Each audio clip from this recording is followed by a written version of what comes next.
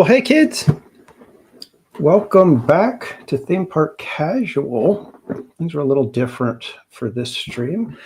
I'm using StreamYard and they've changed everything. They've removed a whole bunch of fun stuff that used to be free and now you have to pay to be able to get to do everything. So just want to do a quick check. Is everybody here? Can everybody hear me? Can you all see me?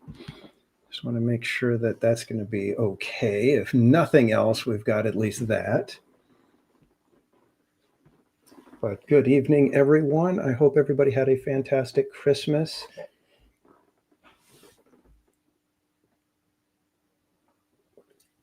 I am drinking my poor man's mocha, which is basically just a little bit of hot chocolate mix poured in, and you just brew your coffee right into it, throw a little bit of cream, and then a little bit of whipped cream on top, and everything is good.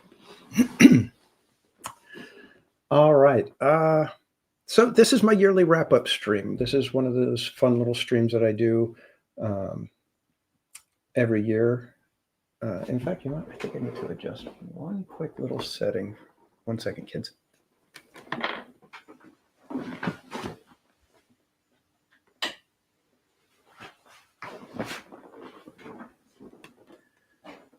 Forgot that I've got my other light on a timer, and I don't want to just suddenly have bright yellow light hitting me at 6:30.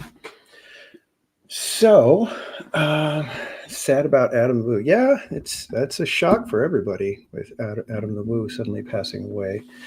I mentioned before I didn't really follow him, so I don't know too much, about other than the fact that he was one of the OG streamers. Had a huge following, did amazing work. So, yeah, I completely understand everybody being in shock and little I guess saddened by it. But welcome in. Hey Haunted Mermaid, Pirate Queen Twish, welcome in. The lovely Sherry, good to see you. Hope you had a good Christmas as well. Daisy to you, welcome in. Jungo all the way, welcome. I see Sanchez is here. Lori Carlson, welcome in. El Patron, good to see you. Manny Uncanny, welcome in. Tinsel Tammy D, welcome in. Who else we got? We got Mama's Oil Factory, says she can't see me. Probably because she's in the other room. Tony Lopez, welcome in. Heather Estes, good to see you. Add the Dutch Disney lover. Buddy Hepburn. Jessica Coloma, welcome in, everyone. Welcome, welcome, welcome. Fire Dragon will be lurking. Okay. Sloppy Joe's tonight. That sounds good. We had more. We had kind of like, I don't want to say leftover turkey because we didn't really even eat turkey on Christmas. We really just kind of hung out and kind of munched on stuff. We had some friends over, our neighbors over, and they brought a bunch of charcuterie stuff. So we just kind of had charcuterie, freshly made rolls from Mrs. Casual, which were just, they just like melt as soon as you put them in your mouth. It was great. Krista Joe also lurking. And thanks for hanging out, everybody. We got a lot to go over tonight. And then plenty of announcements for what's coming up. Are you going to tell us what you gave Mrs. Casual? Oh, yeah. So Mrs. Casual, she got, I got her some socks. She loves Bombas, the Bombas socks. So I got her some of those. I got her, what else did I get her? I got her a Le Creuset baking pan. It's a little bit of a smaller one, a little bit shallower. She may exchange that one because I think she wanted the one with a little bit more depth. Happiest Place Live, welcome in. What else did I get her? Got her some socks. Got her the other socks. Oh, I got her a cute little coin purse. It's a little fortune cookie. It's leather, but it's like a fortune cookie. And that goes back to one of our first Christmases. I got her a giant fortune cookie for Christmas. Kate E., welcome in.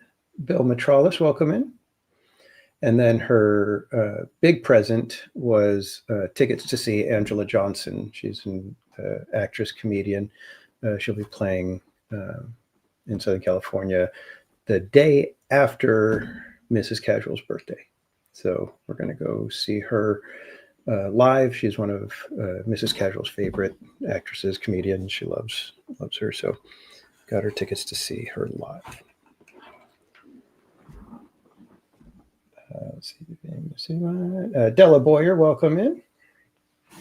All right, so good to see everybody. Like I said, we've got a ton of stuff. What did I get for Christmas? I got some undershirts. I got some new chonies, and I got some couple of work pants and work shirts. But that's in addition to my incredible visit with Bob Gurr. That was kind of a pricey thing, kind of a birthday / Christmas present gift. So that one goes back. Christmas goes back a little bit to be able to kind of include that one in there, and I'm all okay with that. So Tinsel Tammy, yes, Angela Johnson. She's pretty funny. She's one of the few comedians female comedians that I actually think is kind of funny. Most female comedians, for whatever reason, I just don't find them funny. Nothing, it just is what it is. I think there's just a delivery and a kind of tone and attitude that just doesn't resonate with me for some reason. So, Manny and Katie, you're going to go see her live too? Awesome. Eric Schwartz, welcome in. Not since Phyllis Diller. Yeah, Phyllis Diller was one of the ones. Joan Rivers was good. Wendy Lieberman, she is fantastic. I think Wendy Lieberman is the female comedian stand-up that just can have me dying laughing. So funny.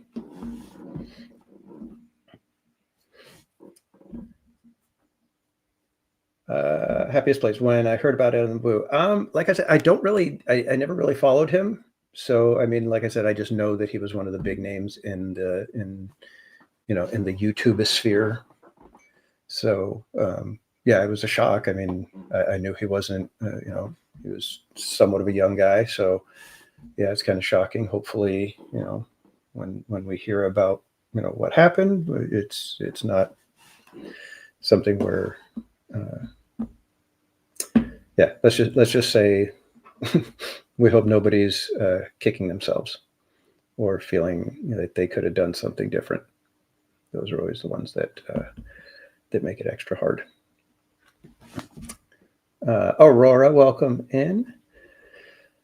Manny and Kenny, what I said? I just said I got some undershirts, some chonies, and some work clothes for work, because I'm getting to the point where I don't fit in my old work pants anymore. So I need to get some new ones.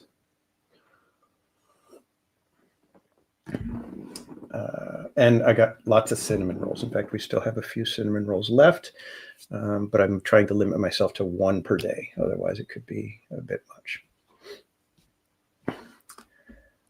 Manny and Kenny, yeah, it's a little crazy to think that, I going back through the streams and things like that, I see names and it's like, I can't believe that you guys are still hanging around with me.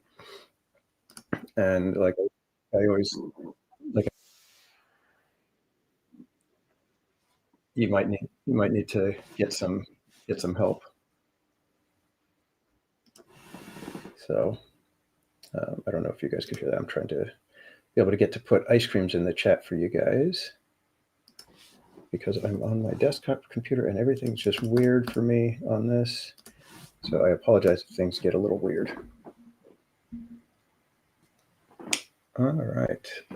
Let's see. Ivan Garcia, welcome in. I'll just make sure I haven't missed anybody. Glowbug, good to see you. James Lapsansky, welcome in. Chonies and stuff. Yeah, well, when you get to a certain age, it's like, you just need the essentials.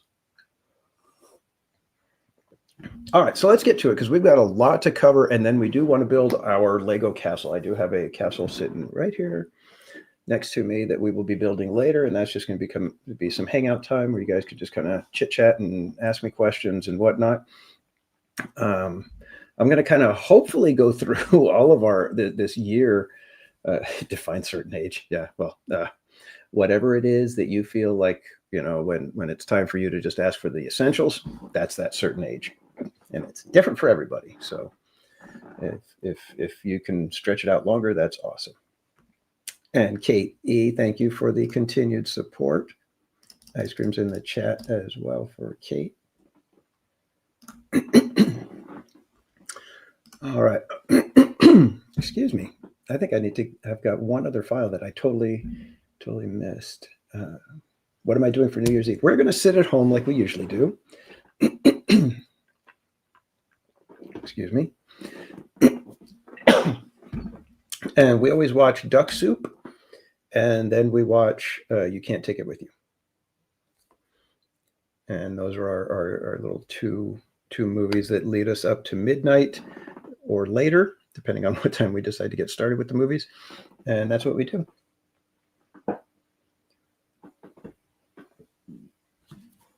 And thank you, James. I appreciate that. Yeah, it's kind of crazy how much has happened with me, Bob, and Cordy since I decided, hey, we're gonna be friends. We're gonna do stuff together. So hope you're ready to hang out. I always feel like I just imposed myself on them like that. And Ginger Dead Man, welcome in. I never got to meet Adam the Boot. Like I said, I wasn't much of a follower of his. I've tended to kind of steer toward the smaller YouTubers. With some of the bigger ones, they just weren't my style.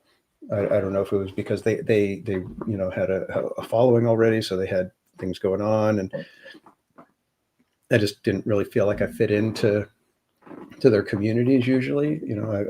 I've always preferred to kind of get to know somebody as they're growing into the larger channels. Like even Attractions Live, I was following her when she had just a couple thousand YouTube followers. I know she was bigger already on Twitch, but yeah.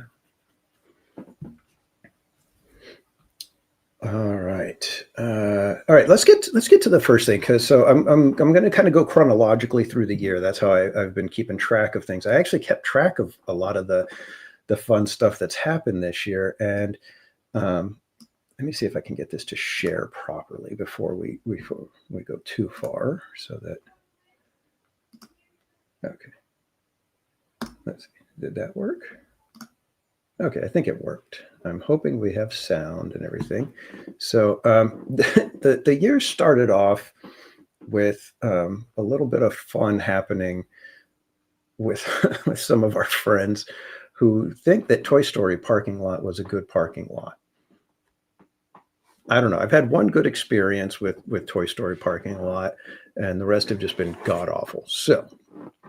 Oh, look at that. Speak of Toy Story parking lot, and look who pops into the chat. Cordy in California, everybody. Our friend Cordy. Be sure you're following her. One of my mods will drop her link in the chat. But I did this little video after parking in Toy Story, and it was just awful. I got parked out who knows where. I'm not even sure if I was still in Anaheim anymore. I feel like I was summoned. Toy Story parking lot. I'm awake. So I ended up, I went one day, and it looked like there was going to be like this massive line going over the freeway overpass to the parking structure. So I was like, you know what? Cordy and Main Street Cowgirl, they're always saying how good Toy Story parking lot is, that they prefer it over there. They have so much fun on the buses, all this stuff. And so I parked over there, and like I said, I went in through the toll booth, and they circled me back around, and I ended up going further away from the toll booths. And then I'm like hiking all the way over to the bus stop, and I'm in this like gigantic line. There's no shade. It takes like 3 buses before I get on a bus, and it takes forever to get over there. And then I still got to go through security. I was just like, this was not good. I could not understand why they were saying that. So I thought it would be funny if I recorded this little video and, put it up and sent it to everybody, in our little streamer chat. So this is what I did. And if I could get thumbs up so I know you guys have sound. So today I tried something different. I was told by some friends that the Toy Story parking lot is just so fabulous, that it's just the way to go, that only the scrubs and the weirdos use the Mickey and Friends parking structure anymore. I was lied to. I was swindled. If there's ever a reason to cut someone off, this is it. I've had it. I parked last Thursday, and I'm barely getting into the park now. Ugh. So I did that, and I did it completely just to be able to send it to the street, to our little chat group. But in order to do that, I had to post it on my Instagram, and it ended up, gosh, let me see if I can get it so that we can look at the stats on it. It was the silliest thing. I had people calling me names. I had people telling me I'm, some crazy, stupid Disney adult. I can't see the insights on it, but there you can see 143,000 views on something that was a complete joke. It was so insane. I had a great laugh. It was so much fun to to see it. And like I said, it was funny because the chat, everybody starts laughing. We're all joking, and it was hilarious. And then, like I said, it started getting traction with people calling me names and other people saying, shut up, don't tell anybody about Toy Story parking lot. We love it over there. And other people saying, yes, I'll never park over there. Exactly. That's so true. And so it was just like the weirdest thing. And I think that was kind of the what is it? The crystallization of cranky, theme park cranky right there. Mystic Traveler, welcome in. So that one was one of the funniest things that happened. And like I said, it was completely a joke. There was anyways, it turned into something, and we'll continue on because it gets funnier. But going in chronological order, one of the next things was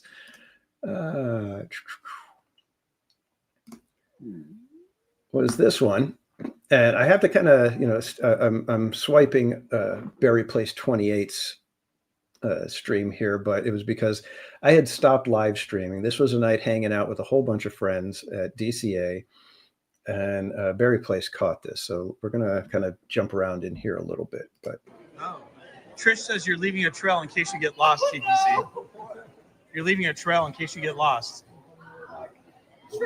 Peanuts. What did you say? In case you get lost. Well, that is a possibility. Yes. Root beer float. I know, right? Haunted Mermaid? Come on. Where's the ice cream? So I was saying they didn't put very much ice cream in there. I got more ice cream, more soda last time I was over at that place. I'm gonna. We'll skip forward a little bit. You know, let's have peanut butter. Oh my goodness! You see, Cass was like dying here. Look at him. He's like, oh my god. Never blush people. Well, that was a good one, Trish. In the name of the Father. You just got one in my eye. You just hit me in the eye. You just threw a peanut in my eye. Only me, right? Yeah, only you. Wow. The only one deserving of the blessing. Thank you. The soda wasn't enough yesterday, was it? Yeah. What happened to the soda yesterday? Oh, February 23rd. It's the blessing of the nuts. Don't say. You gotta be careful when you say that. CBC. You might get us in trouble, dude. Security comes over. We are Knots yesterday, and Oh, did you One want of to be them- blessed too?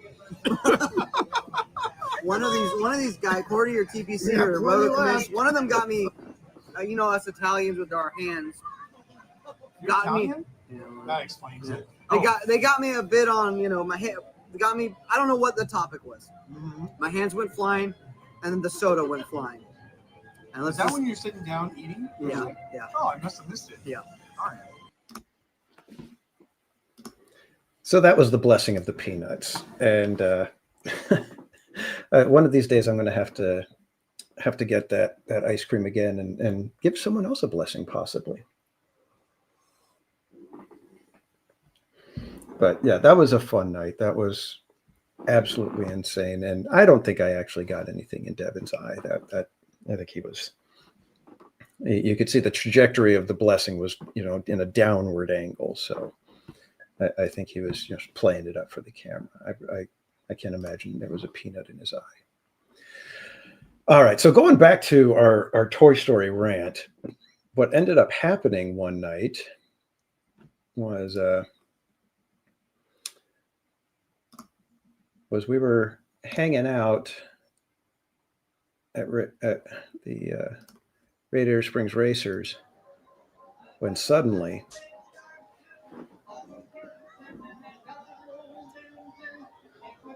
let's see how accurate my 30-minute time was.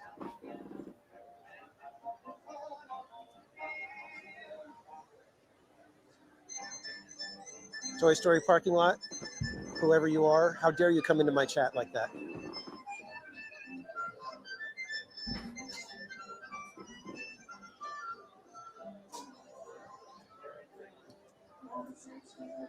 We were all having fun here, Toy Story parking lot.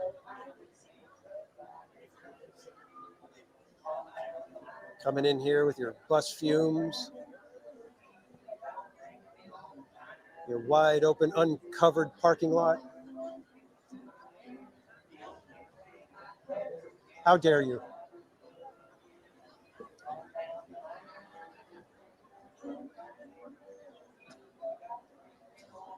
Thank you, Roto Commish.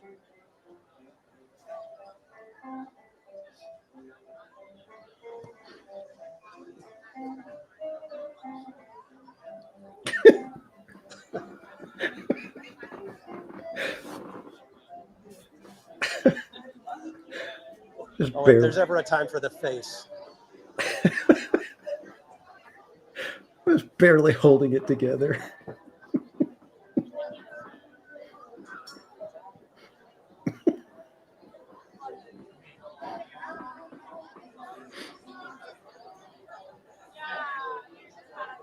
RJ Leo, welcome in.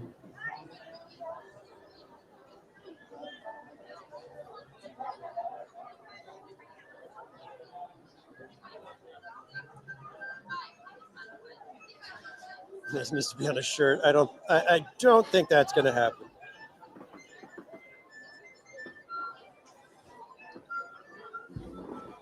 Miss Garcia, welcome.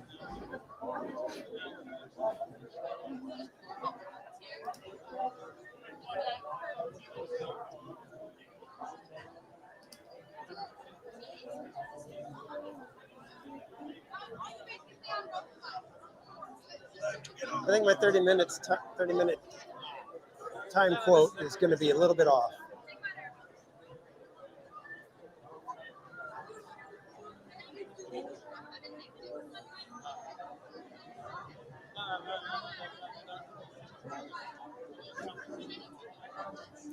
That's right, Mermaid. We had the Mickey and Friends tram show up. Good night, Ad the Dutch Disney lover. We will see you next time. Get good rest, my friend.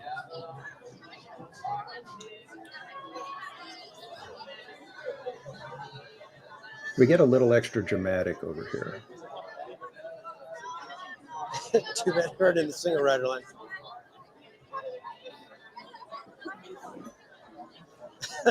I would wear a hat with that face. Big Game James, welcome in. A Little Mermaid. Come on, mermaid.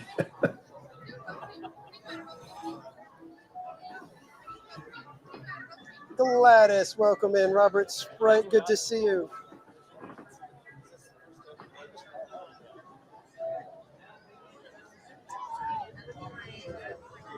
And for anybody just Toy Story parking lot, you know,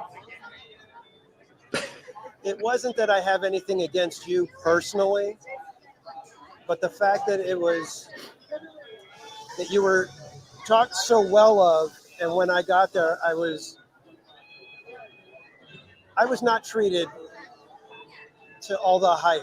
Let's just put it that way. And maybe you were having an off day. I don't know. You know, but it was just not what I was led to believe to expect. Toy Story. Oh, I understand you have a family, and that's why, you know, if you take care of all the other people that go to Toy Story lot, I'm sure you'll be fine. And you'll notice I haven't posted since. I have tried to keep my opinions as, you know, personal as possible, but you come into my chat like this, and you know, you didn't even message me before you came into the chat. I'm blindsided by this. It's like, you know, I'm being confronted by my abuser. Okay, that's going a little too far. I'm being confronted by the person who didn't treat me as well as they treat the others. I was made to feel less than. It's hitting me again, guys. I mean,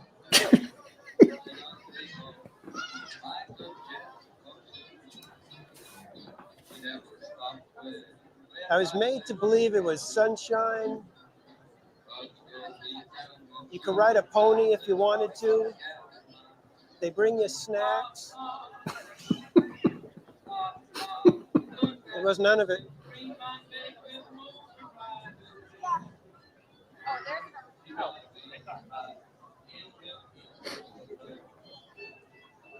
So for the time being, Toy Story parking lot, Disney truly, how dare you?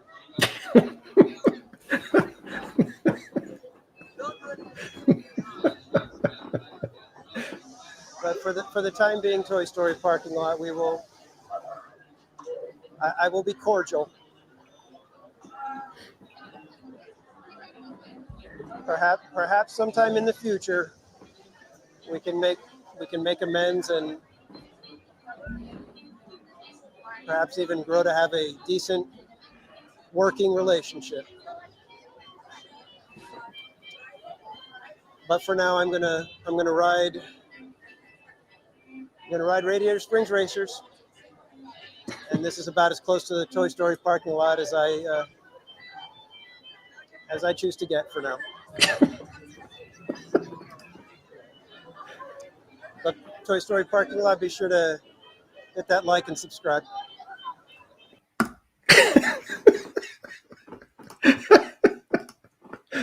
That night was so funny, so nuts.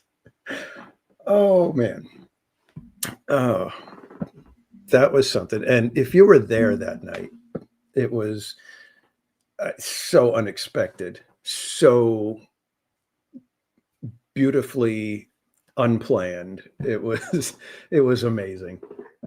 I could not have asked for a more interesting and more fun live stream than that one. That one, I think, it was one of the all-time streams. We had so much fun that night. So yeah, that one. Yeah, I don't even know what else to say about it. Just, it was hilarious. Yeah, everything about it was so off the cuff and just completely out of left field. It was hilarious. It was awesome. Commando G-Man, did I say good evening? Welcome in, Commando G-Man. Make sure I didn't miss anybody else coming in. Yeah, I know why I get coal, but it started off with Toy Story giving me coal even before Christmas. So.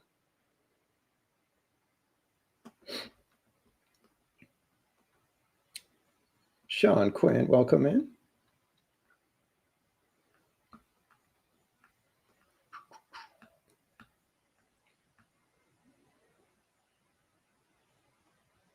All right.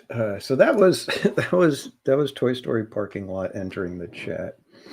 Are they going to build a new parking structure? Yeah, they do have plans. I believe the permits were filed so that they can start getting things squared away for a new parking area. I don't know if it's going to be one structure, two structures. I don't know how they're going to do it. I think there's like a weird building that's still there that they're going to have to build around. So it's going to be a little odd. But yeah, they've got things going. We will be seeing stuff moving in the very near future, I think. So we'll have to see how that all pans out, because once that structure is built, then they have to get the whole area where the current Toy Story buses and everything drop people off. That's all going to have to change, because part of that new structure is going to be a bridge and everything that takes people and dumps them right into the Esplanade. But so there's a whole bunch of stuff. So it's probably going to be a 2 to 3 year process with this parking structure in the entire Esplanade area for it. So it'll be interesting just to watch it happen. Next up, we have our March Madness, where Bob had to come to the rescue, and we, for whatever reason, started spinning a tale about how Bob was going to end up at the Anaheim jail. So here's what happened that day.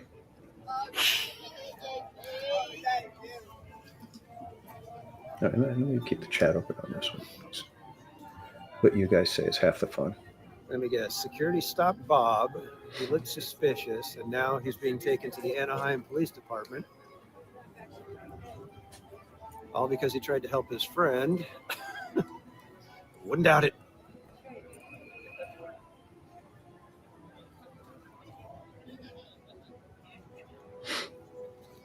If I was writing the story, that's how it would go.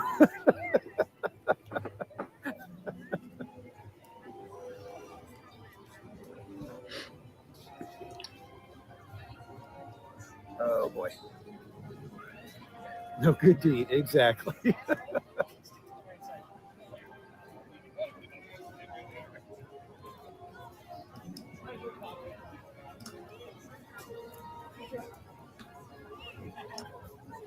Oh, hey, cool.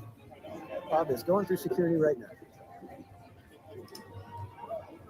now. Really, my friend needs this battery. Okay, buddy.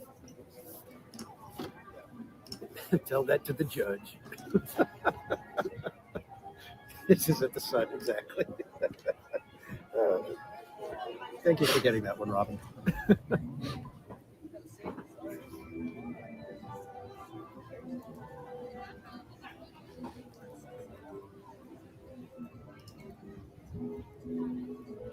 Garrett got it too. Going back to the chat now. Casualty, your rapper name. Oh, don't start the rapper names. Oh man.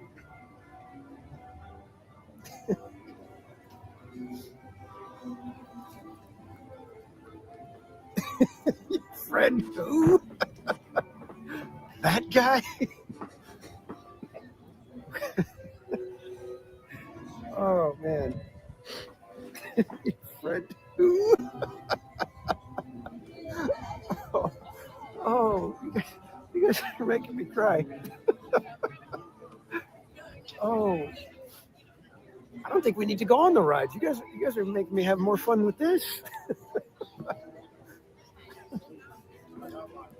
Oh.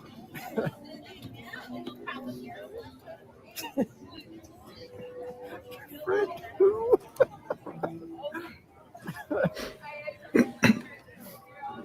Can't miss him. He's wearing a jersey.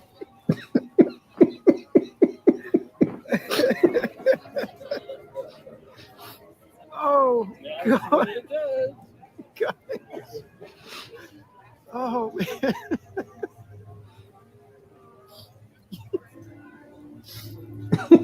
Oh. The fence.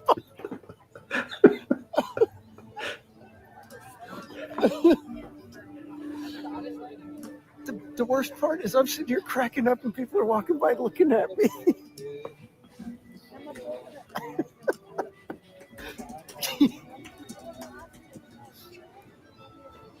I got people staring at me as they're walking by because I'm laughing. Just sitting here by myself laughing. Oh, oh man. Oh wow.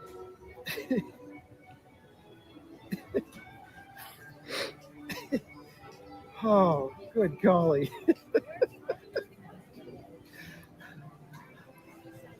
Over here, Bob, over here.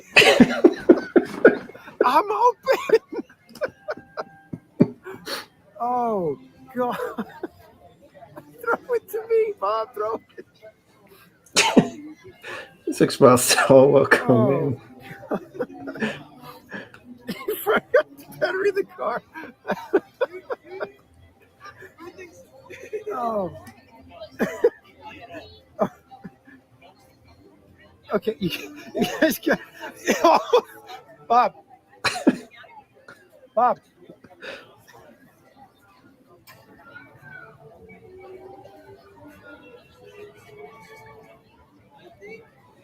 You guys, I was.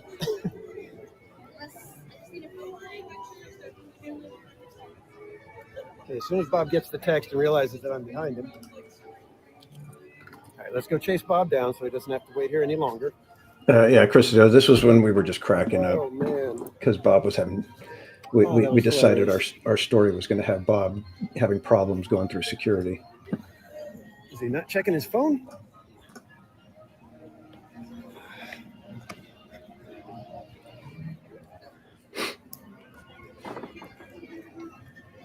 I'm coming, Bob. I'm coming. Stop walking, Bob. I'm trying to chase you.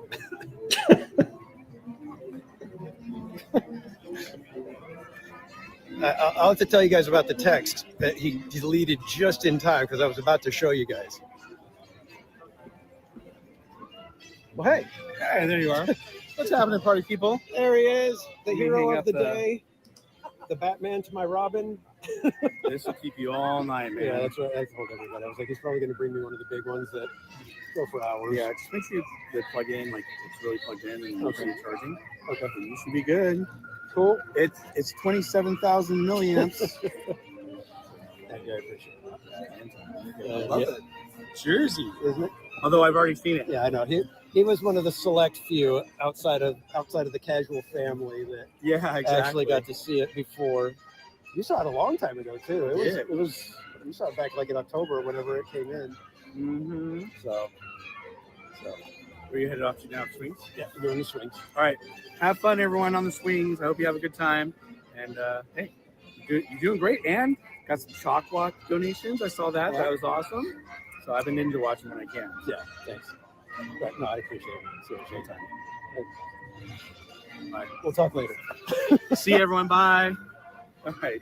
You need to go back if you weren't watching. You need to go back and watch while we were sitting there. It was hilarious. Oh, I was talking to Trish at the time. Yeah, I know. that's So why. yeah, you got to go back and watch it. It was hilarious what people were saying. Oh, about the parking lot. Well, the parking lot, but then when you got here, we just started. The story took a real bad turn for What you. kind of story was it, party people? Yeah, exactly. That's what. Oh.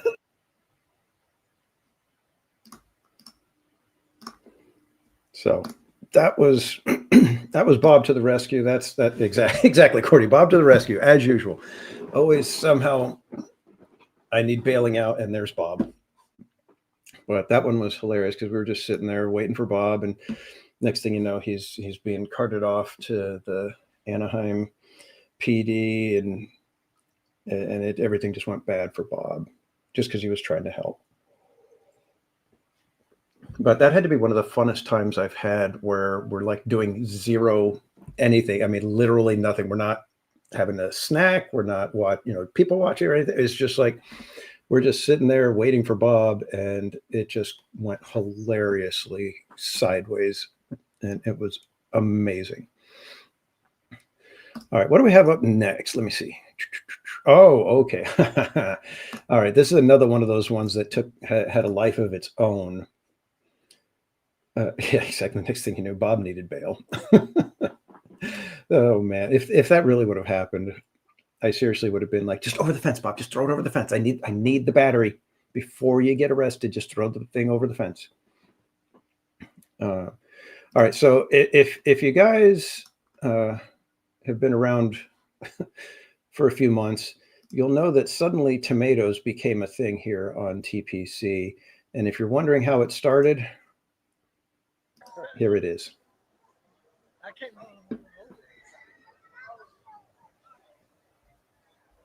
Yeah, exactly, Aaron J. Don't. The only one that I've had that is like that I'm like I wish I could get it again is the cannoli churro, but that's just because they put the ricotta on there, so it's like ricotta makes everything better.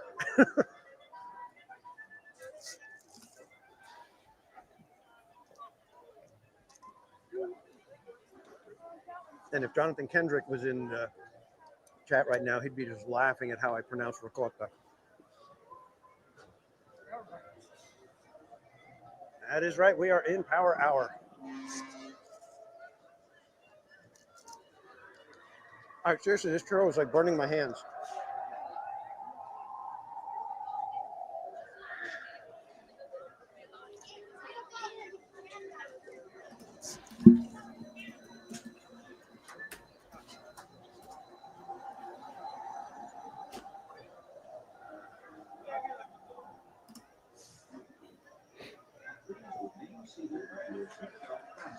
Peyton Edwards, welcome.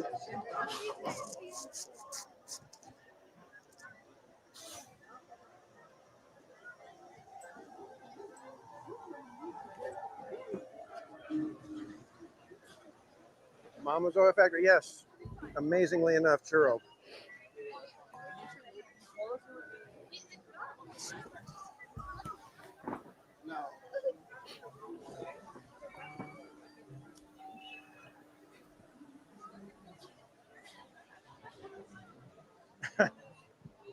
Yeah, it's obvious I love tomatoes, right? But yeah, it's when you grow up with grandma and mom who were both born in Sicily and then came to America and they're making cannoli and they tell you, yeah, it's ricotta, that's what we put inside the cannoli. It's ricotta. Like, I'm sorry, that's how I was brought up saying it. You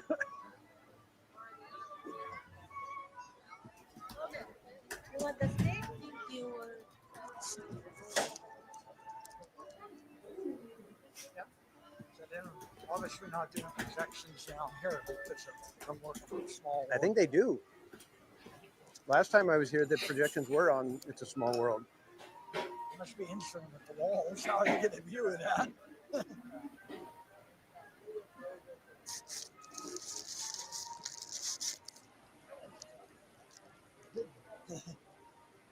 Doesn't look like anything's lit up on it tonight. So Barbara started it with the tomatoes, but you'll notice that Mama's Oil Factory right down here, that's the one that got everybody kind of kicked into. They do not put tomatoes in the churros. Tomatoes.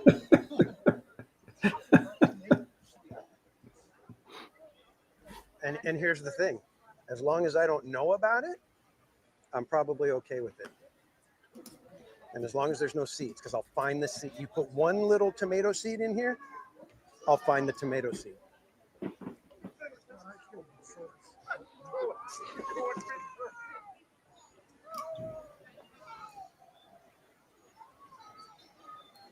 So as we flash forward a little bit, Here we go.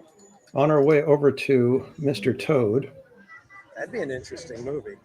you can see Krista Joe starts with the Alice in Tomato Land.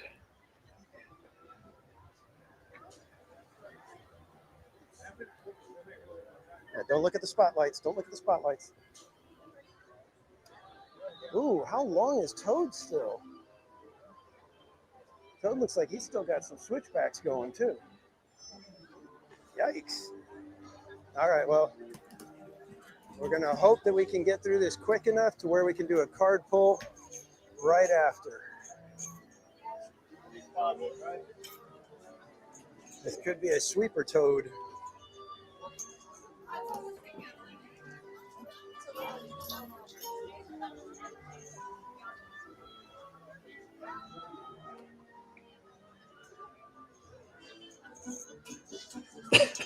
Cordy, that is all. That is all. Stop it.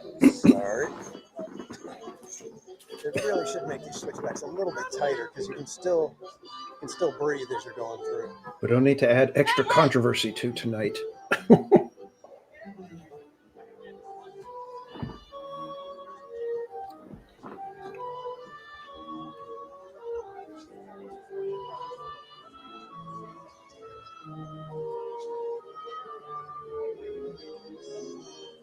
JCH Express, welcome in.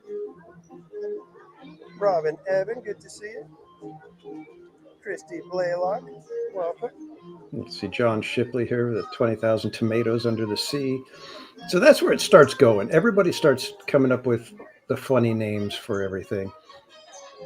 So far, line is moving at a decent clip for us. So. Enchanted Tomato Room, that darn tomato story. That darn tomato. I'm telling you. Haunted Tomato. Did you say Alice in Tomatoland or Tomorrowland? Tomatoland. I am so sorry, Christy Joe. I thought it said Tomorrowland. Tomatoland is so much worse.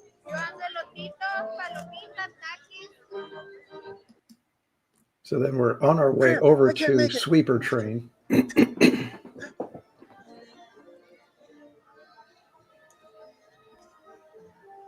And you can still see Star Tomato, Tomato Bucks. We're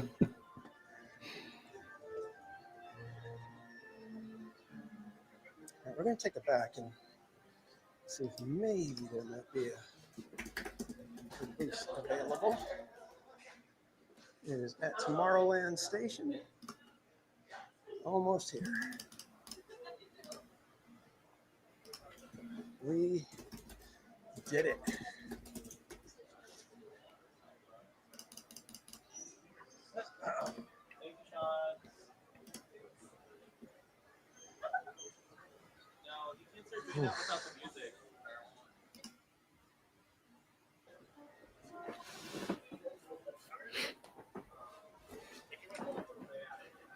Mad Hatter's Tomato Party, EP Tomato, the Tomato Story parking lot.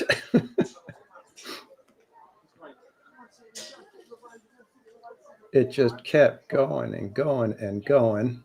Just as a reminder, though, we are going one. Perfect, thank you. Let's go all the way to the back.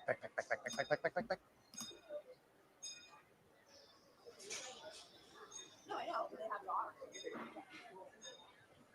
have Jessica, looking forward to more tomato talk next year. There we go. We made it. Probably won't be able to get coffee on Main Street, but you can always get coffee out in downtown Disney.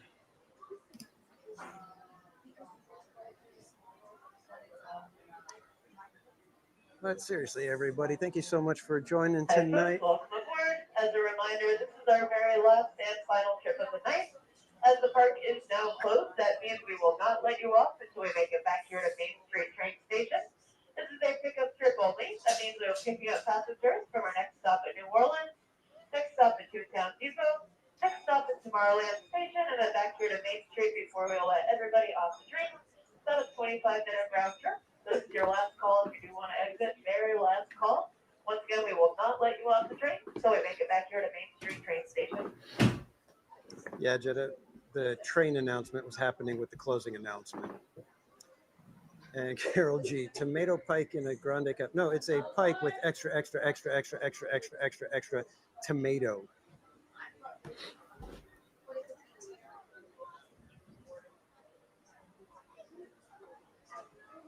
We call them narcs.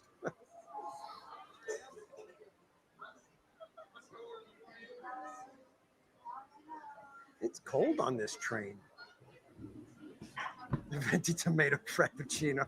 Oh, God, just thinking about it. Seated on the train at all times to supervise your little ones. Make sure you seat smaller guests away from the vehicle seat. I mean, seriously, guys, you guys have no idea how much I just Welcome aboard the really Disneyland Railroad. don't like tomato We're flavor. embarking on a grand circle tour of the Magic Kingdom. We'll be stopping at New Orleans Square, Mickey's Toontown, and Tomorrowland. Spaceship. TPC, watching TPC, watching TPC. This is a pickup train only, so we will only be able to depart the train once we return back to Main Street. Thank you. How do you know it's a pickup train? For a safe trip, Because it comes up and it says, "Hey, you're kind of cute." keeping your hands, arms, feet, and legs inside the train. And please watch your children. That was a good joke. Quality joke right there. Para su seguridad, permanezca sentado y mantenga las manos, brazos, pies y piernas dentro del tren. Pumpkin tomato spice. Oh, Gracias. oh, Our first stop is New Orleans Square Station. tomato chino. But to get there, Oh. we need to pass through the wilds of Adventureland. It may seem peaceful through here, but trust me, What's it's a in my real veggie jungle bin? out there, literally. So be on the lookout. You just never know. Just what saw might be 3 out of lurking 5. along the Come rails.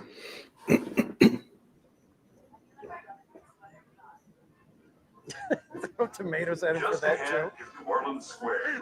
This station also serves Frontierland and Bayou Country. If you'll be leaving us here, Go and show please me. remain seated Boo. until the train comes to a complete stop. Then watch your step as you're getting off. For those of you continuing on with us, we'll be resuming our trip in just a moment. This is New Orleans Square Station. New Orleans Square. Green tomato pie sounds worse.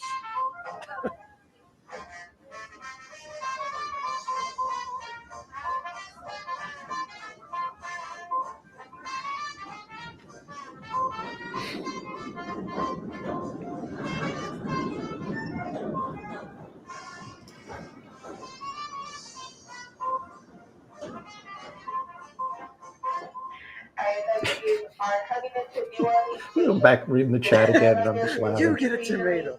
You get a tomato. Train is come to a full and complete stop. Just as a reminder, this is a pickup trip only. We will not be departing your station, so please remain seated.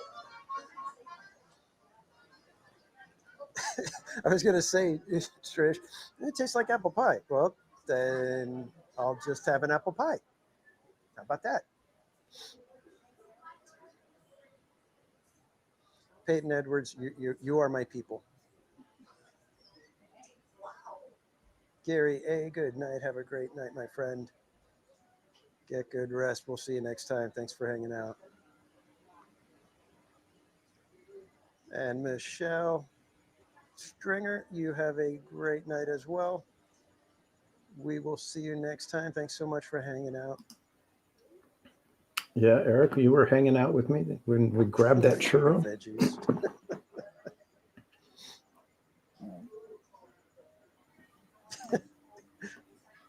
Ask her how she knows this is a pickup train.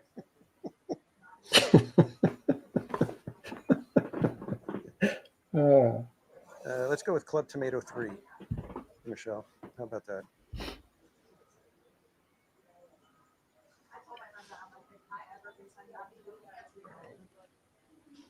Tomato fry. Esmeralda, have a great night. Get good rest. Thanks for hanging out. We'll see you next time. Tomatoes Bayou Adventure. Oh. And thank you, Jason Thibodeau, for the 5 gifted memberships. And welcome in, my friend. Welcome aboard. This is my reminder if you're just joining us. This is a pickup trip only. The park is now closed. That means we cannot let you off for security reasons anywhere except for Main Street train station. About 3 train stops ahead. With that in mind, please remain seated once you found your seat. We're going to be picking up people at Toontown Depot, Tomorrowland Station, and heading back to Main Street, USA before we let everybody off for the evening. Once again, this is a pickup trip only. We will not let you off of the train until we make it back here or back to Main Street train station. Alessandro Cicchetti, welcome.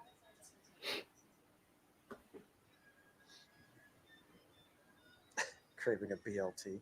See, that's the other part. It's like I could have my BLT is just BL and mayonnaise.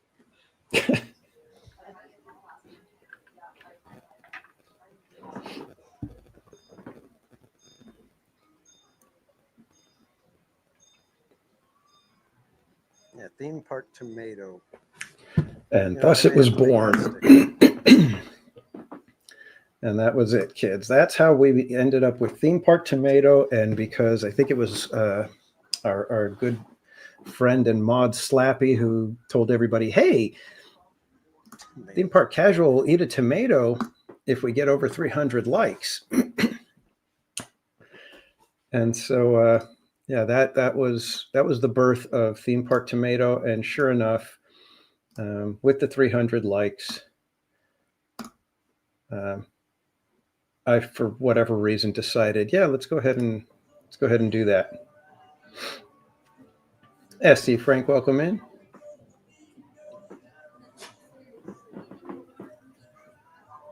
So, yeah, I had to discuss with Mrs. Casual what would be the best way to deal with this. And I thought maybe I'll go get a V8 and drink a V8 on screen. And she said, no, you don't want to do that. And so I found that Disneyland had, or DCA during the food festival, Food and Wine. Well, hey, kids. Had this Welcome little back piece to of Theme Park Tomato, toast. It was a burrata. where it is all Slappy sounds like a tomatoes good all guy. the time. Welcome in, Slappy. And we have some wonderful burrata toast. Some lovely little cherry tomatoes or something there. And Kate E., thank you for the gifted membership. Ice cream's in the chat for Kate. So, and again, Jason, thank you. I threw ice creams in the chat for Jason as well. We're going to have to find somebody to give this toast to.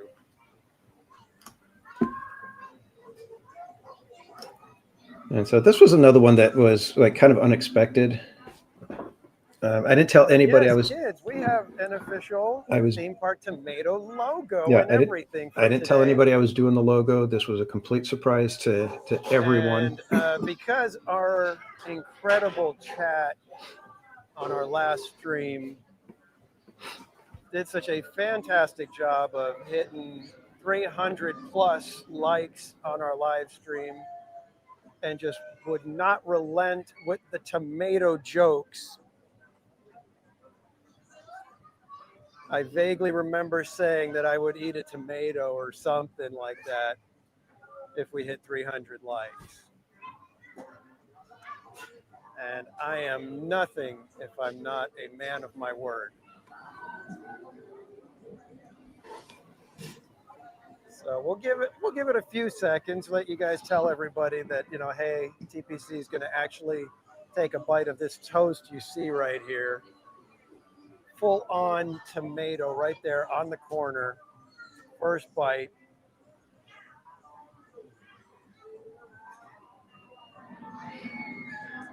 And this was in recommendation from Mrs. Casual to not do the V8 drink instead. So she said, you're better off just getting that toast and chomping down on one of those tomatoes. And Jessica, yeah, I was kind of stalling at this point. You can tell I'm stalling. Right there. And it is to the point where I said, you know what? I'm going to need a drink. We got a little bit of Sprite and lemonade mixed in there. Ready to go just in case.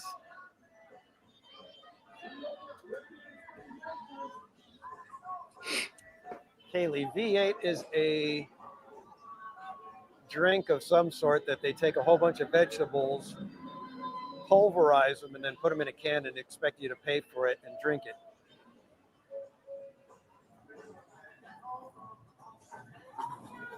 Thanks, Bianca. Just don't think about all the qualities that drive you away. It's every single thing about tomatoes.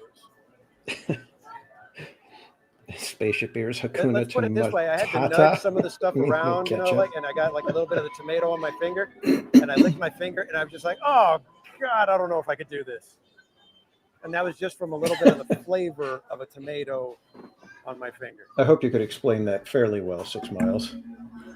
It's still better than clamato. All right, guys. So I don't know, Mermaid. Would anybody buy a theme park tomato shirt? I can put it out there. Let's see if we can kind of move things along a little bit. All right, kids. Enough stalling. Let's get this over with, shall we? And Theme Park Tomato merch, I think, Camera will is be like the on me. number 2 Tomato seller. logo goes away.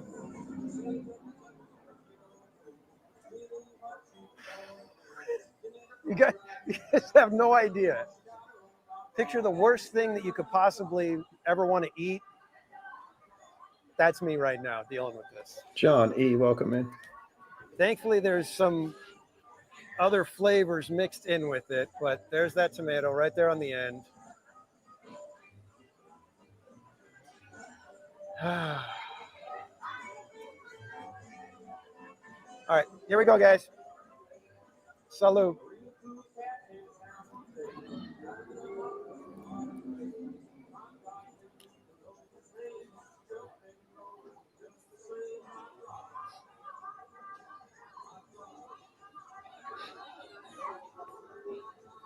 All right, Slappy, we'll catch you later. Drive safe, man.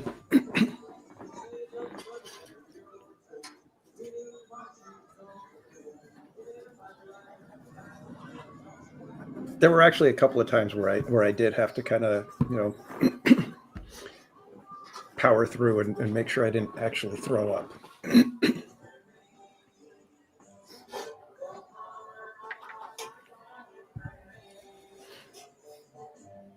My eyes are watering.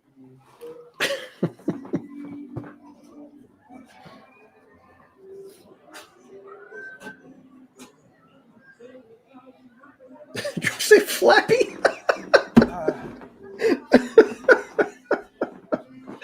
Flappy. Oh, Flappy. All right, so that was me eating a tomato. I actually had a second bite, but yeah, Flappy, that was a good one. Weirdo Man, yeah, I'm glad that they were already sliced in half, because I think if I would have had a whole cherry tomato like that and it like burst, when I think I probably would have just had to like just turn around and like puke in the bushes.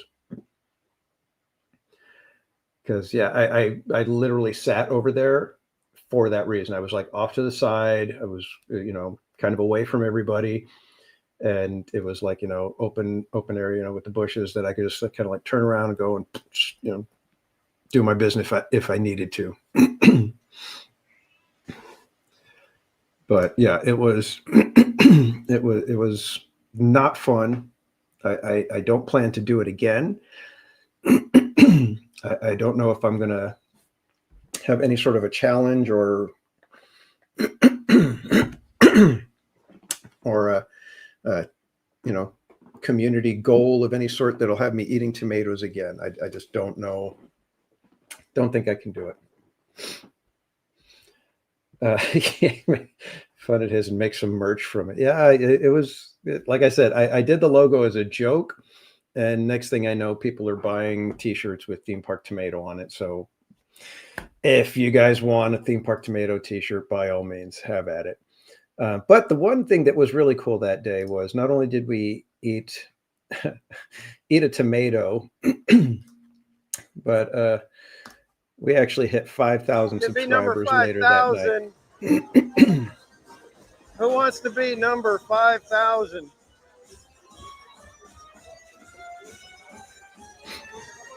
And it was awesome that we got to do it right after Mix Magic, which made me And happy. again, thank you so much, everyone. I appreciate you guys all being here. Thank you for all the new subscribers tonight.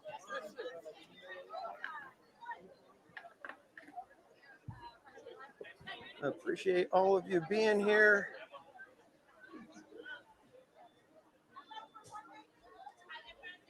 And we get maybe 5,000 ice creams in the chat, everybody.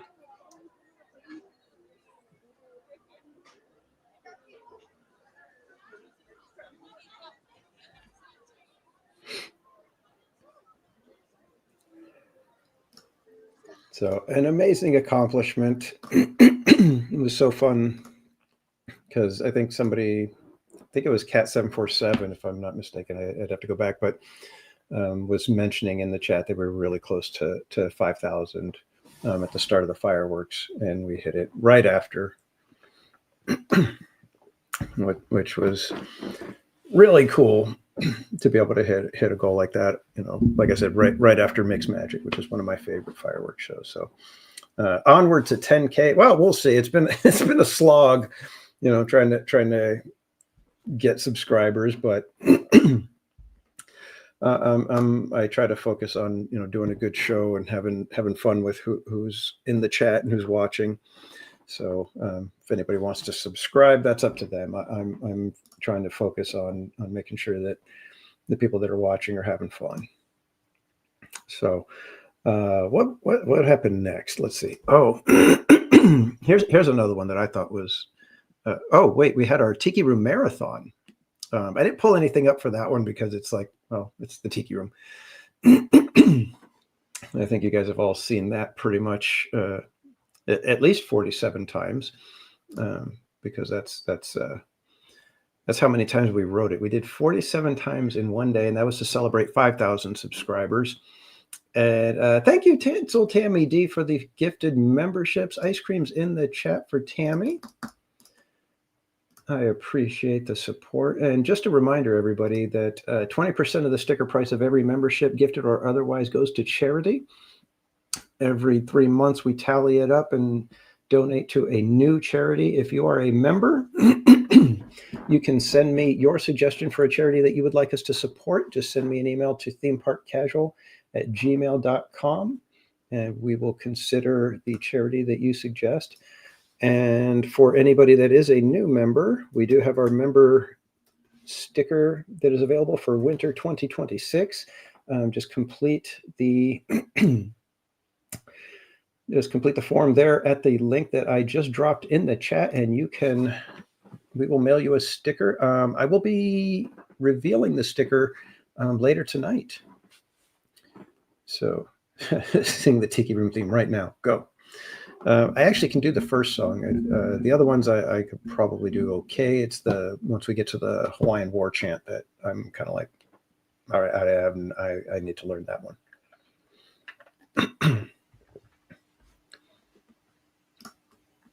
But yeah, the Tiki Room Marathon was fun. I thought I had a blast. Everybody was thinking, you know, is it driving you insane? I was like, not at all. I'm having fun. I enjoy the Tiki Room. The songs are spectacular, and the only bummer is that it broke down and we missed 2 shows. So that was the only thing that was a bummer. So we may have to, you know, at some point, you know, have a redo and spend a Saturday at the Tiki Room again and see if we could get all 49 shows in. Because yeah, I'm determined to come back and get that taken care of. So, but then we had this fun little thing happen to us over in DCA. And let me see, which one were you? Okay.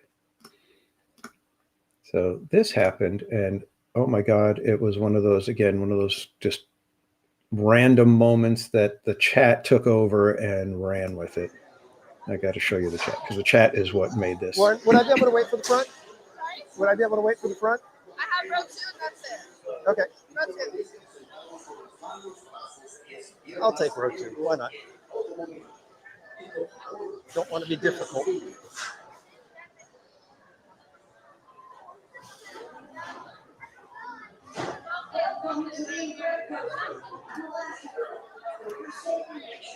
It's the bye time. Let people pass. Well, there's literally only like maybe one more train worth of people. There's like nobody up on the bridge now.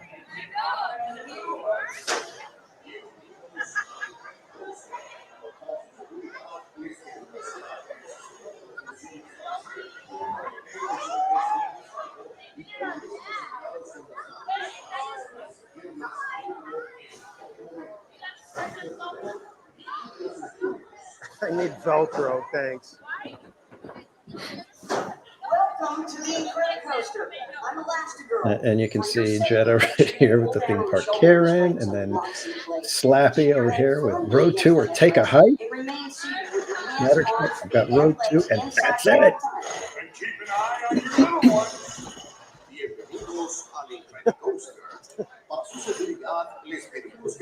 What, did you guys want me to sit there and argue with her? What, the next train doesn't have a row 1?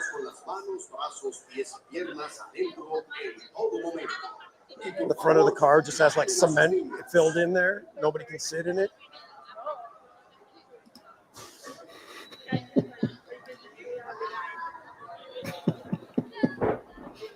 Is it like the 13th floor on a hotel? It just technically doesn't exist.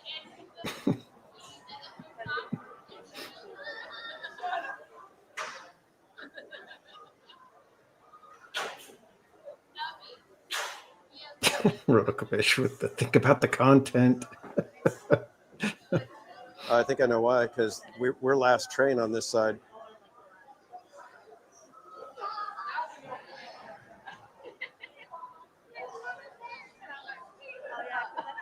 Jetta, stop it.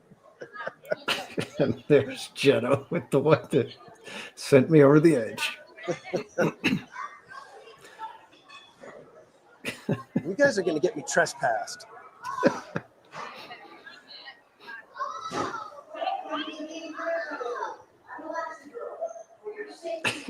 Theme park, I want front row. I'm surprised she wasn't like, really, dude? How old are you? And you want the front row, huh? At the end of a 7-hour shift, buddy. You got row 2. Joe going up that Jetta. Yeah, that was the one that sent me over the edge. That one was hilarious. Welcome to the Incredicoaster. I'm Elastigirl. For your safety, make sure you pull down on the shoulder restraint until it locks in place. Keep your head firmly tilted. Theme park choosy. With your hands, arms, feet, and legs inside out.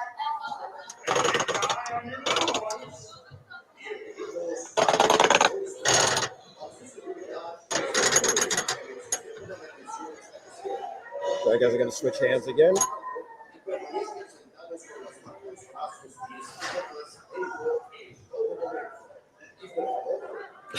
I love Amy coming in. What did I miss? And who are we slipping Midol to? Sorry, Amy. Just rewind it a second.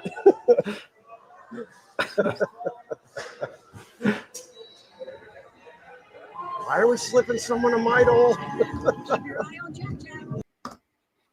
Oh man, that was hilarious. And again, you know, in true TPC fashion, spawned our emoji. We've got our row 2 member emoji there. If you're a member, you can toss in the chat. I actually think that's a fun little one, and you know, we've got the t-shirts available as well. So much fun. Absolutely amazing. And I'm always tempted. I'm like, should I try to find her and tell her thank you, or would she watch the stream and be like, what a jerk? So Jessica, yes, that's what started the row 2 crew. So that's why whenever we get row 2, it's it's all thanks to our friend Emily, who really wanted to get home and did not want to deal with a 50-something-year-old guy asking for the front row on a roller coaster at the end of her shift, which completely understandable. I would have been the same way. In fact, I'd probably be like that at the start of my shift. So, and Jordy, welcome in. All right, next one. This one's just a funny little thing that happened when I went to Universal with our friend Slim Devin. And this one's just it was just a funny little thing. I just the way these things always happen. Are you a Back to the Future fan? A what? A fan of Back to the Future? I thought you said a bag sniffing fan. I was like, what? Are you? But I've seen these, right? You're a fan. You know we're live, right? Yeah. Okay. I mean, a casual fan. Oh, not a big not a big fan. unintended. Right. Can I have you hold Oh, that yeah. for just a quick second? Got to So, plug the mic was that in a now. pun or was that? Yeah, I told him we wait for this one when a cycle so he gets front row. Guess what? I found Good. You found new? Us. Oh, yeah. And then we'll go so we can get front row at the. I think there was a little more. I thought the comment was give her a Modelo.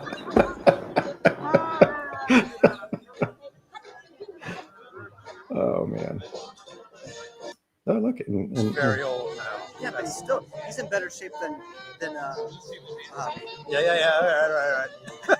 But you know what? no, but seriously, you didn't see him on his when they announced they were doing this. He came out and right on the carpet. all right. I'm not sure if we're going to hang out for this one. I think we'll just kind of keep things moving along. All right, what's next? After that one, yeah, we had the bag sniffer, and then I think the very next day was when I got to meet Eddie Sato at Knott's Berry Farm. I didn't do any filming on that one. I'm trying to be respectful of the guys that were there. But I got to meet Eddie Sato at Knott's Berry Farm, and that was where me and Bob were able to hang out with him, talk with him, and Bob was able to connect with him and convince him to come on the Part Streamers Hangout when we got to interview him, which was amazing to just sit and talk with him for a while. So, yeah, that was one of the coolest days, just being out, hanging out with all of those guys over there at Knott's Berry Farm. It was just crazy cool, crazy amazing. But yeah, it was something else, and the fact that Eddie is gone, it makes it that much more meaningful that we got to spend some time with him. Just a fantastic guy. But our next let me see, where are we at? Okay, that's the one. All right, so our next video, next little moment that happened was this one. This is Tiana's Bayou Adventure. Oh no! Oh my! Oh no! Oh my God! I'm gonna get you for this one, Dave. I am gonna get you for this one. I am gonna get you for this one. Did you guys see the size of that wave that comes over?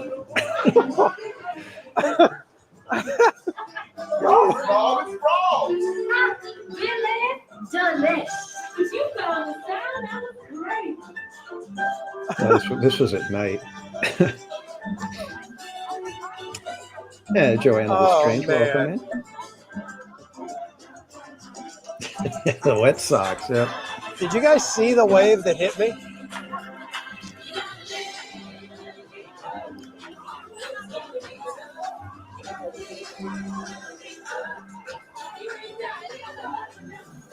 Oh, welcome in, Jungle Fed.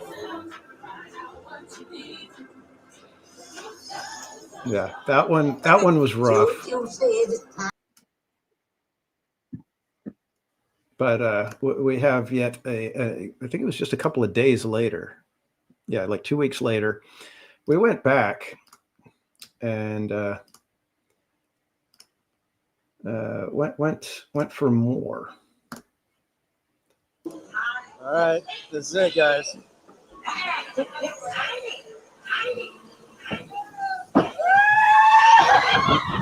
Oh,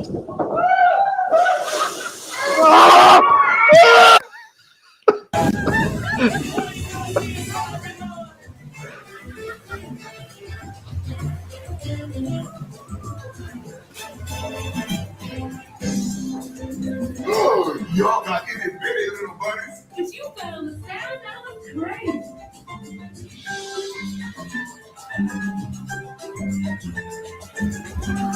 This one we're going to go ahead and ride it through with to the big drop. But yeah, it is so insane when you're sitting in the front.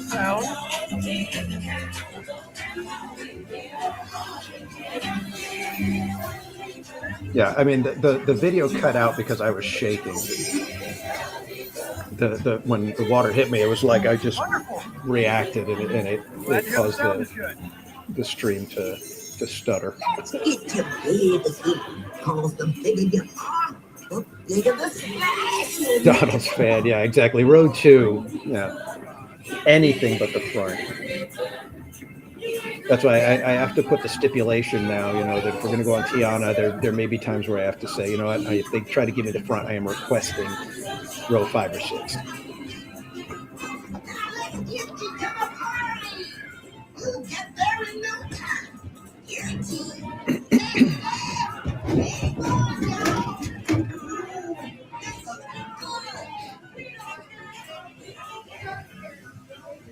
This one's for you guys.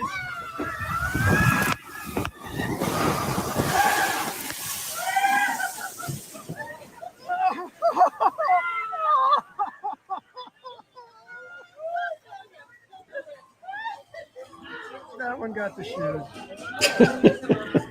That one got the shoes. Look at that. Look.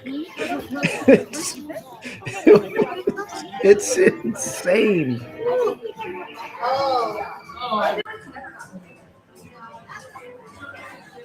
It is so crazy how wet you get on that thing.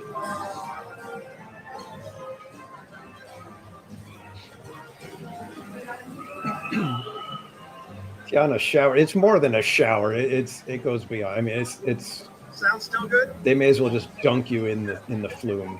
You'll live point. Forever now. So crazy.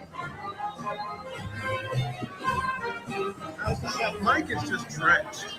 Yeah, I was worried that the mic was going to be broken. I was afraid that it had drenched it so much that the mic was actually worthless at that point. So, but thankfully it wasn't, and that wonderful rubber band and safety pin held up. So hooray for that. Jungle all the way. This one is going to be one that Judgy Dog can get behind. We are going to jump to the next one where let's see. This one is Monorail has a little bit of an attitude in this one. So all right, kids, here we go. Are you waterproof?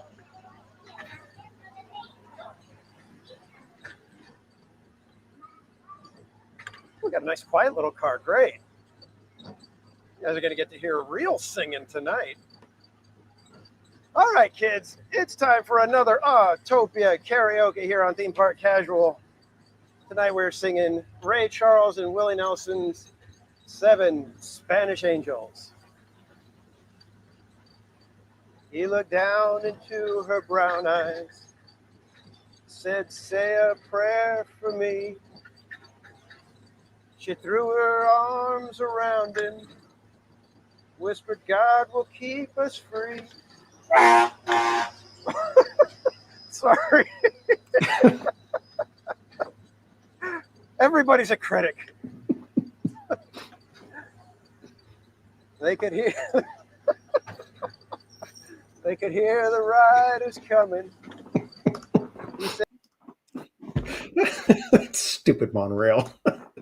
That one was awesome. I start singing the monorail.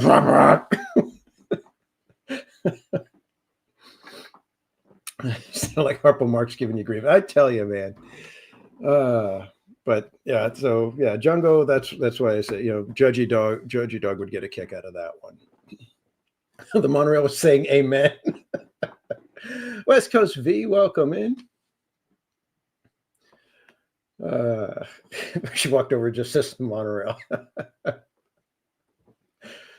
Oh man, yeah, it's fun. Like I said, and those are that's about as far as I'll go with listening to my own Autopia karaoke. I don't go back and listen to those ones at all. If I'm going back to look at the chat, I put it on mute and I look at the chat to see what people were saying. But that's about it. I don't like to listen to me singing at all. Why anybody out there does, other than to sit there and be like, oh, at least I don't sound as bad as that guy. That's a valid reason to listen. So all right, moving on. This one is my first trip to Lagoon in Utah. It's just I think it's just outside of Salt Lake City. I don't think it's in Salt Lake City proper. But this was a really cool hybrid kind of a coaster. It's a 3D shooter coaster. Like I said, but this one is called Primordial, and it's got a whole backstory, the lore. They set it up in the queue. Look at this. They've got, wonderful theming on the outside as you're going up. Did it matter? Can't Matt slide in here?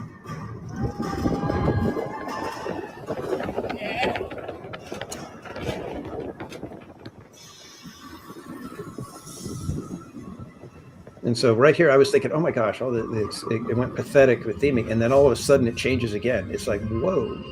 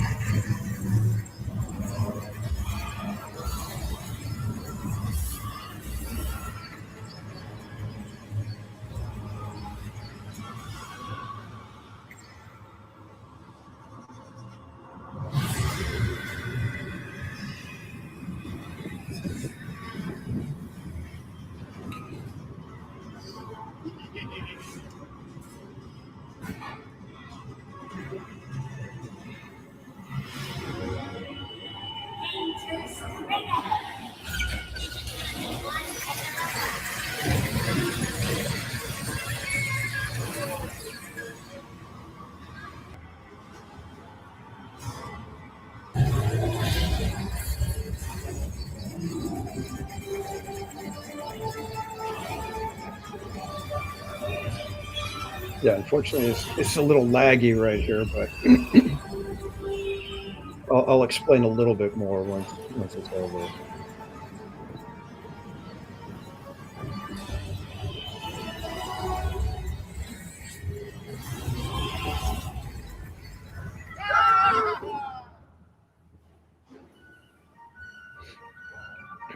So the premise is that there's this mystical land, and two other guardians have been kidnapped by the evil whatever person or whatever. And as you're going through it, you've got to help them, But as you get to this part, this is an animatronic right here. It's hard to see. And then as you move away from this animatronic, the track actually goes in. It's a split.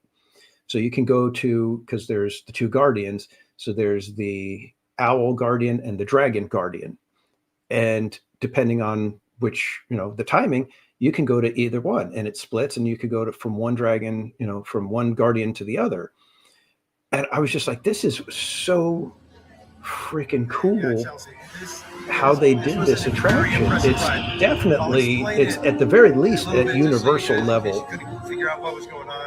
It's almost Disney level. I mean, obviously there was the one part, when you first enter the mountain, that it's, the theming is a little light, but everything else about it is just fantastic. So, Spaceship Bears, yeah, it's a little bit, and then it's got like a drop at the end, so it's kind of like Rise of the Resistance. It's got that same thing. It's kind of mind blowing that they did this on their own.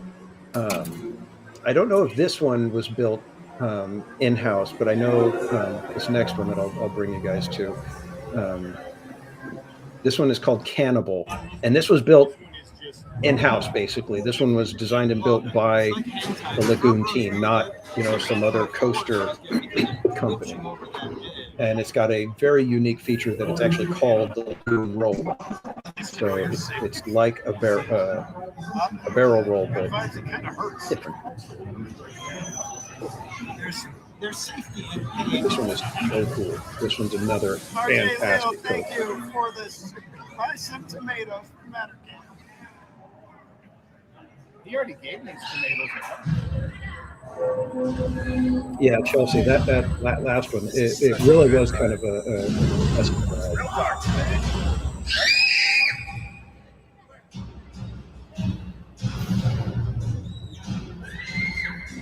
And this one takes you up. I think it's 14 stories. So crazy.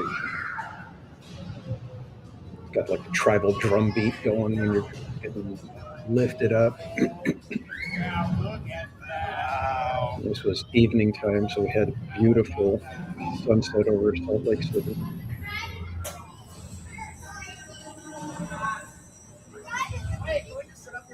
And the thing that made me so happy was that they let us take the shaky cam. You guys ready? Oh, God.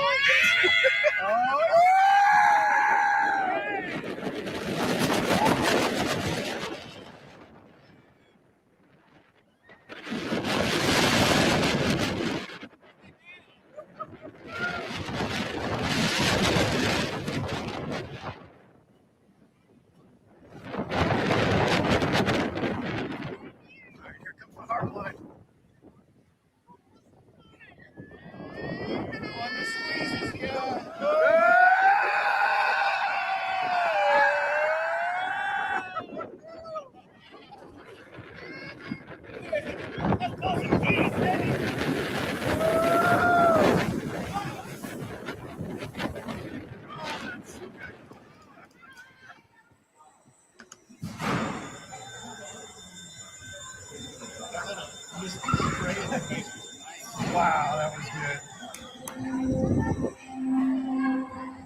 good. Corny, heck no.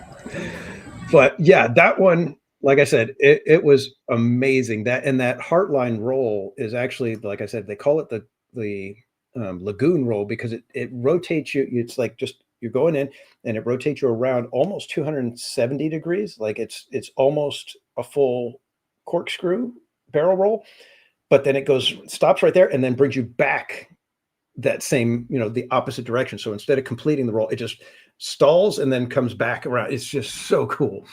And Queen J. Ray, thank you so much for the $20 super chat. Says happy holidays to you and your family, and happy holidays to you as well. Ice cream's in the chat for Queen J. Ray. Good to see you. And again, thank you for the super chat. Nope, roller coaster. Yeah, Sanchez. Yeah, those ones were amazing. I am so glad that they let me bring the shaky cam. I was able to bring shaky cam. So I had the wrist strap and it's not, it's clamped in. So phone's not going to fall off of it. But yeah, I was worried because when we got there, I was like, it doesn't, all their, anything that you read, it's like, no taking things on the coaster, no, blah, blah, blah. But they had zero problem with it. I asked them, at each roller coaster, I would ask, is it okay if I bring the size? Is it okay if I bring that? And they're like, yeah, it's fine. It's fine. So it was like awesome to be able to go on all the coasters. If you want to check out some of the other coasters, and in fact, if you're a member, you can go check out the member stream from Lagoon, and there's one of the Bill Tracy dark rides. You definitely want to go check those out because they're so far out there for a dark ride. You're not even sure what the heck is going on, and they are something else. You definitely want to go check it out. I think is it Terror Tram? That one's on that regular live stream, but if you're a member, you could go see the other one, which is Dracula's Castle, I think it's called. So yeah, you're gonna want to go check those ones out if you're a Dark Ride fan. Next up, we have another new item that started this year. We've only done a couple of them, but we may be bringing it back every now and then. This was the birth of. Let me double check, make sure. Okay, this was the birth of Story Time with TPC. So we'll let you guys have a little fun with Uncle a little bit of TPC, story. tell us a story. What kind of a story do you want? Because I'll make up a story if you guys really want a story. I mean, I will tell you a very, very true story if you want me to tell you a story. Heather Smith, welcome in. Sometimes listening back to these, I'm like, what's wrong with me?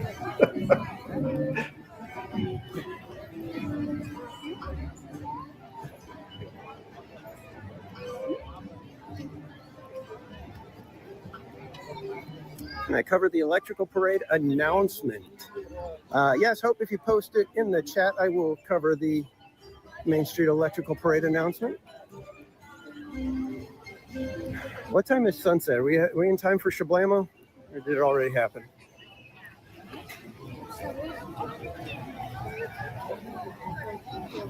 Story time with TPC. That's right. Put the kids to bed.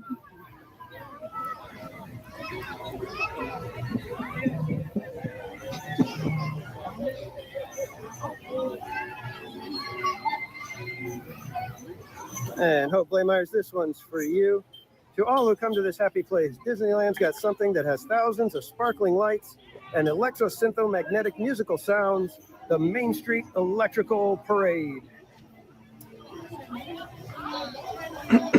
And Cordy, I don't know if you've ever heard this story, but So there once was a man.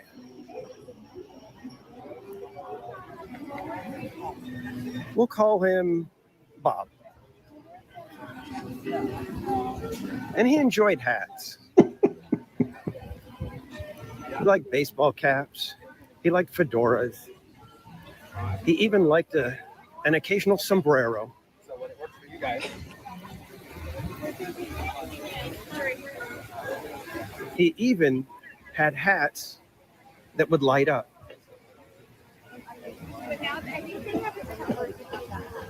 And then one day, someone saw a hat with gold glitter on it. And they told their friends, and all their friends saw this hat with gold glitter. And all of them had the same thought. Bob would love that hat. And so, in an act of love, kindness, and generosity, they all chipped in to be able to buy Bob this amazing hat with the gold glitter on it. And they were all excited. They thought, oh my goodness, Bob is going to be so happy. He's going to love this hat. They thought, he might not ever take this hat off. And so it came time to show Bob the wonderful hat with the gold glitter. And shockingly, to everyone's surprise, Bob was appalled. Bob did not like the hat. He didn't like it at all. And everyone tried to encourage him and said, but Bob, it's a great hat. You're going to look fantastic in this hat.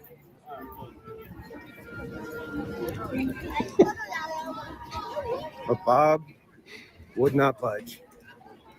He did not like the hat. Bob had two close friends. We'll call them Cordy and TPC. And they tried to tell Bob, Bob, it's all in good fun. Everybody thinks you're going to look great in the hat. Everybody bought it because they care about you. And Bob shook his head and said, no, I'm not going to wear the hat. And then the chalk walk came about. And Cordy and TPC were able to convince Bob to wear it at the chalk walk for the kids. I'll make But myself Bob laugh. was still against wearing the hat. He refused. He said, I'm not going to wear the hat. And Cordy and TPC were sad. And when they tried to tell everybody that they don't know if Bob's going to wear the hat, it made everybody sad.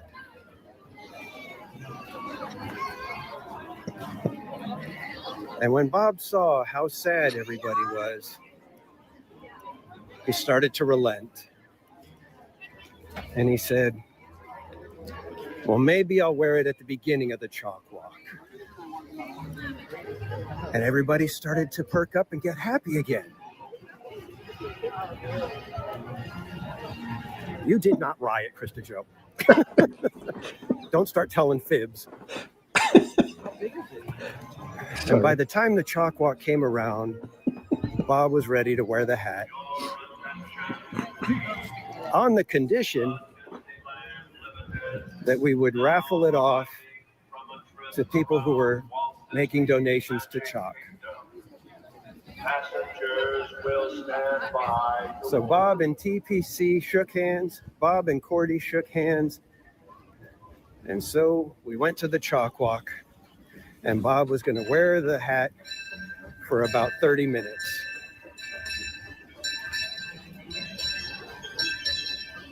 The chalk walk started. And Bob did indeed have the golden glitter hat on. And the 30 minutes passed, and everybody was waiting to hear Bob say, all right, there you go. I'm taking the hat off now. But again, Bob surprised everyone, except TPC. And he left the hat on for more than 30 minutes. And then it became, he's been wearing it for an hour. And then an hour and a half. And then 2 hours. And wouldn't you know, Bob wore the glitter hat all the way to the end of the chalk walk.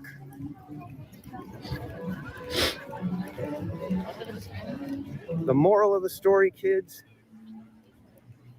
if someone buys you a glitter hat, just wear it. I hope you enjoyed your story time with TPC this evening. We will be back for another story time sometime in the future.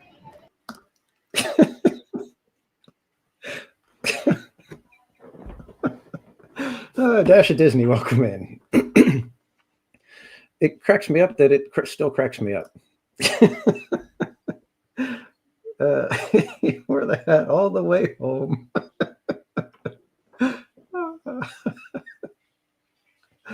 Oh, man. All right. So, yeah, that was the birth of Storytime with TPC. A very nice story. It was a very nice story. Completely true. Completely true. All right. This next little video is a fun little snippet. I'll let you see if you recognize anyone. We've got Kelly DiMaggio and Hope Myers. Hi. Hi, everybody. And we let Hope know that we were going to do the Main Street Electrical Parade announcement. So here goes, kids. To all who come to this happy place, Disneyland proudly presents our spectacular festival, pageant of nighttime magic and imagination in thousands of sparkling lights and electro-syntho-magnetic musical sounds, the Main Street Electrical Parade. And if you guys remember, we had a drawing when we did our chalk walk prizes, and my friend Jack Rothman won this. And when he watched the replay, he heard that Hope might like this, and so he asked if Hope would probably like it more than he would. And I said, yeah, she probably would. So he generously said, why don't you go ahead and give it to Hope then? So there you go, Hope. You now have your Main Street Electrical Parade popcorn bucket. So nice, Thank you, Jack. Jack. Hi, everybody saying hi. So It's nice. all decked out with her Main Street shirt. Oh, she's got the Electrical Parade shirt on and everything. Yeah, see? And we even have the sweatshirt that Bob gave her. Oh, Bob gave her a sweatshirt? Yeah, Bob Oh, gave her. wow. Oh, Look at electrical that. parade. Oh, awesome. that Bob. It's the woohoo. Yeah. Oh, what's in the back? Oh, wow. It's got Hi, Jack. Oh, cute. Too excited. Oh, show the snail. Snail on the back. Nice. Turtle. The turtle. Remember a snail? The other ones are the snails. Yes. That's Oh, They that's do have- they right. do have They snails, spin. yes, Yeah.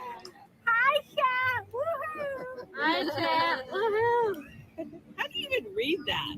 It's difficult. Yeah, that's why I've got the extra phone. And Oh, and the chat's on there Yeah. too. Oh my God. So thank you, everybody. Thank you, everybody. I'm sorry to go over to PTA in the animation building. Awesome. Well, thank you for coming and joining us. Thank you.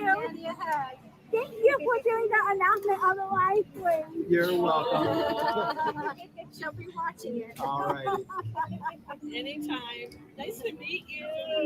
Oh, we'll see you all the time. Hey, Danny. So we've already had a heck of a day out here, guys. It's been fun. And we're going to be hanging out with Kelly here for just a few minutes at least, right? You've got a friend coming or a cousin coming later. So Bye, Danny. see ya, Hope. Bye, Hope. Awesome meeting you.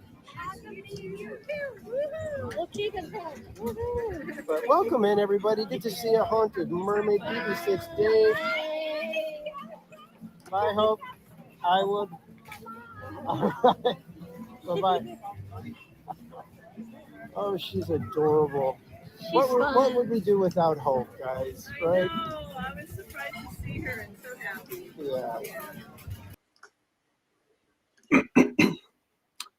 Just another one of those fun moments. I always love getting to meet you guys at the park. You know, like I've always said, just come and say hi. If we can hang out, I'd love to be able to hang out for a bit. Yeah, we got to hang out with Kelly and Hope, and then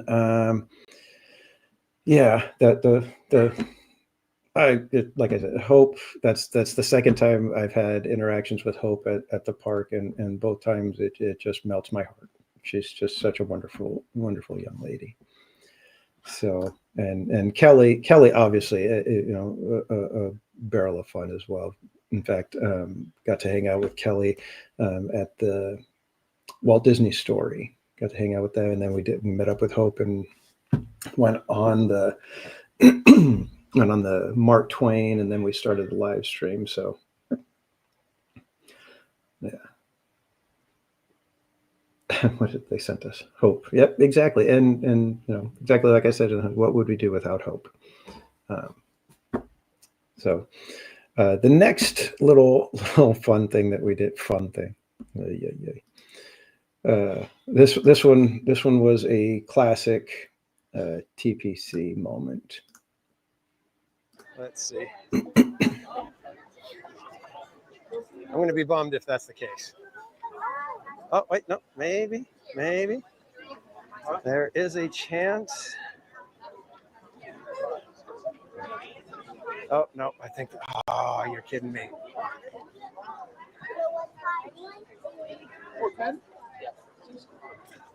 Oh, the rain got us, guys.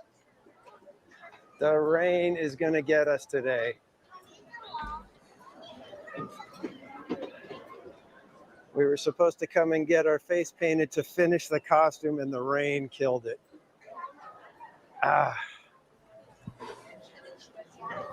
Let me see if there's anywhere else that does face painting that might be able to work.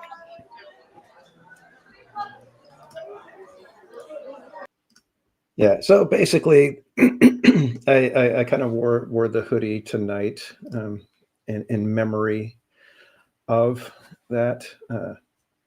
Yes, Jungle, the infamous non-face painting. So yeah, so I had decided, oh, you know what, I'll dress up, as Miguel from Coco. I had the sweater, put the white stripes on the side with just some fabric tape, and I was all set. I was like, I'm going to go on the member stream. I was going to go and do the face paint, but not let anybody see what was happening. It was going to be this whole big reveal that, we're going to walk over there. Oh, he's getting his face painted. What's he doing? And whatever. And it rained, earlier that day to the point where they said, they didn't have the face painting people out.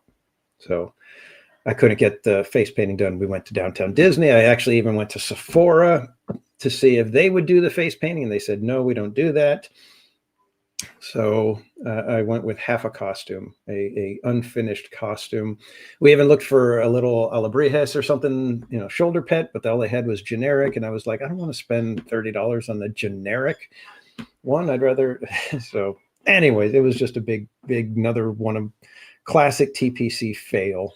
So that was just classic. So yeah, the one day that I need face paint in nearly 52 years of being alive, the one day I need face paint, there was no face paint. All right, next one up is just a weird little moment, and it was just kind of a one that I just want to kind of revisit. Check out this splash on the Matterhorn. I haven't dealt with it before, and I haven't dealt with it since. But watch this.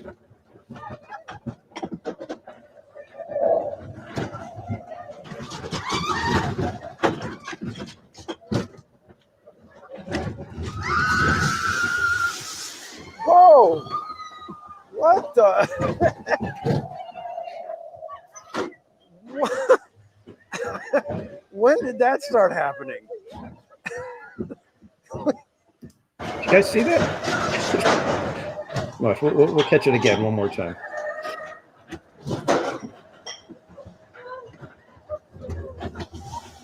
Watch how high it goes in front of the. That's the thing. Normally, it's like just off to the sides. It doesn't really go up in front of you. But this thing was like a Splash Mountain type of a splash.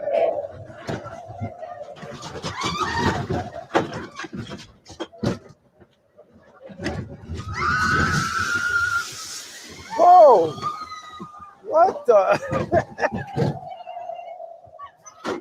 What? When did that start happening? Yeah, that one just got me. I was like, that was so weird. In any case, I think they should actually do that more often. I think it was kind of cool the way it was a giant splash like that. So we'll see if they listen to me. Doubt it. Next one. This was kind of a cool morning that we weren't expecting to get to do this, but we got to see Gwen Stefani recording for the Christmas special.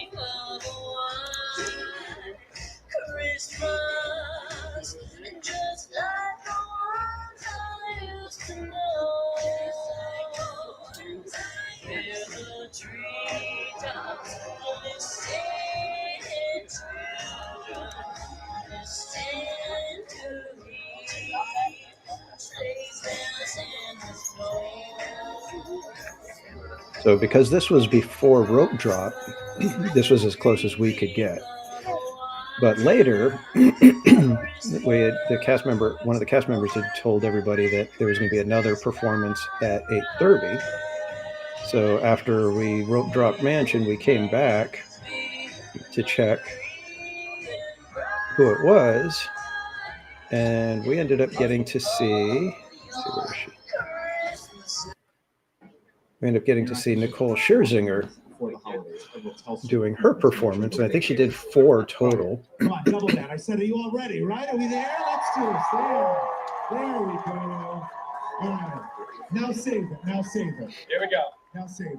All right, here we go. And again, once the song starts. Oh, Here we go. 5, Everyone, 4, big applause, 3, everybody! 2.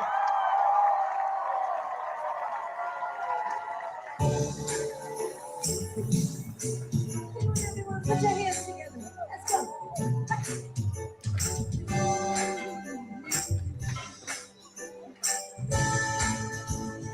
Here we go. The snows come down.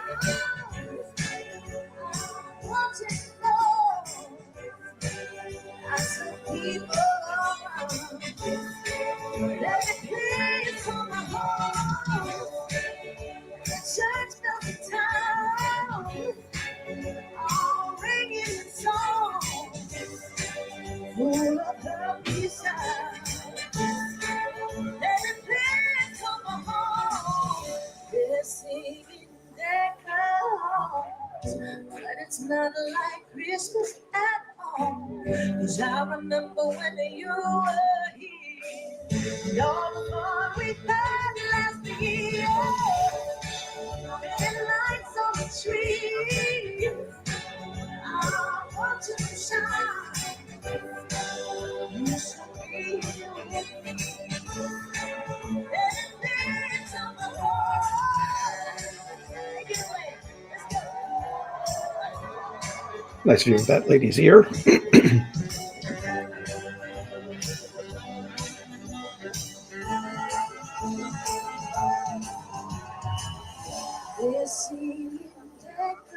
It's a nice headband, though, right?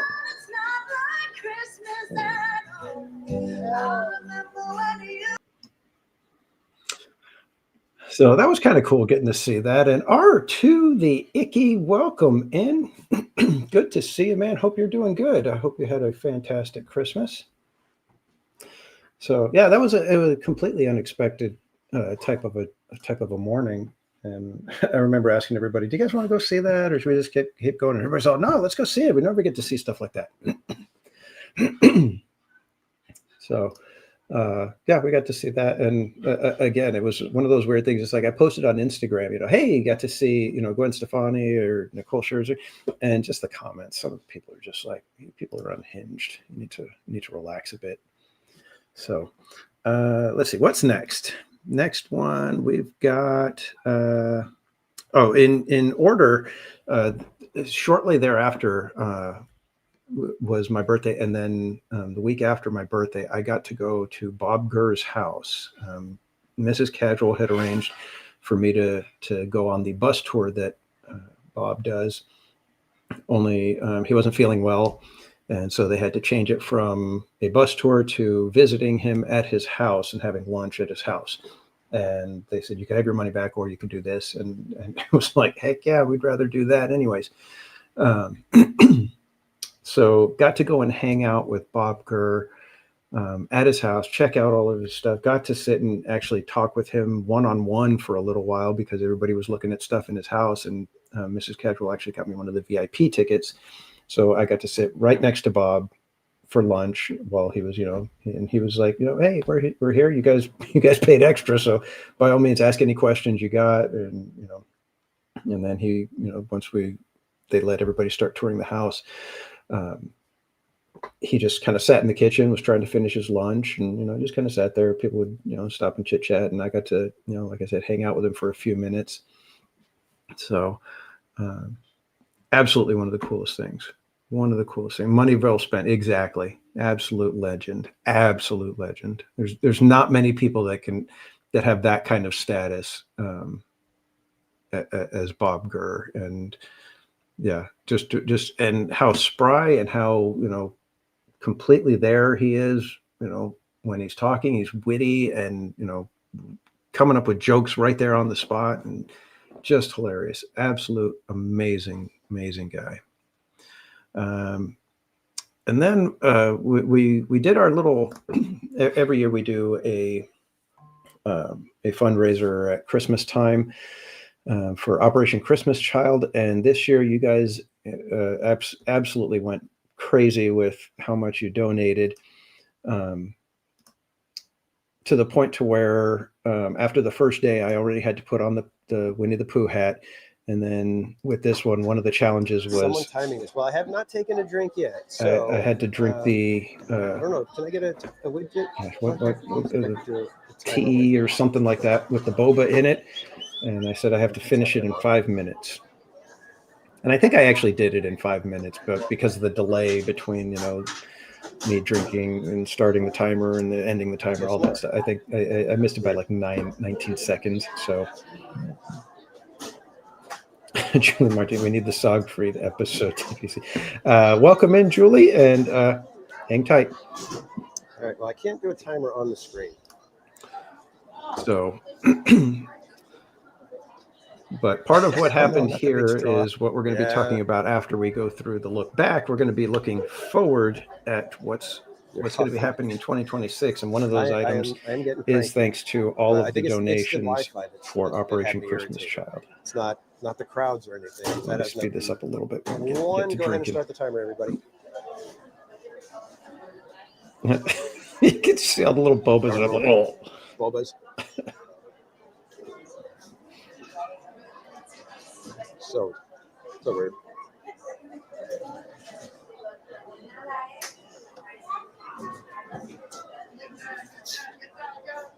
That was like rapid fire, like 5 of them coming through the straw. Oh.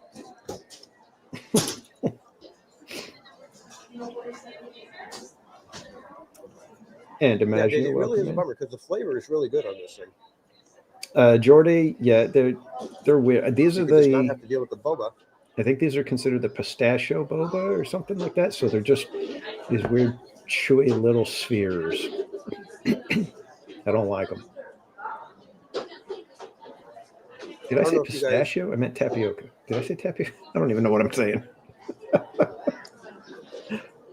I've dealt with it, or maybe some of you guys enjoy the little of bobas coming through the straw. I do not enjoy it. I do not. I tell you, I do not.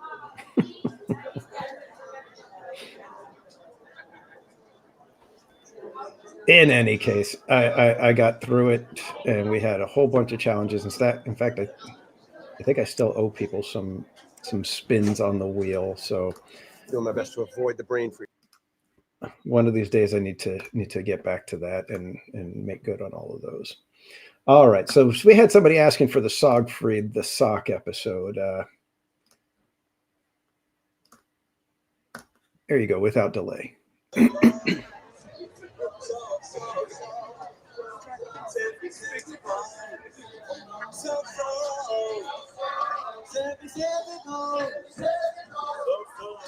Exactly it. I don't like to chew my drinks. Me neither. Well.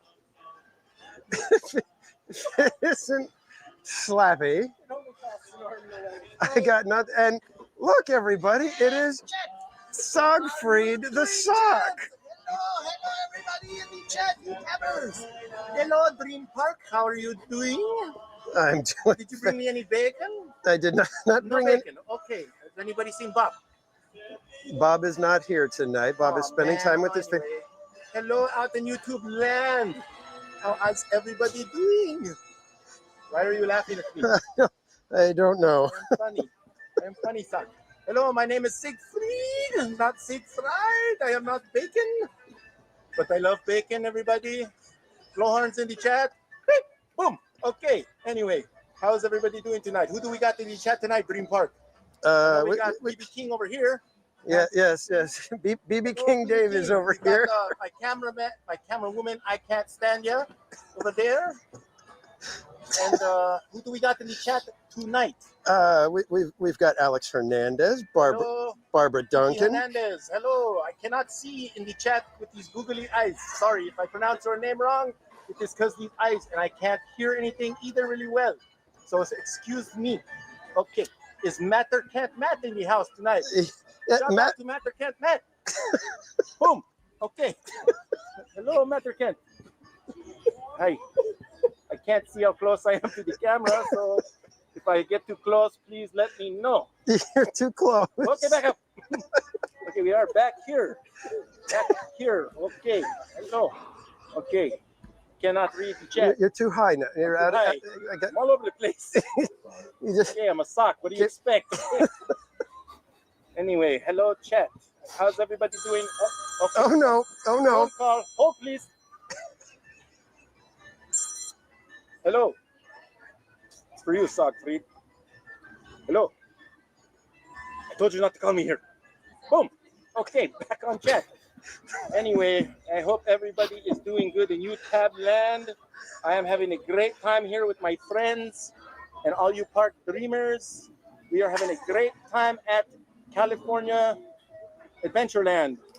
Thank you for hanging out with Siegfried, not Siegfried. Remember, I am not bacon, but what do I love?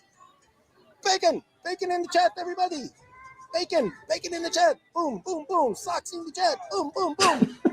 All right, thank you everybody for hanging out with me. I hope to see you again. If you like me, say hi to me. If you see me at the park, oh, boom, bacon in the chat. All right, thank you everybody. Good night. Good night, everybody. Good night. Good night. Good night, June Park. Good night, BB King. Good night, you. All right, see you later. I'm out. Oh, this way. Oh, no, this way.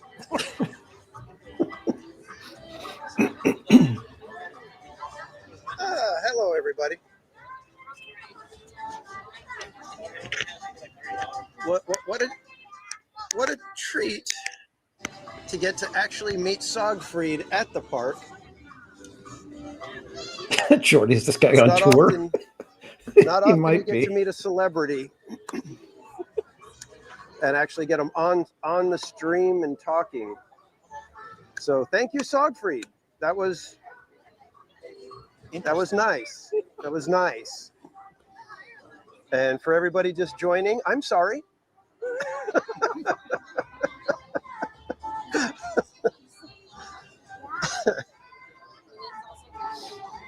I want to go one more. Yes. Yes, yes, yes.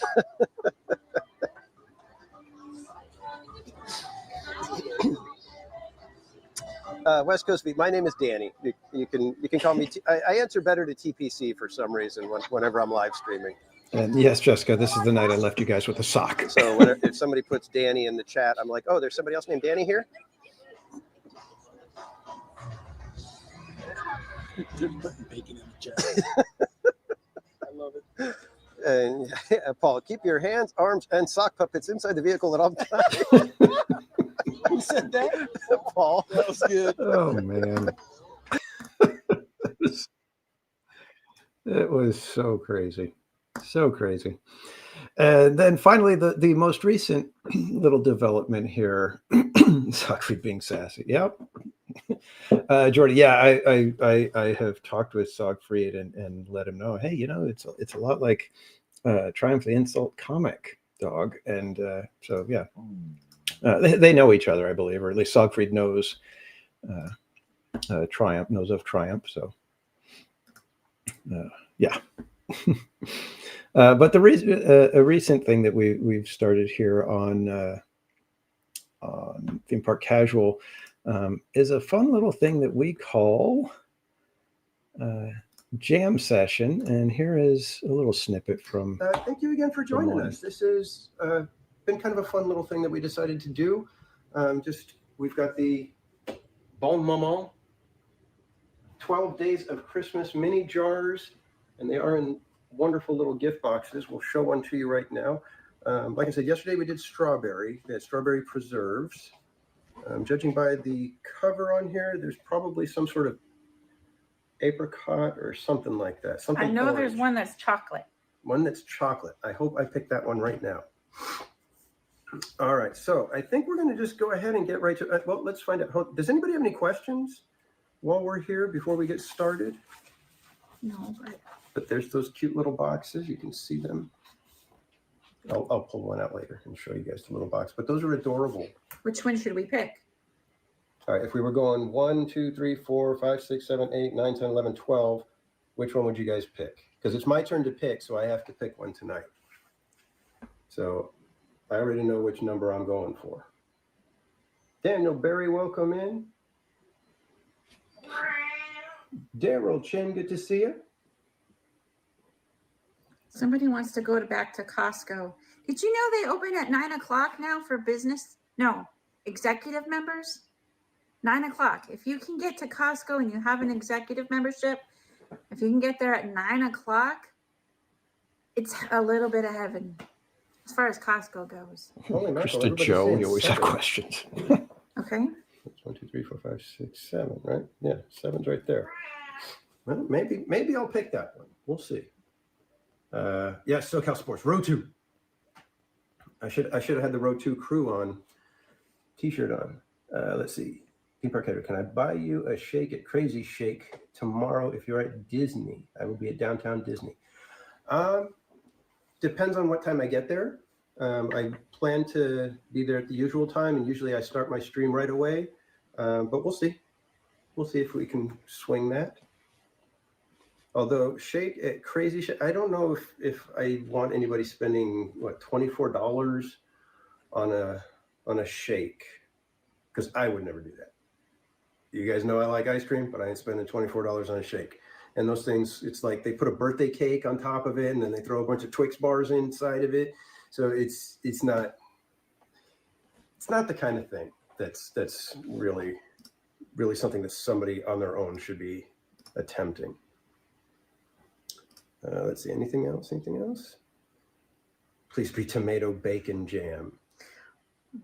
That's halfway good and halfway just god awful. Okay, you ready? All right, let's do this. All right, so I'm not going to pick number 7. I'm going for number 11. Number 11 is right there. And I don't know, they're going to probably shift. So let's see. Lucky number 11. And again, cute little boxes, absolutely adorable. And no, I'm not going to give you guys coal with these, BB6 Dave. ST Hunter, welcome in. Do I have a DeLonghi coffee maker? No, I've got a Keurig that's we've had for how long? Probably 8-9 years now, because we had it at the old house. So yeah, I take decent care of my Keurig. I don't do the filter as much as I should. But all right, Latoya Johnson, Latoya Hansen, welcome in. I can't see from this distance, and it looked like a J. All right, here we go. I'm not even going to look. What did we get? Cherry preserves. Nice. All right, I like that one. I'm good with fresh cherries. We got our fresh biscuits, homemade rolls. except these. Yeah, I guess I shouldn't say fresh. These I made up the dough, cooked the dough, or not cooked it, but made the dough, made the little dough balls, froze it, and then thawed them out from last week. I think I froze them. They're not quite as fluffy as when they're brand new, freshly made, straight from its rising. So yeah, flavor is still there, but they don't. When she makes them absolutely fresh, they're like. So, all right, here we go. We have cherry preserves. Time to open up the bread. You can go ahead if you like. Oopsie daisy. Having connection issues. What happened with the unstable connection? All right, since we chose one of the ones with bad connection, we'll just go ahead and continue on. But you guys can go onto the channel. There are, I think, 6 or 7 of them that we've done so far. We're still going to try to go back and get the rest of them done for you guys. But that was basically a quick look back at 2025. And what a year it's been. It has been so much fun. There's been so many incredible, fun, crazy times that we've had. And I just have to say thank you to you guys for joining me with them. Welcome in, Jay Bay. Welcome back, Krista Joe. And Jungo tried one of those crazy shakes, and it was a churro one. The churro was terrible. Yeah. It's tough. Churros are really, really iffy for me. It's kind of weird. Yeah, I'm not big on the churros, so it's got to be a little bit. Is he screaming or something? Merry Christmas. I think he just wanted to We say just Merry came in to Christmas. bombard everybody. Uh-oh. We've got everybody showing up. We got Mr. Peabody. Come here, peeps. Come on We here. got Archie. Turn around. And now you guys are getting to see Mr. Peabody. Oh, and Archie's getting freaked out. No, everybody left. Everybody left. Oh, Merry Christmas! So did Nathan. Merry Christmas! Bye! And everybody's taking off now. That was unexpected. Anyways, so but that, yep, that's the family. That's the casual fam. Yep. So yeah, the whole fam, because yeah, there was Peabody and Archie and Casual Junior, Mrs. Casual. Was not expecting that. They didn't message me or anything, I don't think, to say, hey, we're going to be coming in a minute. Glad I had my pants on. So,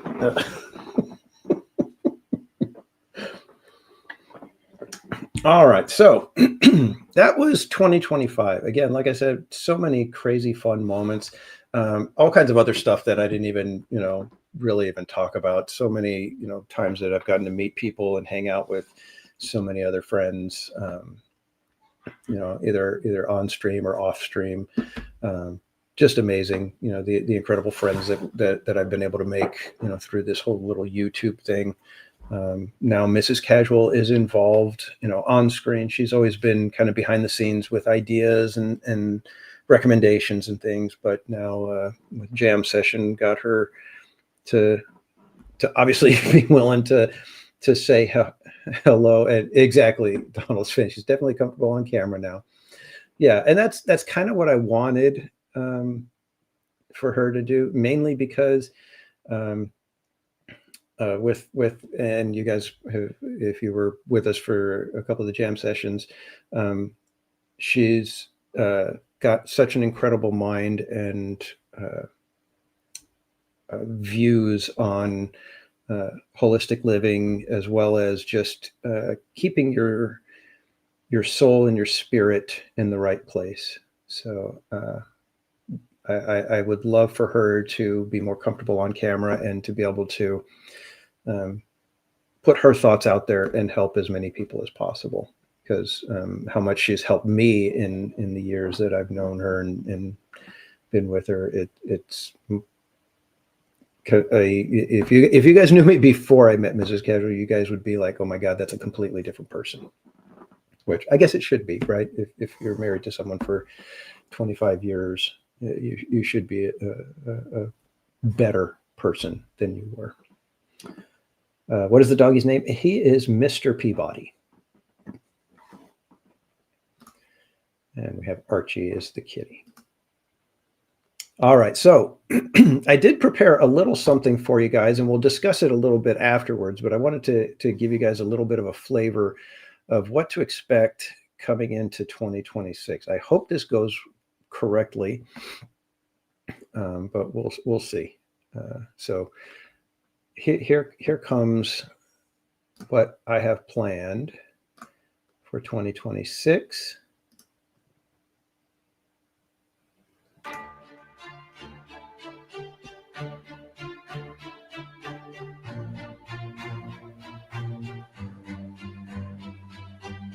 "2025 was a great year, lots to be proud of, but we're looking ahead, and 2026 is going to be something epic."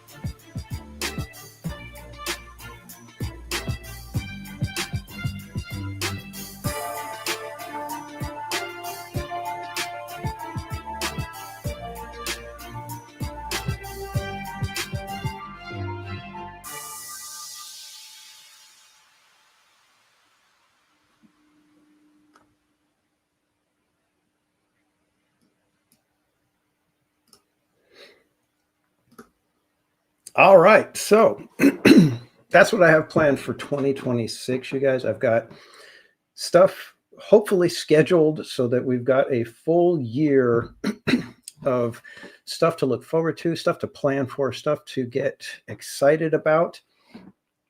I'm hoping that you guys will be here to join me for all of these fun things. And these are just some of the things that we have planned. There's tons of other stuff. And this is just mostly what's going to be on Theme Park Casual. We have the whole Park Streamers Hangout channel where we're going to be doing stuff with Bob and Cordy, and we're going to be doing a whole bunch of other things with them as well. Can we cram Retro Magic California in there too once they announce it? Well, once they announce it, you can bet we'll be there. So yeah, I'm looking forward to all of this. And like I said, I want to kind of talk about it with you guys because we've got a whole bunch of stuff ready to go. Let me see if I can do this the right way. So starting off in January, we are going to be doing a celebration for reaching 7,500 subscribers. And we are going to be doing a marathon of It's a Small World. And you can see by the logo, it's a casual world around and around and around the world. You can thank Slappy for that one. I think he's the one who came up with working with that one. Barbara needs a Scrooge. Welcome in. So that's what we're going to be doing in January. That is our first item that we're going to be doing. And then in February, we're going to do our first episode of Landlocked. And thank you, Spaceship Ears. Yes, that is actually one of my favorite designs that I've been able to do, even though it's basically ripping off It's a Small World. I absolutely love it. I thought it was fun. But we're going to do our first episode of Landlocked. We will be doing Adventureland in February. And if you guys don't know what Landlocked is, it is where we will be basically staying in one land the entire live stream. So I'm planning to do the Wednesday streams for Landlocked episodes so that we don't have to spend 16 hours in a land, but we'll be spending anywhere from 5 to 7 hours, depending on Disneyland's schedule on whatever day we do this. So we'll be doing Adventureland first. There are 2 other lands that I have scheduled, and if you saw the video, I'll be talking about those in just a moment here. Amy and my doggy bodies, welcome in. Let's see, what do we have for March? March is, of course, March Madness 3. And you can see that their 3s are wild. We are planning to do some extra stuff for March Madness this year, and all of it surrounding the number 3. So be sure to be paying attention this year. We're going to be changing some rules. And in fact, let me go ahead and put this in the chat for you guys real quick. We do have the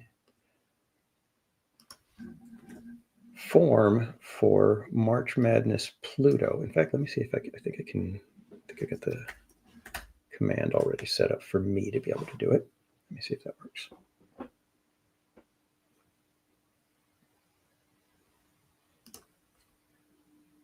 Yes, so right there in the chat, you can make your request for your Pluto game sheet for March Madness 3.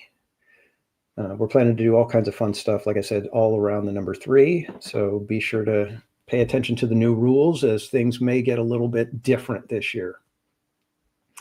Christio says, would you consider doing a Landlocked of Downtown Disney? It'd be nice to check out what's happening in Downtown Disney and what's there. You know what? That's a good idea.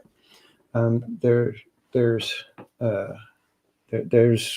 I've got 3 scheduled for this year, but obviously we're going to be, running out of lands in the coming years. So definitely Downtown Disney would make sense. We could even do a Landlocked, and we have to basically we could do hotel hopping and kind of go from one hotel to the other without looking at anything else. And then in April, this one's going to be interesting. Group meetup at the Casual Corner. That'd be awesome. In April, since there is Dapper Day, we are going to be doing Theme Park Tomato Day on Dapper Day. So everybody else is going to be dressed to the nines. I will be dressed as a tomato. Exactly how I'm going to be dressed is not quite determined yet.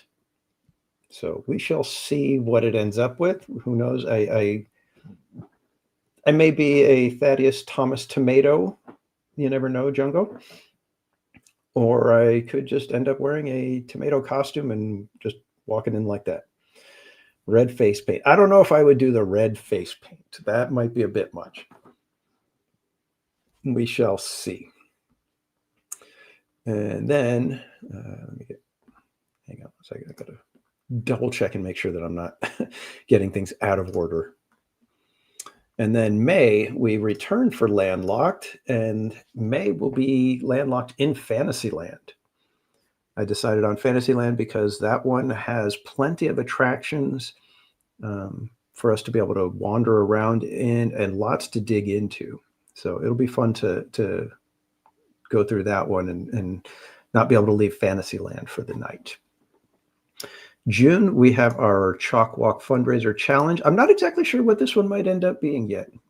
I'm open to suggestions, but last year we did 3 5Ks in one day to prepare. So we shall see what we end up choosing for this one this year. Jen, I think, will probably be doing Grizzly River Run again. Larry may jump back in with canoes. We had Robola last year with Tiana's Bayou Adventure, obviously. But who knows what we might do this year? We'll try to figure something out, and make it kind of fun and hopefully spur some fundraising. We need to hit almost $3,900, guys, in order to beat last year's theme park casual goal. And then for the Park Streamers team, I think we need to get to like 38,000, something like that, something crazy. So we're hoping that that you guys still have a little bit of giving left in you. Thank you, Amy. I appreciate that. That's the spirit. We can do this. And then in July, we have our Splashathon. I probably owe you guys like 1 million rides on Tiana. So we're going to take a day and we are going to spend all day on Tiana's Bayou Adventure, splashing away as much as possible. Chris, people's questions will be, is he a tomato or a lost elf? Exactly. So I need to make sure that the outfit does, evoke tomato rather than elf.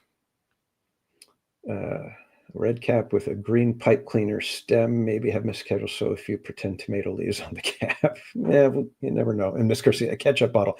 I saw that when I was looking for images. If you guys saw the little image of the tomato go across in the video. Yeah, I saw the ketchup bottle and I was like, I don't know if they would let me get away with that. I think the chat would be like, that doesn't count. We want tomato, darn it.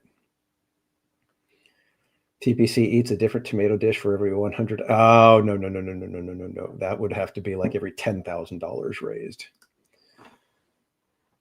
by my own personal TPC fundraising, not the Park Streamers team. At West Coast V, thank you for becoming a member. Ice cream's in the chat for West Coast.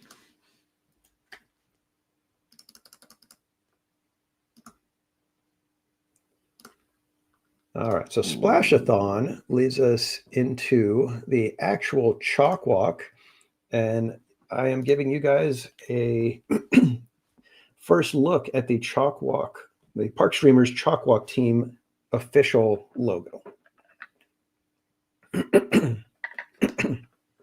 Excuse me. So this year we will have merch available ahead of time, so that if you wanted to participate and show your support for the Park Streamers Chalk Walk team, we will have merch available early this year. And all proceeds from the sales of the Park Streamers Chalk Walk merchandise will go to the Park Streamers Chalk Walk team. So Anything that is purchased, proceeds will go to Chalk. What's next? Chalk Walk. In September, we are back for Landlocked episode 3.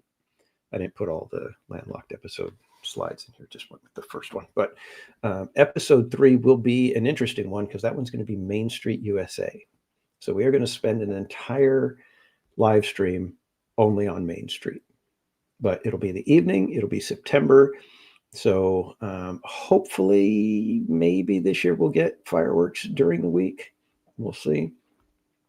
But yeah, so we're going to be studying hard to find out some of those second story window names and learn a little bit about them. Plus, we're going to be digging into the design of Main Street and riding as many of the vehicles that we can. We'll hopefully have Lincoln back at that time, and we'll be able to check out the Walt Disney Story and the Lincoln show. Matt or Kim? Matt, welcome in.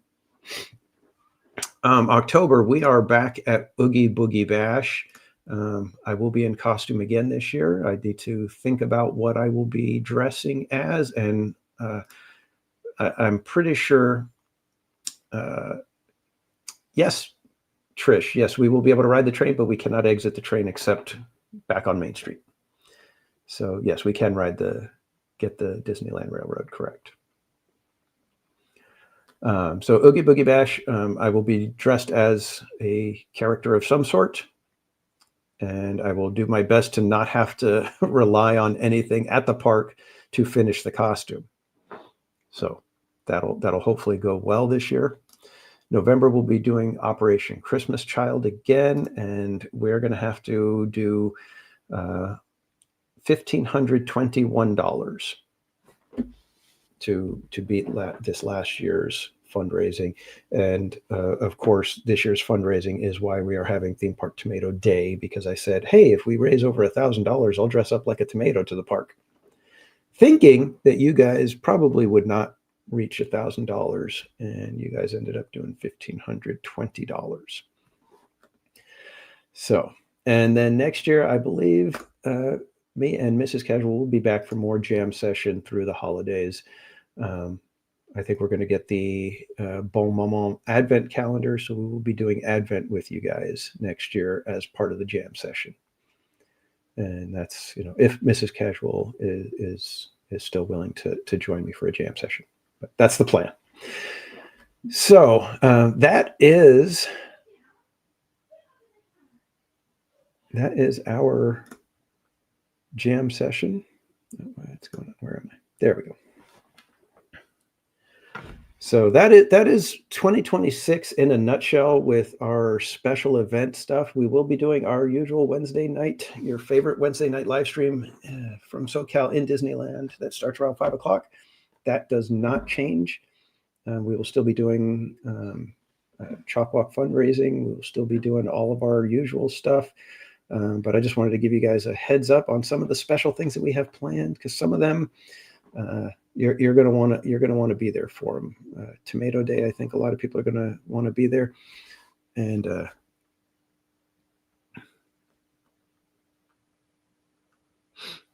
so there's that. Did you all finish that box of jam? No, we did not finish it. Like I said, I think we got 6 more to go still, 6 or 7 or 5 or 6 more to go. So hopefully in the next couple of days, me and Mrs. Casual will be able to get a couple more done before the new year. And even if we go into the new year, I think that's all right. Jam is jam, right?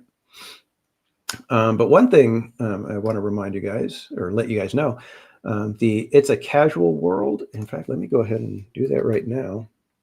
There is going to be a limited edition t-shirt available actually in just a moment here. So there's a limited edition commemorative one that actually has the 7,500 subscriber noted on there.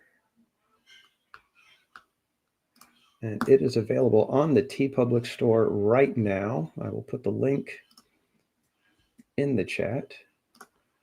So if you would like to get anything with that It's a Casual World logo, You can get the commemorative version right now. After that, it'll go to the regular It's a Casual World. I will keep selling that one, but the commemorative version is available now and will be available only until January 10th, when we do our It's a Casual World marathon. So January 10th is when I'm scheduled to be in the park from open to close on that Saturday, and we'll be riding It's a Small World rope drop to close. So, like I said, if you would like to get anything with the It's a Casual World logo on it, it is available now. What else? Anything else? Do you guys have any questions about 2026? Is there anything in there that you're curious about, or something that I didn't explain quite right? Also, I need to do this real quick. The 2026 coming attractions is going to be public now, so anybody can go and view the video that we just showed.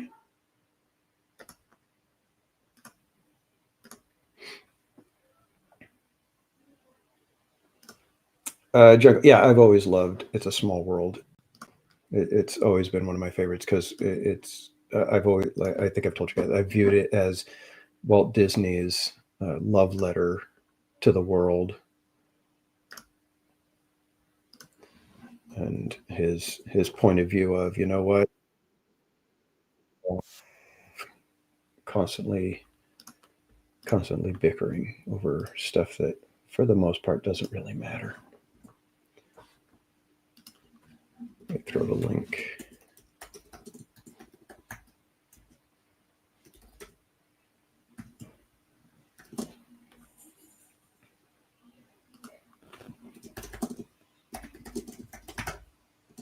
So if you just joined us, I put out a little video with the listing of everything that's going to be happening in 2026 here on Theme Park Casual. It's me, David T. Welcome in. I'm ready for 2026. 2025 was not necessarily a bad year. I think it was a good year, but I'm ready for 2026, and as the video will show you, I've put some thought into it, and I'm trying to kind of be prepared for things instead of, coming up with an idea and then saying, okay, I've got like a week and a half to get it all figured out and do it. And then I end up doing it, and it's all just crazy and shenanigan filled the whole time, and nobody wants that. Hong Yang, welcome in. Somehow 6 miles returned.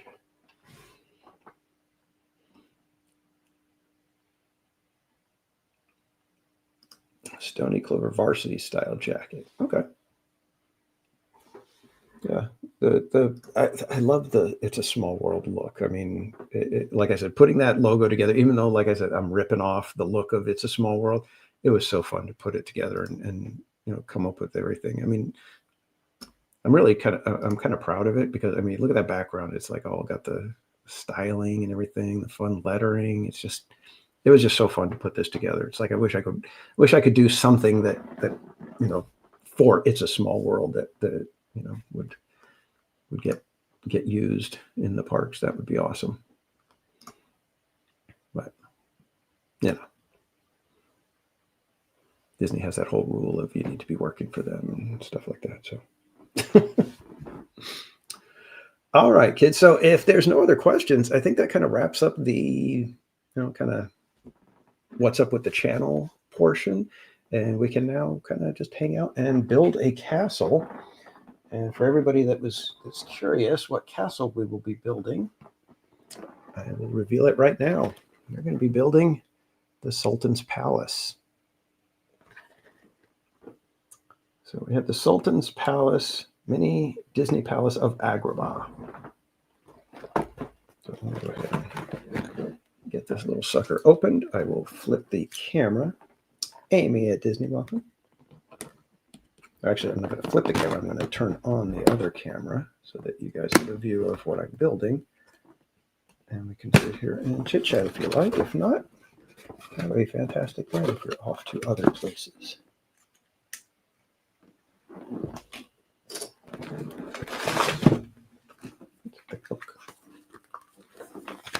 Lucky fan, welcome in. Yeah, Krista Joe, when I got it, I've had this one actually since last Christmas when Mrs. Casual gave it to me. I've been looking forward to this one. Not the other ones I wasn't looking forward to, but this one is kind of like a different style. Typical European type of castle. Move the microphone a little bit over this way.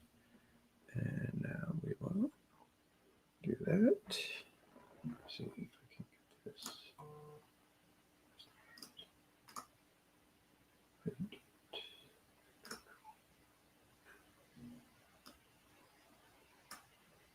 There, that's what.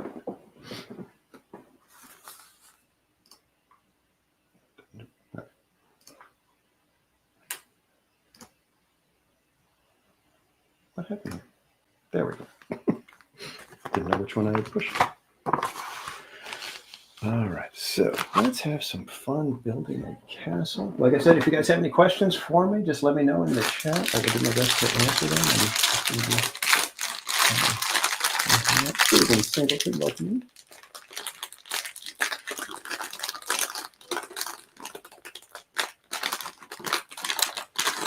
Ghost Baby Cincinnati. Interesting. Sounds. Ghost Baby.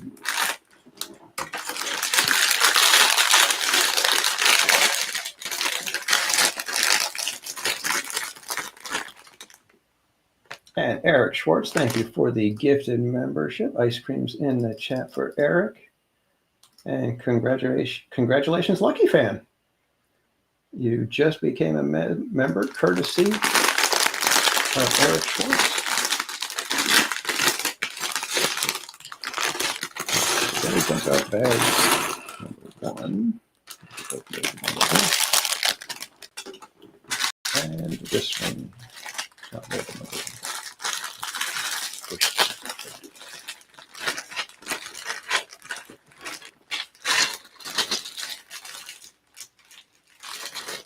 Does anybody ever outgrow Legos? I don't think that's possible. I think if you like Legos, you always like Legos. I know for me, I used to love it because when Kevin Jr. was little, I got to build all the Legos for him, and we loved building, even though he was a little too young to build some of the sets. He quickly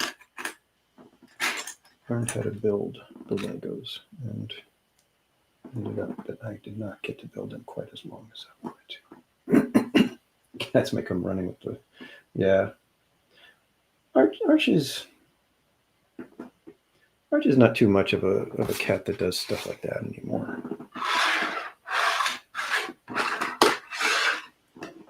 He tends to be fairly mellow. He just wants his food. That's the main thing.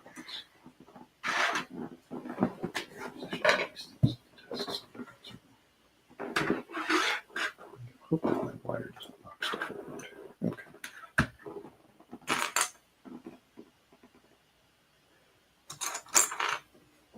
I've got to figure out which ones we have here.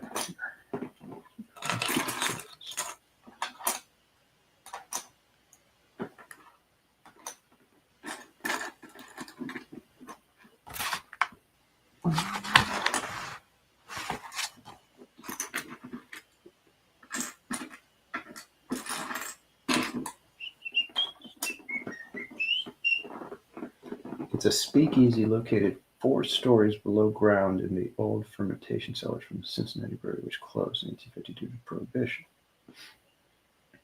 Live jazz band and no signage on the building. Ah, that sounds cool. I get a kick out of how that's like a thing now. Of it's like you're going to open a restaurant, but you're going to put a phony semi-phony convenience store facade, and then behind it, that's where the restaurant is. So weird. Lots of places are like that. I see them on Instagram. People always posting stuff like, oh, check out this place in San Diego or this place and wherever. Yeah, crazy little stuff. Let's go do these ones.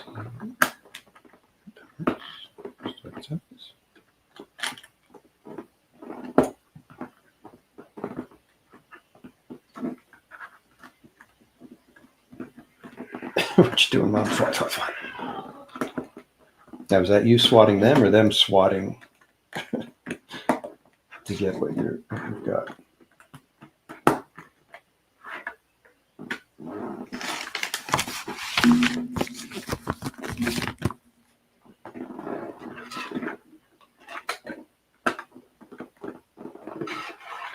And thanks again, everybody, for hanging out with me. Like I said, if you have any questions, let me know.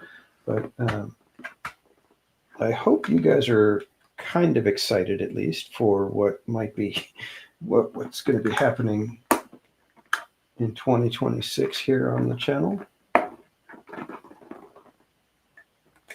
I've been working on stuff for weeks now, and like I said, I'm hoping that everything goes well.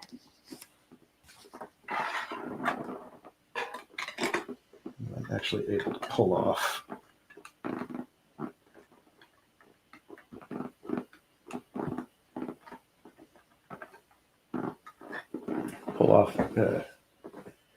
somewhat, or at least most of what I plan to do,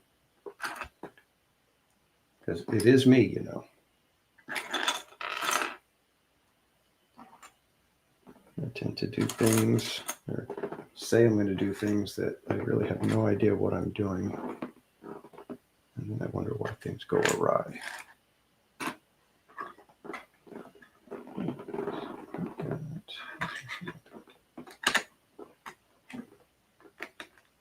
Now, hopefully I build this right the first time, and I don't have to undo things right in front of you guys. You can be like, oops, I just did my IKEA. I think IKEA is one of those things where it's like I almost always end up having to redo it because I didn't pay attention and missed it.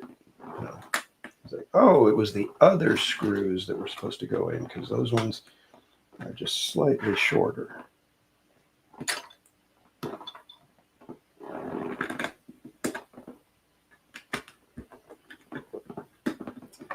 When will I be back in Disneyland? My next reservation for Disneyland is January 2nd.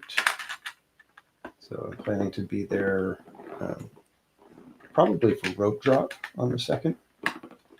That's my idea, at least. I'm taking the day off of work so that I can get to the park early if I would like.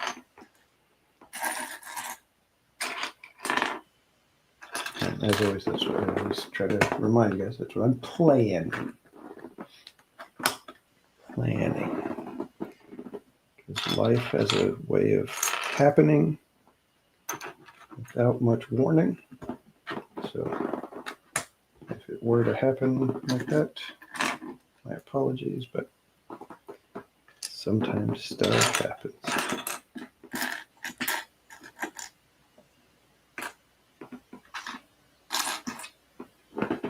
I wonder how fast I wonder if I raced Casual Junior, if I would win or if he would win.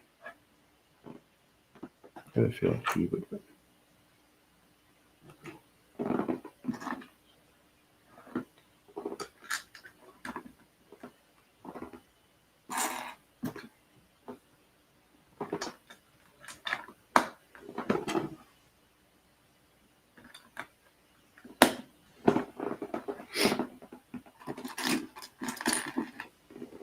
Your granddaughter loves Legos. Yeah, like I find it weird that Lego tried to do like a girls line, like the Friends. It's like, I don't know. It seems like if a girl likes Legos, she just wants the regular Lego. She doesn't need them, tailored for anything. It's like it's a girl that likes to build, not necessarily wants a girly thing. the traditional girly things.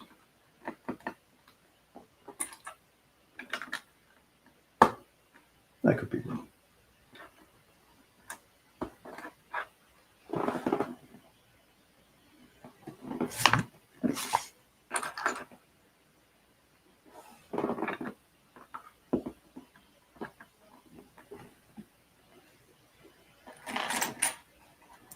A lot of tiny little pieces in here.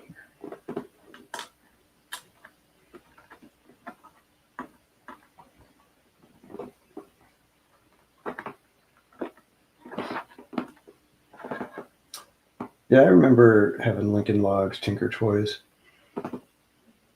Legos, I find them, they're just so precise. That's what's great about them. And they're a small enough proportion that you can still like have some, you can wander around, but really do some really cool things as well. And it's not like too daunting to where you feel like, oh my gosh, it's like too much stuff. And people go crazy with Legos. My gosh, if you guys, I'm sure you've all seen the stuff where, you know, they built, you know, Helm's Deep from Lord of the Rings. They've got the whole thing, or like the entire, you know, entire rebel base on Hoth. They've got like the whole cave and everything. It's just insane what these people can do. And those are the ones that are building, you know, specific stuff. Then there's the artist versions of, you know, Lego artists that build literal, you know, sculptures and artwork from Lego bricks. So they're not Legos, they are Lego bricks.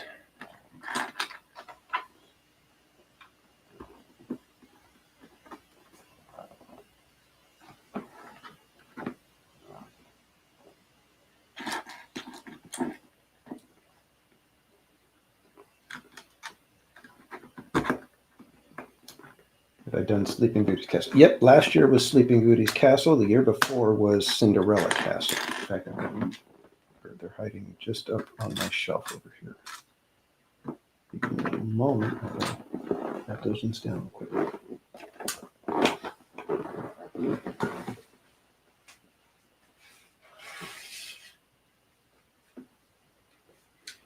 So here is Sleeping Beauty Castle. It's Sleeping Beauty right there. So this is Disneyland's castle.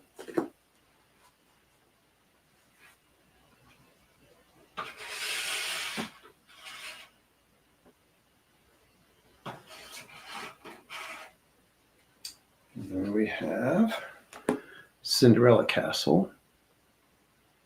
And it came with Mickey Mouse, but I switched him out for Donald Duck because Donald Duck is my favorite. And so this has been a tradition for the last few years that we sit and build Lego after we do a quick little wrap up of the year. We'll sit and we'll build some Lego. And James Lapsansky, thank you so much for purchasing this shirt.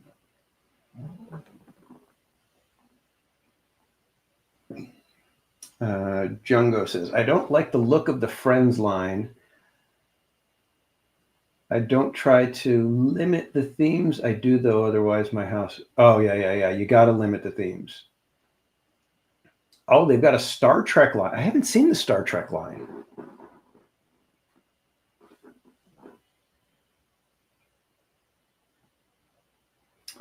Yeah, exactly. Yeah, like I said, they're trying to appeal to girls, but I think most girls that like Lego, they just want to build stuff. They don't need it to be, you know, necessarily, you know, oh, it's a little, you know, like you said, the Barbie dream house or anything like that. The bar, Casual Junior. I did a rope drop at Disneyland that day, and he came with me, and he basically got in line at 7 o'clock.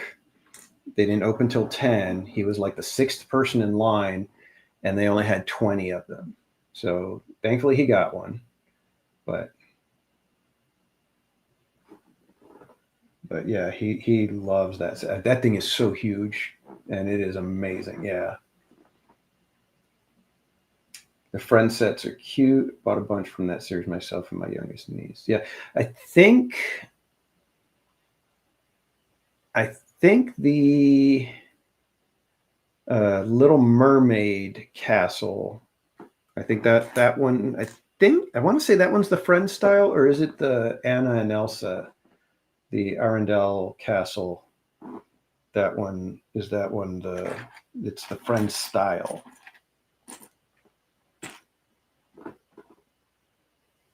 I think one of them. It could be both of them, but yeah, if I'm not mistaken, I believe those ones are the Friends style, even though they're regular Lego, but the figures are the Friends style.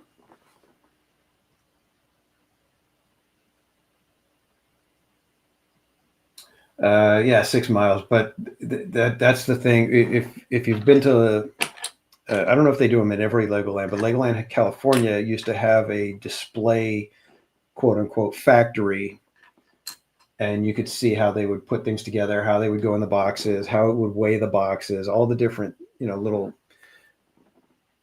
types of sections there are in the factory.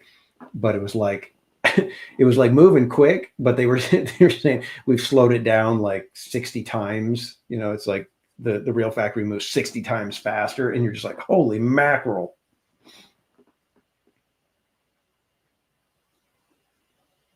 Oh, okay, Krista Joe, because the Sleeping Beauty castle and the little castles I just showed you guys, those ones had regular style minifigs, not the Friends style. But like I said, I think the mermaid one she's done in the Friends style, as well as the Anna and Elsa.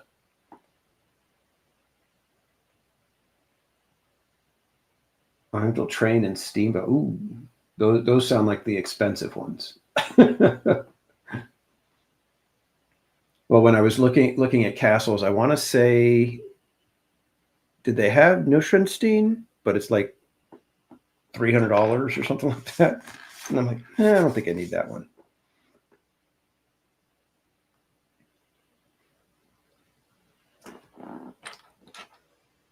They have an Enterprise D set with a bunch of Star Trek, the Next Generation minifigs, but it's like $400. Okay, yeah. Arturo Lopez, welcome in. I think I did all of those. Yeah. Okay. Next page. Here we go.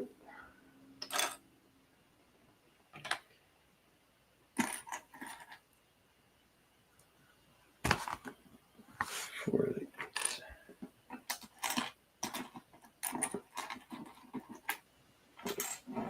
As you guys watch me, you'll notice that sometimes I'll grab all of the pieces that are for that step, and then other times I'll just be like, oh, just go ahead and start going. Grab this piece, do it. Grab that piece, do it.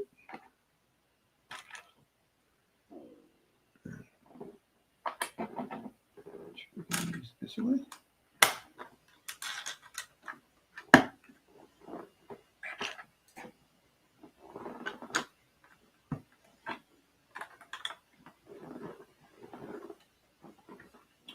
$18 plus, yeah.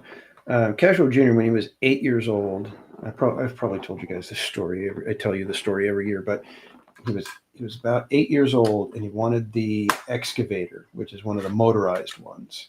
So it's I want to say 14 or 16 plus age thing. And so 8 years old, he gets it. He saves up, enough money. I think it was like $200 and something dollars. Saves up his money for it.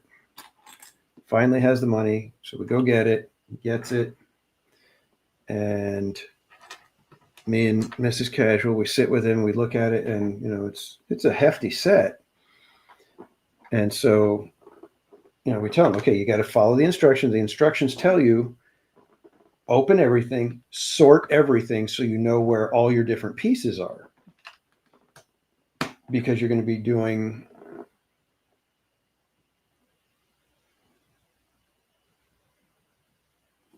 See, I already messed up. This piece is in the wrong direction. have to organize all your pieces before you start. It's understandable. But this one, yeah, it was like, and it took him 2 days just to organize. So he was serious about it. And the only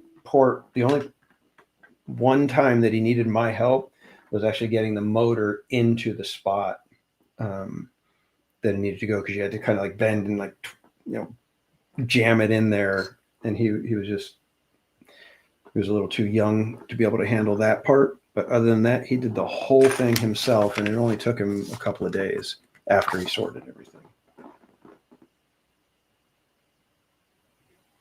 Jungle, you guys see, this is fun because you guys are serious Lego people when you're asking questions like, well, do you sort by brick type? Do you sort by color? How do you sort your bricks when you're preparing?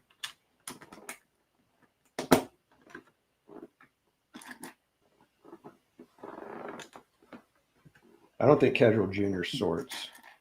I think he just basically looks at the instructions and looks at the pieces and goes for it. I don't think he's a sorting type.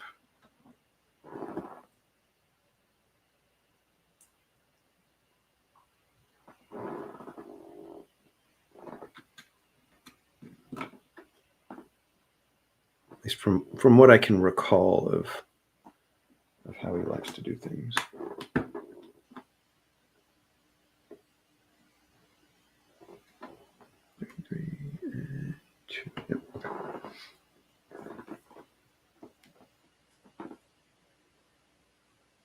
Lego nerds, exactly. But like I think it was Buddy was saying that he does a pick a brick.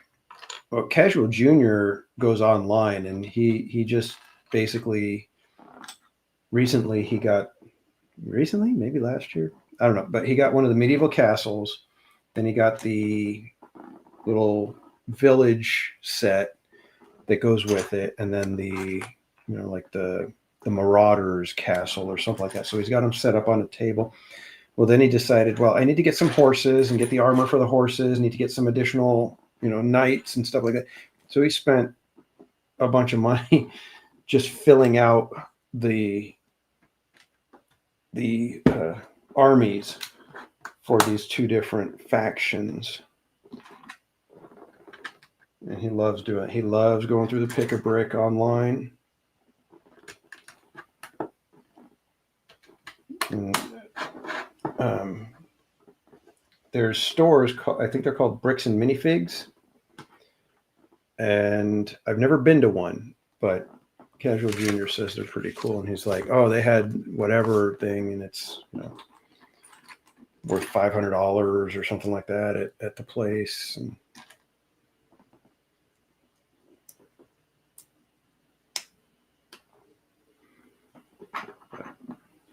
he knows all the stuff about the value of different sets and minifigs and whatnot.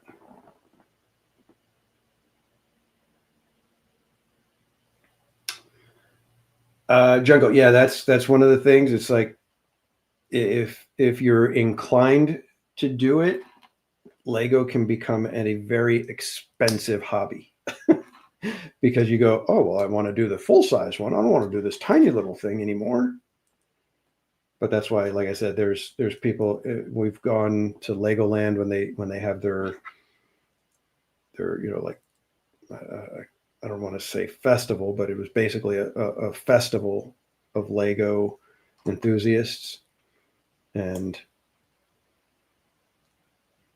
these creations are absolutely insane. And I'm curious because Lego master builders, they have software that helps them. So if they need to, double check something, the computer can help them assemble things so that it moves a little bit quicker, a little smoother. But okay, see, these are the ones that I hate when we have to do this. It's like you're just like building stacks, and then it's like, oh, we got to do it twice, by the way. So 1, 2, 3, 4,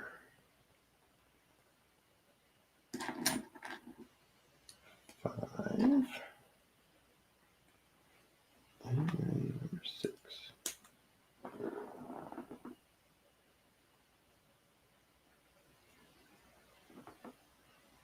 Yeah, I love the walker. Those ones are so cool. They're kind of weird. All right, now we got to do another one. So 1,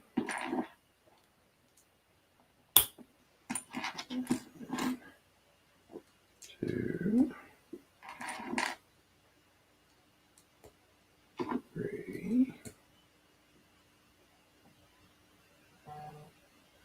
Did I get that right? I don't know if I got this one right. Hang on. Double check this. 1, 2, 3, 4. I think I missed one. Yeah.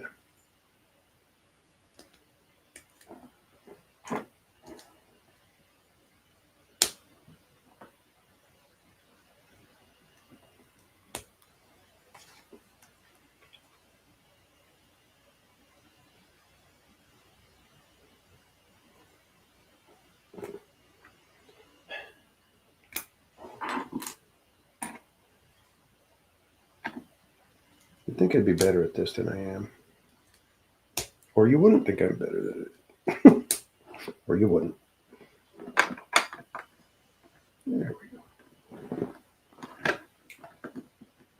The UCS Morning Falcon. Oh.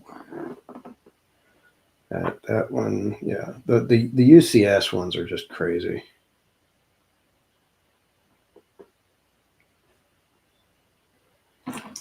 And Mrs. Dadman Walking, welcome in. Good to see you, my friend. It's been a while.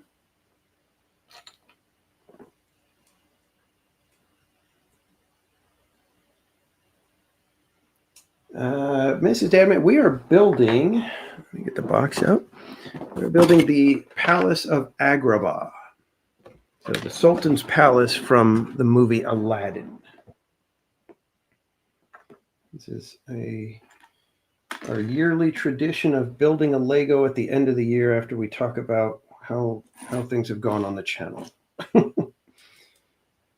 And I did a little video, in case anybody is just joining, did a little video of what's coming up for 2026. Put that link in the chat again if I can.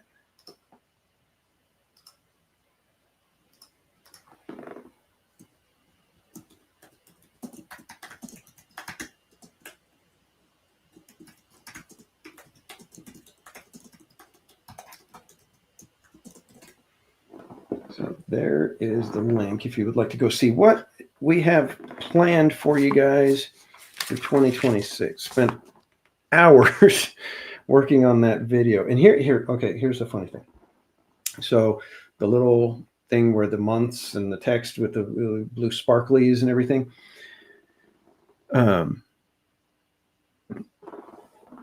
That was a template, and you can just, you just adjust the text. Well, I'm running old computers. So I've got, like, instead of Adobe Premiere 2026 or whatever, I'm on 2021 or 2022 at the very most. And so I went to export the little pieces so that I could put them into the big video, and it exports. It couldn't export. So I'm like, okay, well, it's probably too much processing power. So let me shut it, like break it up into different pieces so that it might have an easier time being able to export. So I break it up and it exports a few of them, but then there's a few that it still was having trouble with. So finally I got to export all of them, except it wouldn't export June, July, or September. No matter what I did, if I just retyped, where it exported January or April, just fine. If I retyped if I retyped it to June, July, or September, it would not export it. And so I would type other words and it would be fine, but June, July, September would not work. So finally I had to put a space in front of September and it worked. Put a space in front of July, it worked. Put a space in front of June, it worked. I don't know what the heck was going on, but it took me an extra day because of this, because I could not figure out why it would not let me export these things. And I couldn't work on the whole video because I didn't want to do the whole video if I ended up not being able to get everything exported. It was just so frustrating. But number one, I couldn't believe that the solution was put a space. Why does that change anything? And then how did I even figure that out? That's what I don't understand. It's the strangest and stupidest thing. But we got through it. And I think the video turned out pretty good. There's a few pieces that I need to adjust and maybe redo if I'm feeling crazy, but I thought it turned out pretty good.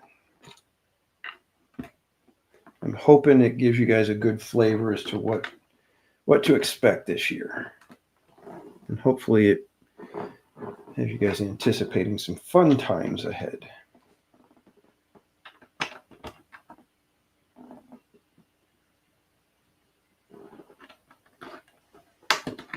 Yeah, Mrs. Davant, yeah. It tends to happen a lot with the older computer. That's what makes it so frustrating, is because you don't know what the problem could be. It's like the only problem could be that, yeah, you're running, way too old operating system and your computer just doesn't have enough power to do what it needs to do. And you're going to spend hours trying to figure it out. And there's really no way that you're going to ever solve it. That's what I was afraid of. Thankfully, I was able to solve it in some fashion so that I could at least get the video done the way, at least that portion done exactly the way I wanted it.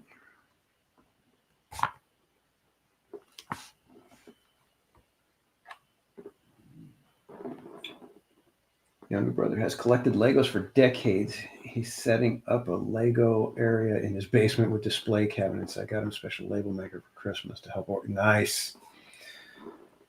Yeah, Casual Junior. When we moved into this house, he had all of his Legos to bring over, but his Legos were all in containers because he was, a little guy, not too old, but not too young either. He was, probably, anywhere from 8 to 12 when he was doing all this. Paul M. Knew it. Welcome in. And so he would build the sets and then take them apart. And so we had probably 10 of the large shoebox bins just with jumbles of Legos, and those were all the little pieces. Then there were all the other things, all the minifig, all the stuff. I think we had one full box of just minifig pieces. Well, we got here and he has his own room that he can decorate the way he wanted. So he had his own shelving picked out, a desk and all this stuff. And he decided that he wanted to rebuild a bunch of the sets. He rebuilt almost all of them.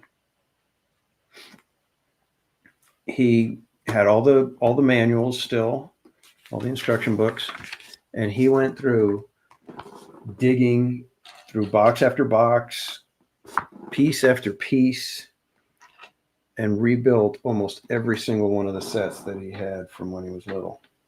All the power miners, a bunch of what kind of knights were they? They were like half cyber knight type of things. Can't remember exactly what they're called, but yeah, he rebuilt almost everything. It was really impressive. Turn around that way. Looking like this. Okay, there we go.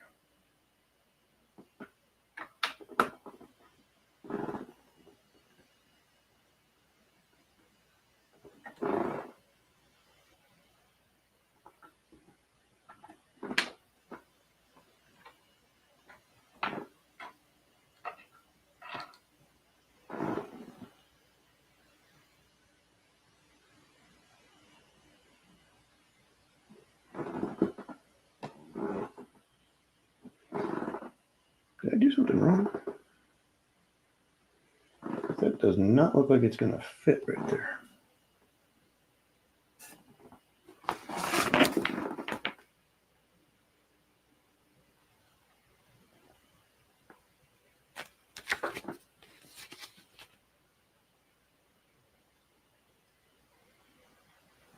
Everything else is lining up just right.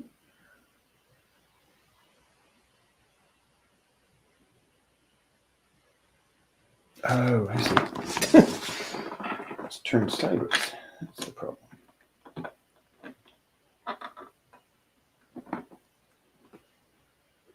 Trish, yes, it hurts exactly as much as everybody says.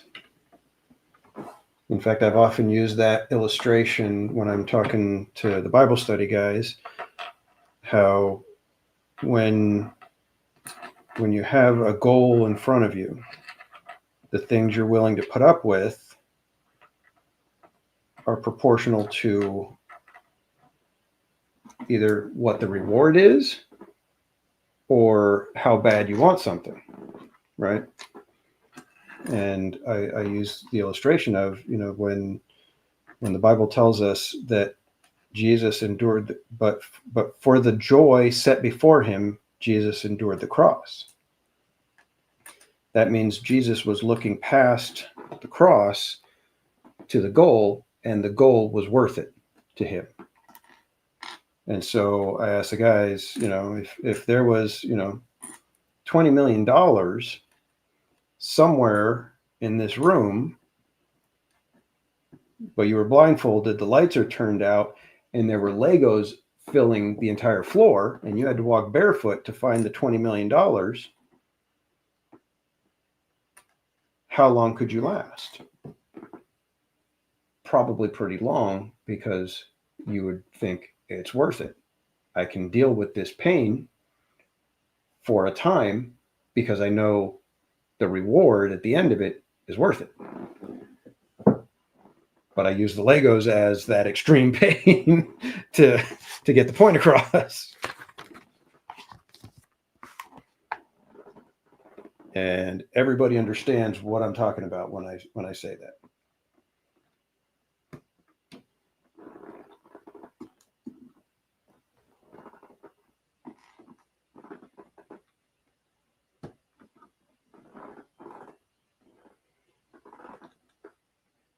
Some of these sets are built for people with tiny little hands. Over here, looks like. Yeah. Okay.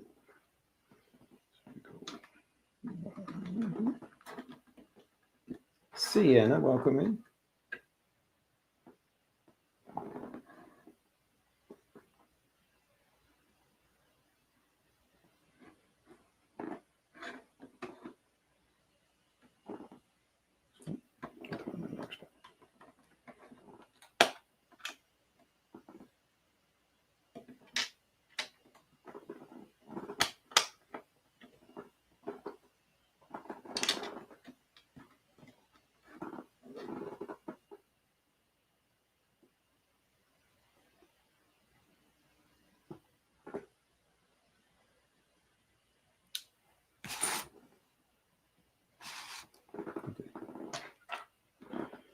Wondering, I was like, I thought it said 3 and 2, but it's 2 and 2. Okay.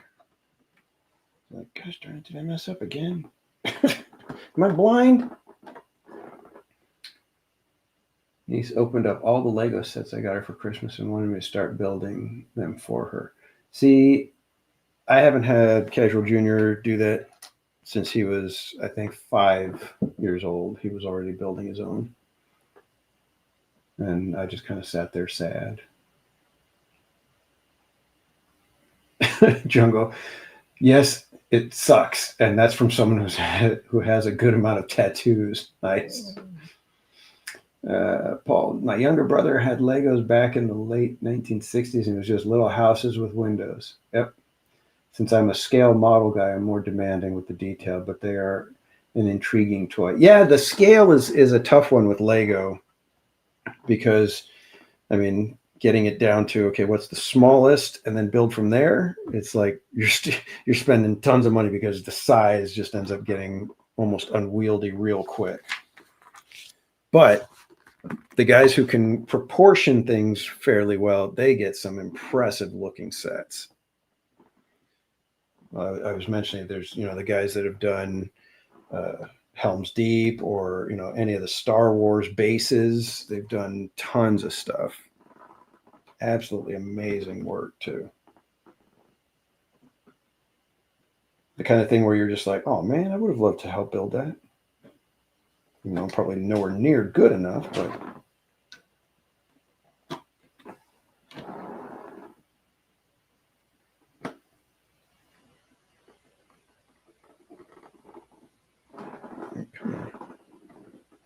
it's almost impossible to get the little,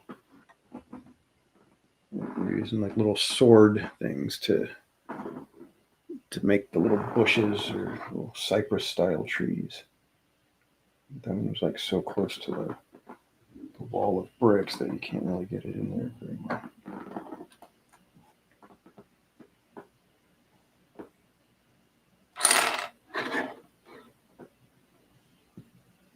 No, we're still over here. Yeah. Stay focused, stay focused. Make sure you're in the right spot.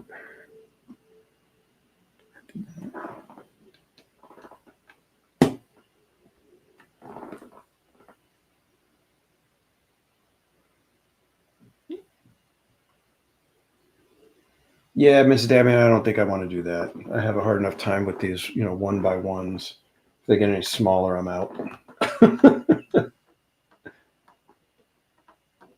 And Sienna, thank you for the compliment to the shirt design. And it warms my heart. I've told you guys before, nothing makes me happier than knowing that somebody out there is wearing one of my t-shirts.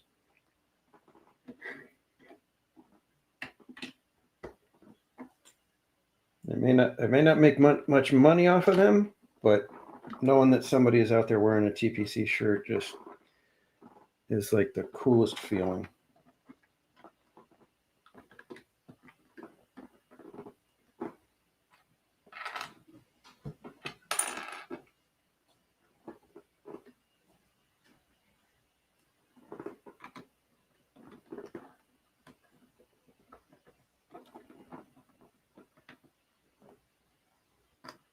Wait a minute. That's not this one. It's this one. This one is over here. Yeah. Sometimes just with it's like hard to tell which ones are which.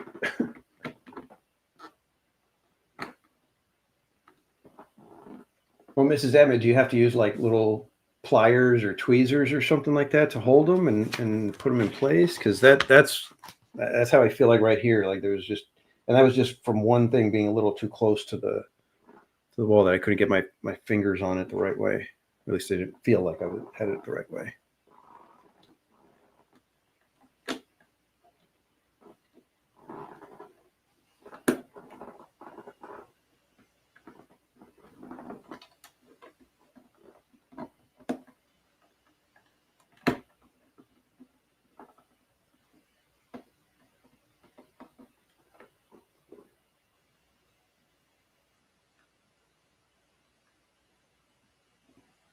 Girder and panel set to make skyscrapers that I'd run my model trains through. Was that kind of like the erector set stuff? Because I know there were all kinds of things like that way back way back when that you'd actually screw things in, and you'd like have wrenches and stuff like that. That it was like more than just snap it into place like Lego.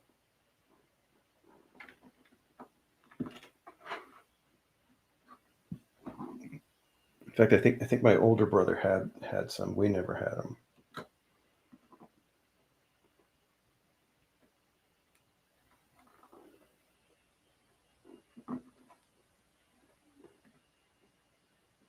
I say we as just me and my younger brother.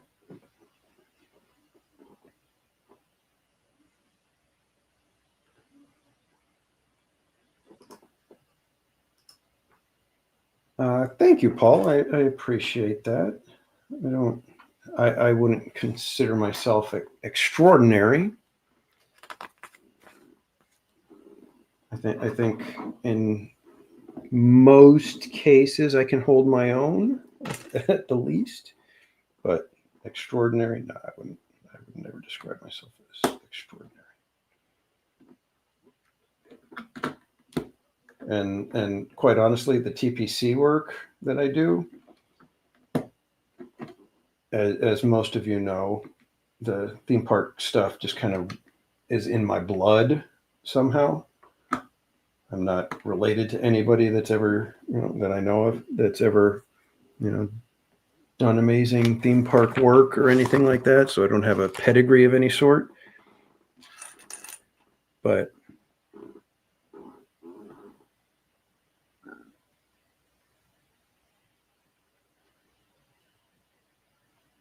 once you do that, and you flip it like this, it just sits in there. Oh, we're making stairs. Oh, that's crazy.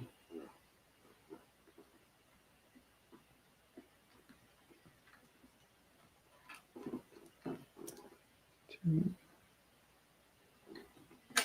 three, 4, 5, 6. Oh, wow. That's nuts. Did you guys see? I don't know if you guys can see. I'm going to try to hold it up. Basically, you're taking this piece right here. So it's a 2-hole, and then it's got the little panel. But you're flipping it forward like that so that it sits like this. And we just made these steps right here by stacking them. That's crazy. That is engineering. West Coast Feet, you know what? I'm not sure if they have a nativity Lego set. They might. I would think if they don't, that's a market that's waiting to grab it. They should go for it.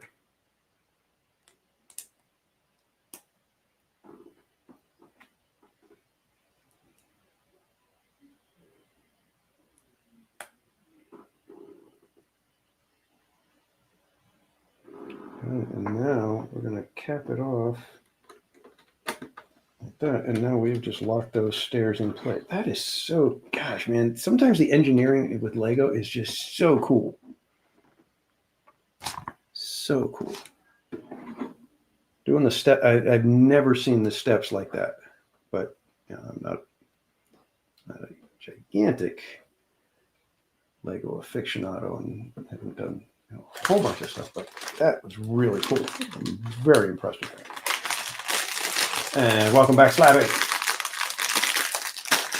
When I was little, I wasn't given a specific kit to go, just a box of bricks. Yeah, that's what we had when I was very little. Yeah, that's how Legos were. It was just you had the bin, and it just had a bunch of different, 2x4, 2x6, all different size bricks like that, and all different colors. So your house was just this mishmash of bricks.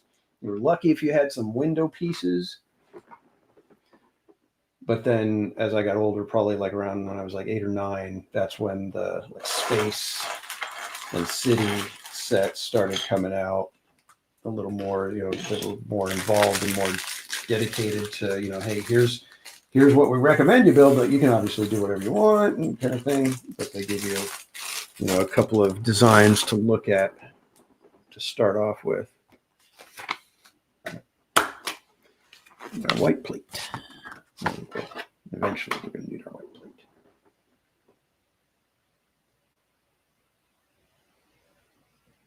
Oh, okay, Mrs. Dabnett. They don't have it. That seems like a miss to me.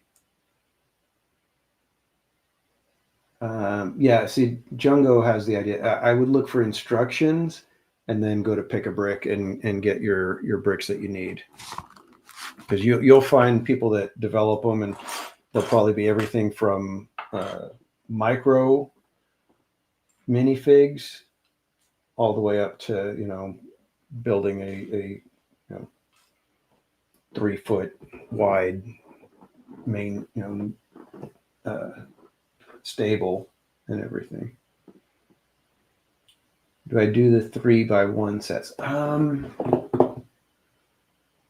I think I've had one of those. Those are kind of, are they called the Creator sets? Are they part of that line where it's the Lego Creator, and it's like you get the bricks and you take in, you can do a car, or you can do a helicopter, or you can do whatever. And those, I think I've had one of those, but I know Casual Junior has had stuff like that.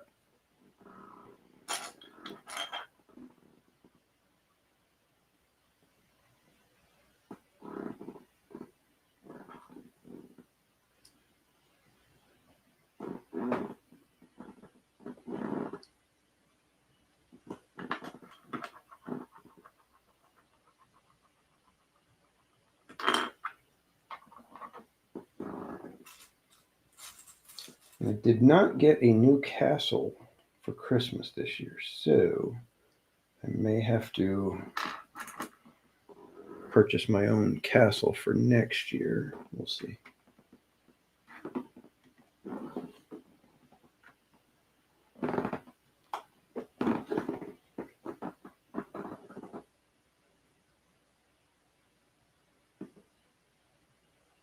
Hat, a brooch, a pterodactyl. I did that one just the other day. There was somebody that did something. I think it was Mrs. Casual. She said something, and I did the approach, pterodactyl. Oh my gosh. I've told you guys that Airplane is like, that one and Duck Soup are my number 1 and 2 movies. If you watch Duck Soup by the Marx Brothers and you watch Airplane, and maybe add Young Frankenstein and The Princess Bride, and you'll have my entire sense of humor.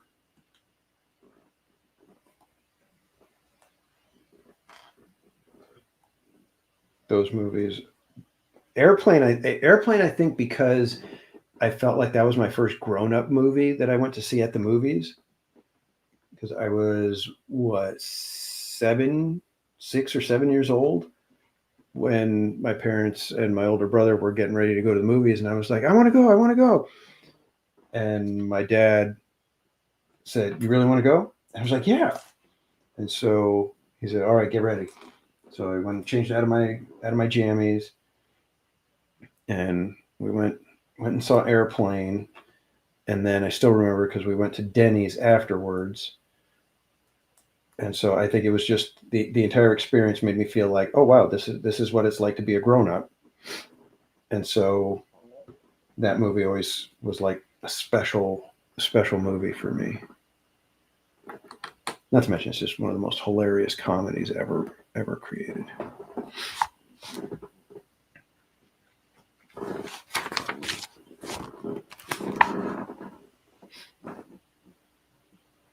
Princess Bride, yeah, Princess Bride. So,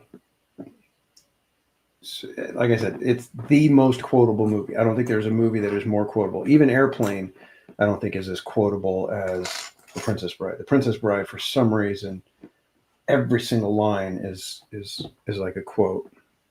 So now we got these kids. 5. Okay, 5. Oh yeah.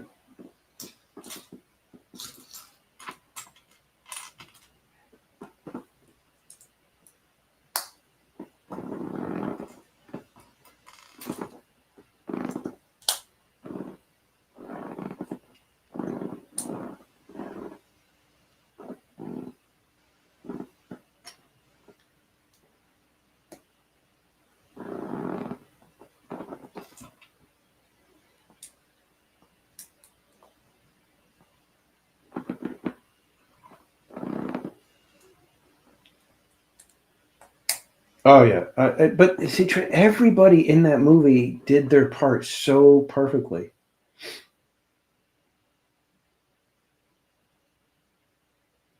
Oh yeah. Three Stooges are way worse, Barbara. Yeah, I've never been able to get into Three Stooges. Marx Brothers, I loved it, and I understand the chaotic, but that's part of what I like is they're so fast with the jokes that if you can't keep up, you're going to be like, what the heck just happened? You know, because the jokes are moving so fast. And that's why I've always been impressed that Casual Junior liked the Marx Brothers. That's why I always tell them, I was like, you know what? I'm really glad you're you because I can get along with you.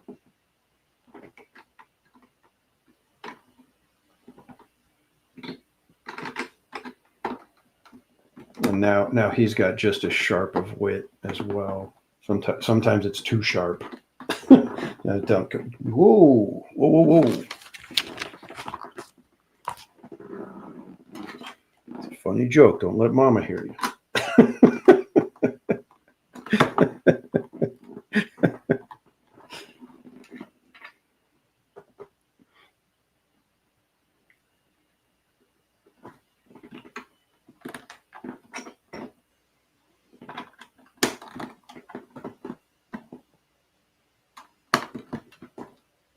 Yeah, Princess Bride is one of those ones where it's like, if it's on TV or, you happen to catch you, I have to stop and watch for a while.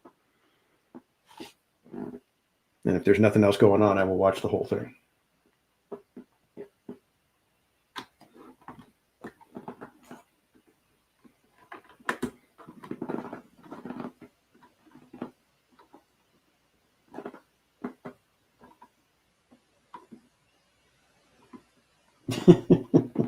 Sure.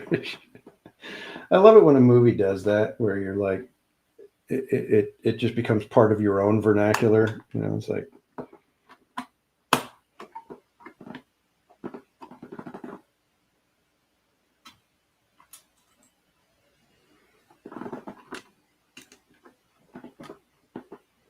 I had a friend, we were like quoting movies, and we got to Blazing Saddles,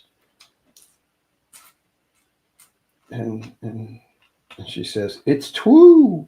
I was like, "Oh, sure, you hone in on that one, huh?"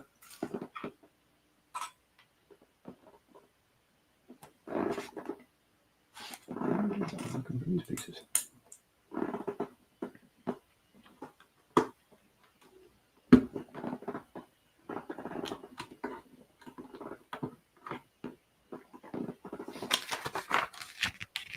Don't forget Three Amigos. Yes, Three Amigos. Three Amigos. That's a good one.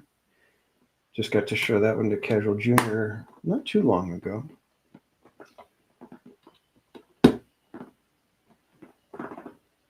I have yet to show him Airplane though. And it's one of those ones where it's like, I think it's funny, but I don't know if he'll find it funny because there's a lot of jokes that are from that age. History of the World. Yeah. I still can't believe my mom let us watch that when we were little. History of the World, watching that as a 9-year-old or something, 8-year-old. It's wrong. What were you thinking, Mom?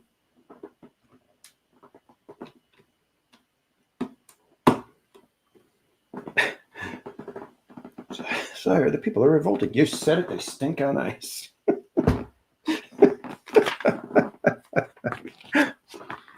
She's right.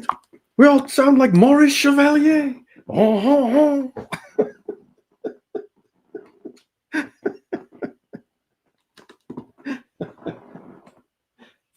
Good stuff. See, and that's the other thing with Mel Brooks. The funniest lines are the ones that are not dirty. And I've always told that to Casual Junior. I was like, if you have to go dirty, it means the joke is not. It's a little bit of a lower level joke, in my opinion. But if you can get people laughing like crazy without having to be dirty, that means you've got an incredible wit about you.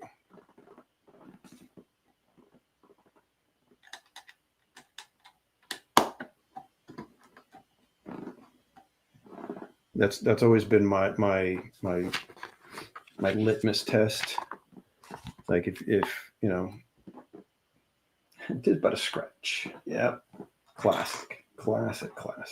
That's another one I need to sit and watch Holy Grail with Casual Junior. NVTS nuts, yes. me and my brother always do that. We text each other, "You're nuts." NVTS nuts. Oh man. The Last Supper. Oh, it's no good. I got everybody's back. All right, everybody on the other side of the table. Good stuff.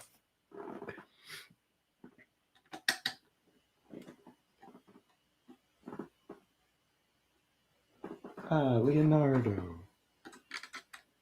We requested a group portrait. Oh man.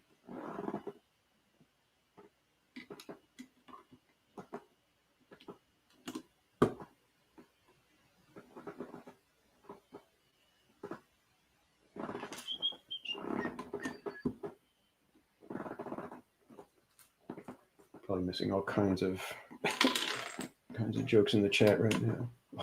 Demand a shrubbery.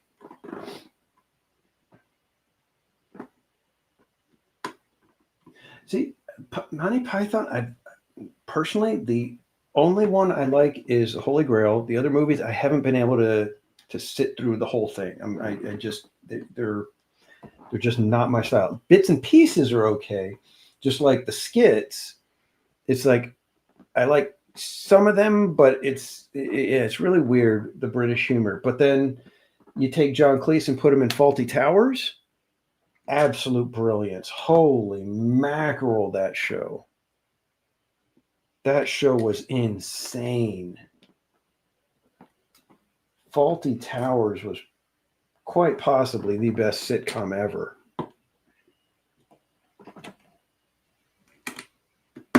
We would watch that thing and we would nearly pee in your pants laughing. So good.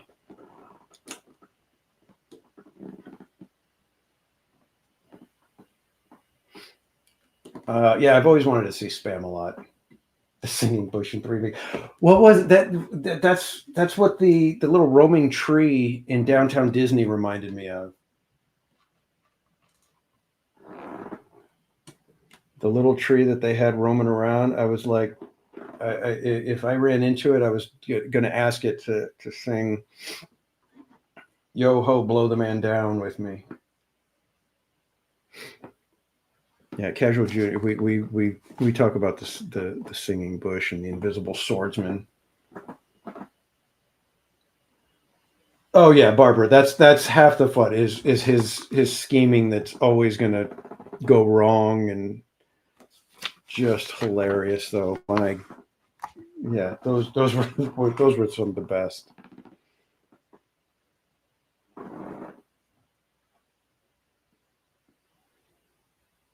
And Manuel.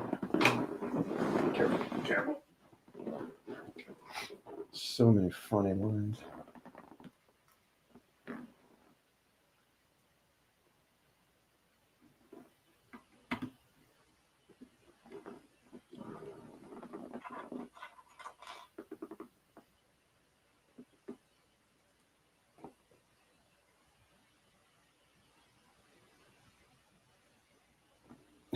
It's gonna be expensive to go all the shows you want to see.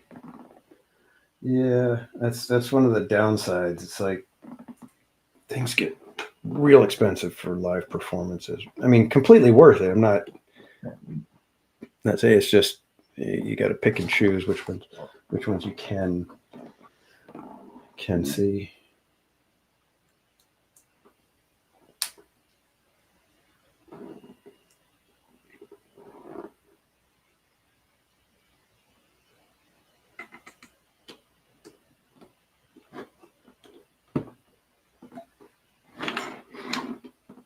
I think we're looking good so far.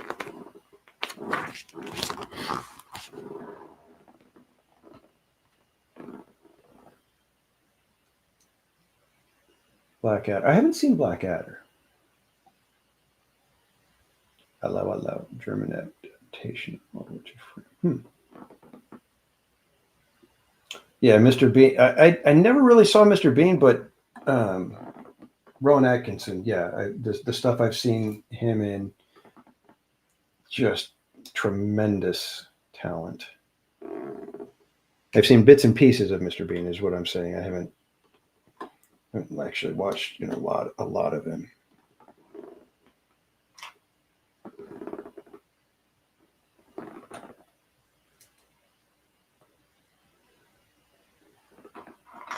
My mom used to love Are You Being Served? That was one that she liked a lot. I never really got into that one. I think now that I'm older, I think I would probably appreciate it.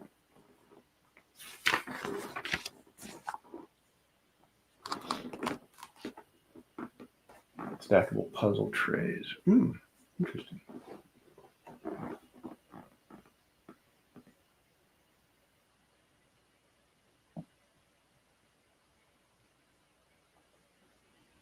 Oh, there it is, Trish, right there. Are You Being Served? Keeping Up Appearances. Yes, that was another one my mom used to watch too.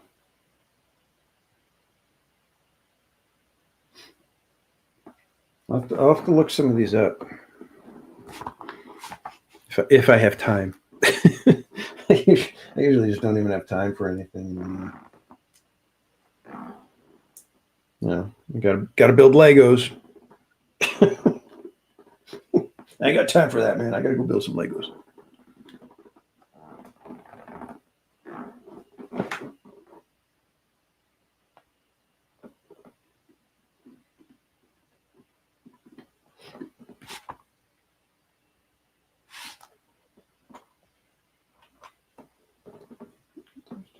These two. 2, 3, 4. Yeah. Okay.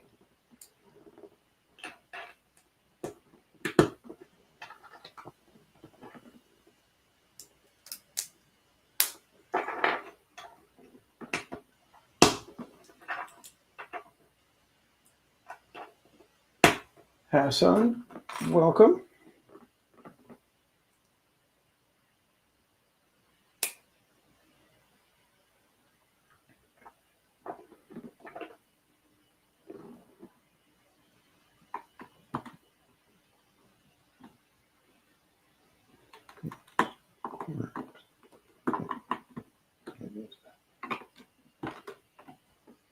Yep. All right.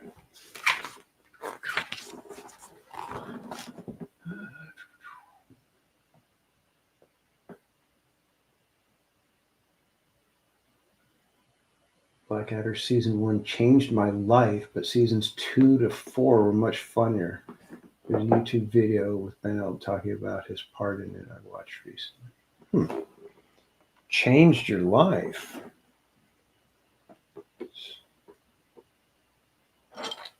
I'm assuming that's high praise. Other than, I would hope that it's, you're saying changed in a good way.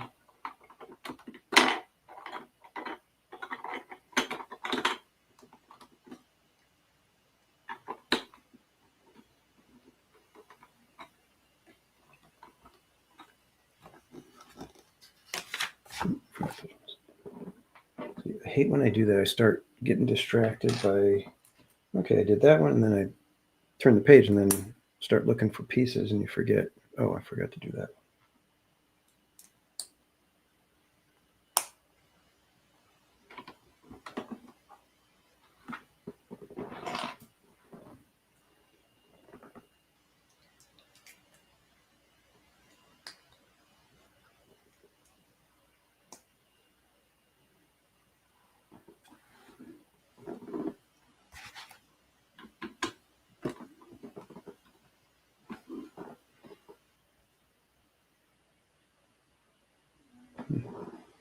The Railway Children? I don't think I've ever heard of that.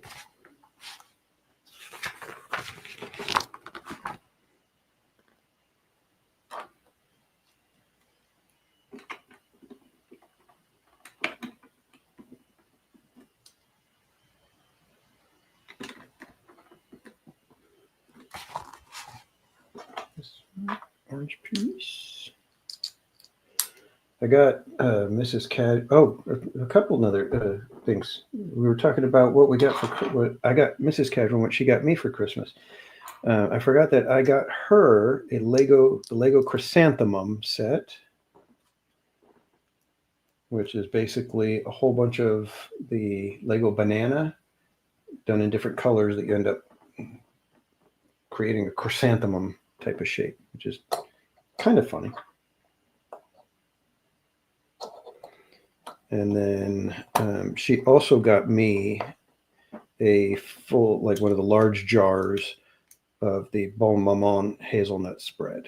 So I'm waiting to see if Mrs. Casual is going to make us some regular, like white sandwich bread, or if I need to use the rolls. I prefer hazelnut spread on sandwich bread. So I'm going to get a better ratio of chocolate to bread.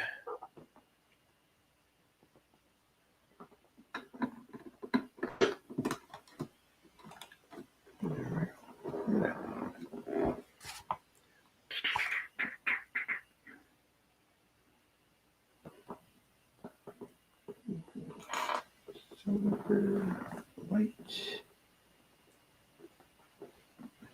red, with a little gold capper.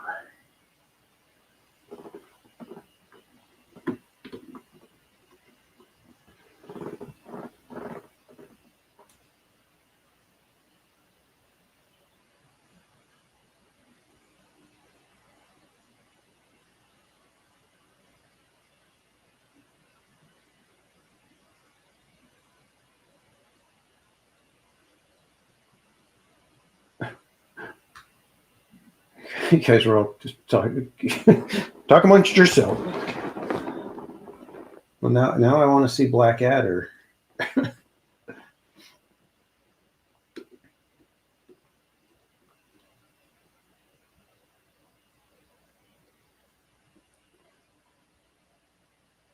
Yeah, Jungle. The frogs. What were they were like done for something with one of the plants as well.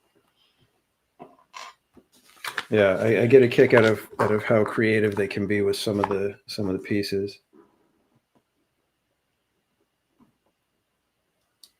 And I prefer them being creative with the pieces rather than them creating a specific piece for something. It's like I much prefer them with a creative solution rather than, oh, well, we'll just make a custom piece that fits it just the way we want it to. It's like, no. Part of Lego is using what you got and making it work.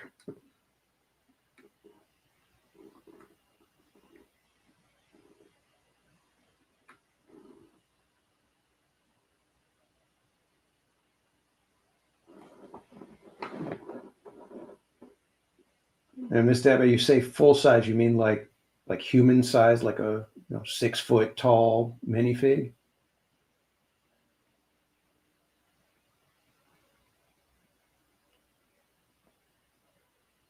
Buddy Hepper, yeah, Mrs. Casual has several of the botanicals.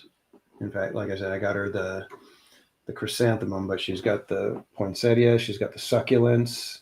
She just got a couple of the wildflower ones because they were on clearance at Costco. So yeah, she really likes the botanicals, and if she can catch them on clearance, she'll grab them.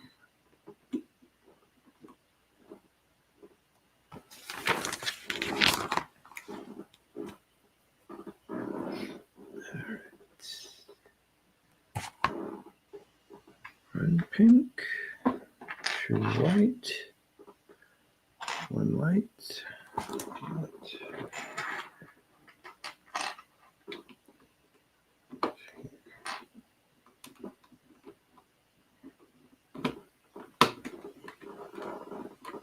6 foot tree. Wow. Pink frogs were the cherry blossom tree. Yeah. You got a Lego lab at your elementary school. Well, yeah, Legos, they definitely are, they do fall in the STEAM category. You know, they can teach engineering and art and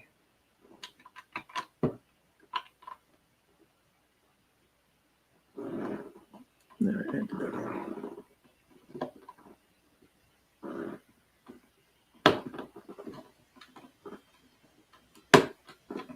I don't think it really matters, but just in case, I'm going to do this the right way.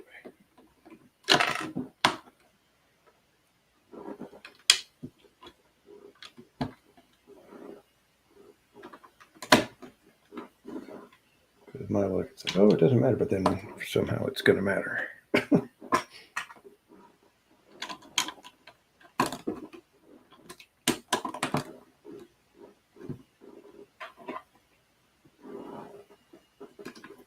Yeah, I get a kick out of these little semi-micro style sets. I guess this one would be considered micro.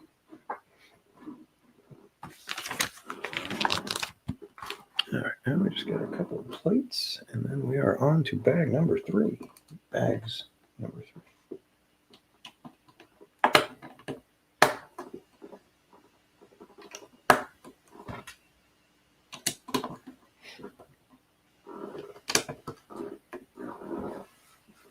I always keep all the extra little pieces and give them to Casual Junior just in case he has a need for them.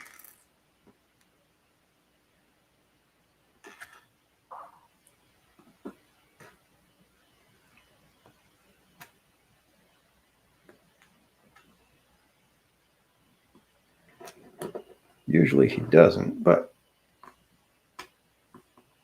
just in case.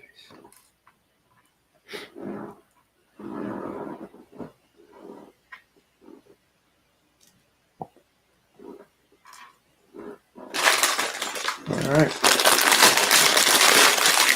Home stretch, guys. Home stretch.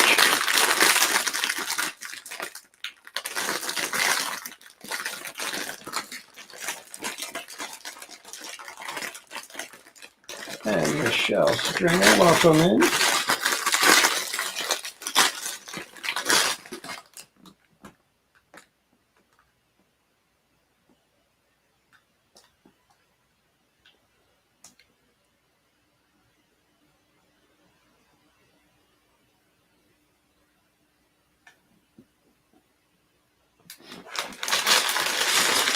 No, the pink frogs. I think Mrs. Casual has the cherry blossom. I know I helped her with the wildflowers. I helped her with the succulents. She just built the Christmas candle set the other day. She's got the poinsettia. She's got the red roses. I almost got her the pink roses, but I opted for the chrysanthemum instead. All right, here we go, kids.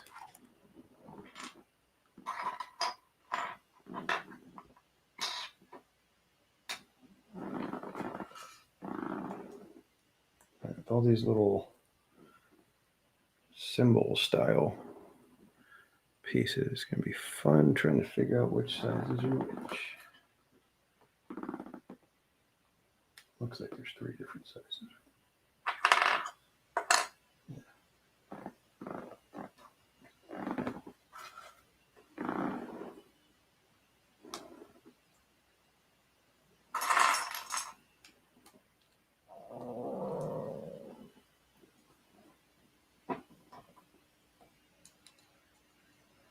See, this is the stuff that I get a kick out of when you do this to make that shape. It's like, that's so cool.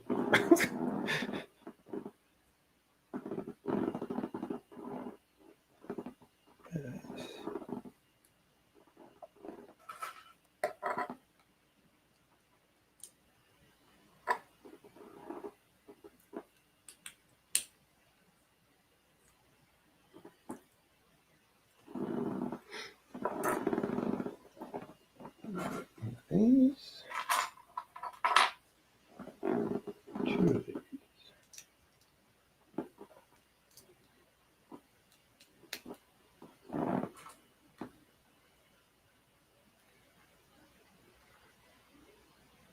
full-sized home from 3.3 million Legos.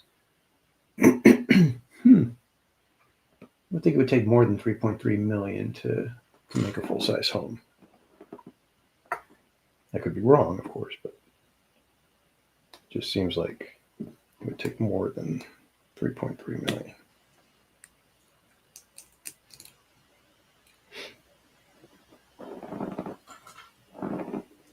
To which some people would say, why would you do that? To which I answer, because it's cool.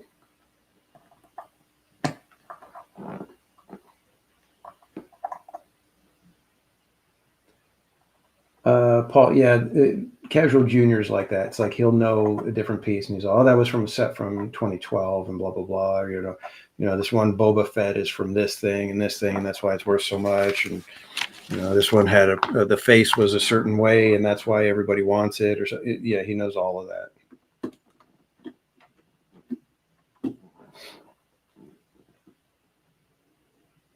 RJ Leo, I don't know if I said good evening to you, RJ. Good evening, RJ. Michelle Stringer, we are building another castle. This is our third year doing a Lego castle at the end of the year, and this one is the Sultan's Palace from Agrabah from the movie Aladdin. That's right. Two of these. One of these. One of these. And one of these. So take this one. That one goes inside.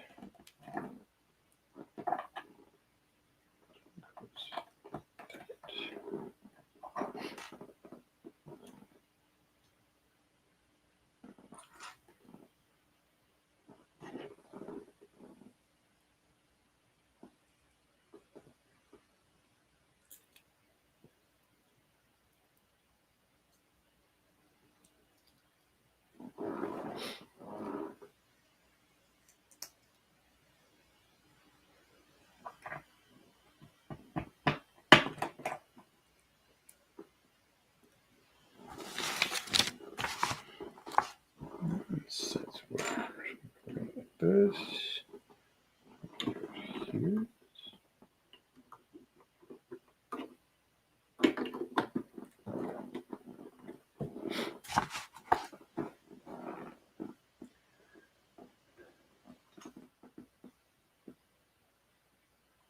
Just an observer, yeah. Oh, you did the Christmas candle too. It was part of at work. They did a gift game. Somebody that was one of the prizes, and there were people that were stealing it.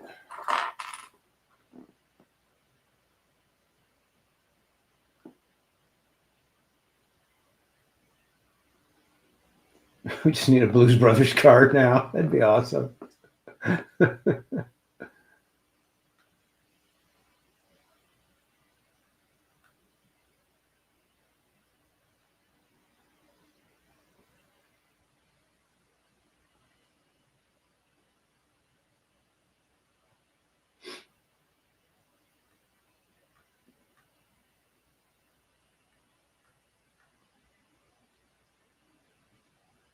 Got a few Lego sets this year. I've got to get building. Yeah, which ones did you get, man?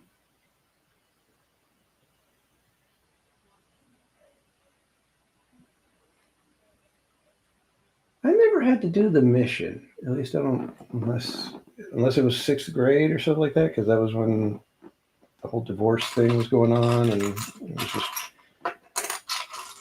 kind of missed out on a lot of things in sixth grade.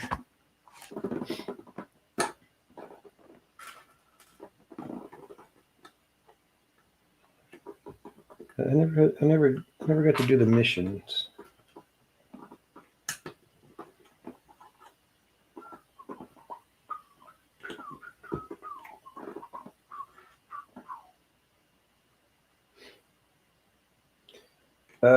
Yeah, but RJ, for a while I was collecting the vehicles. So I had the original Shuttle Tidarium, I had the original Slave One, had the original X-Wing. And I have passed them all over to Casual Junior, who is taking good care of them. That is one of the good things, is that he understood that they were fairly valuable.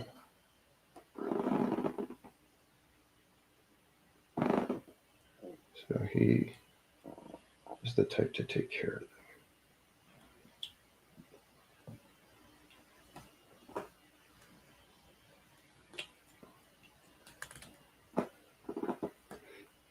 So now, this one, this one, red.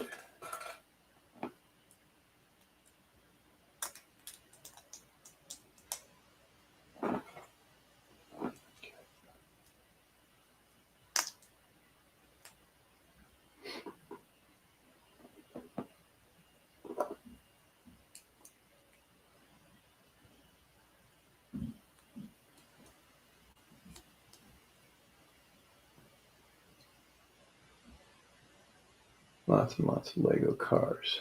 Fast and Furious ones. Okay. Technic Super to build to match my Technic Charger from Fast and Furious. Nice.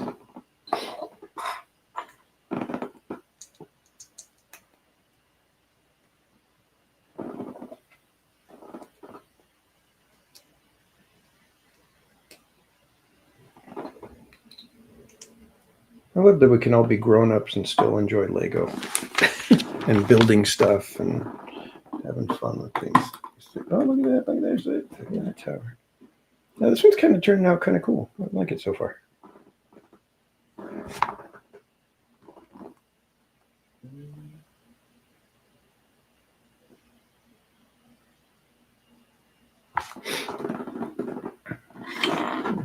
Give you guys a little bit of a better view at it right now.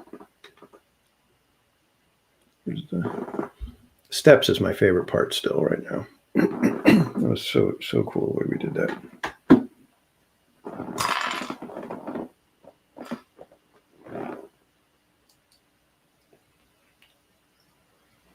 What's wrong with that?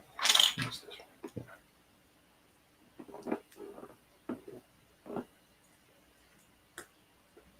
Yeah. Like four sizes of these. Call them symbols because they look like drum cymbals. There's like 4 sizes, and you got to kind of pay attention. It's not my forte, as you guys know. Paying attention.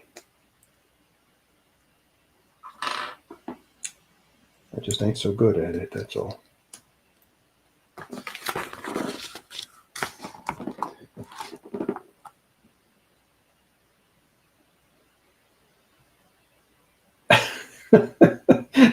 Barbara. Yeah, it's one of those things where it's like if I'm starting to build, it's like just leave me alone. And if Mrs. Casual is going to build it, I will leave her alone. Unless I'm asked for help, I don't go near it. Because, yeah.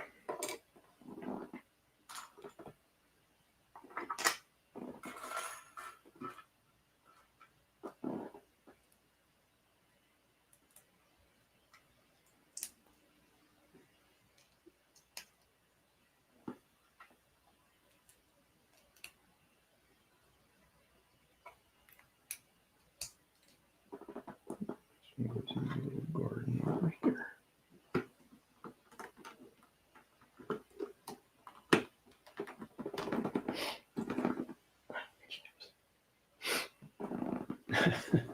Words to live by, exactly.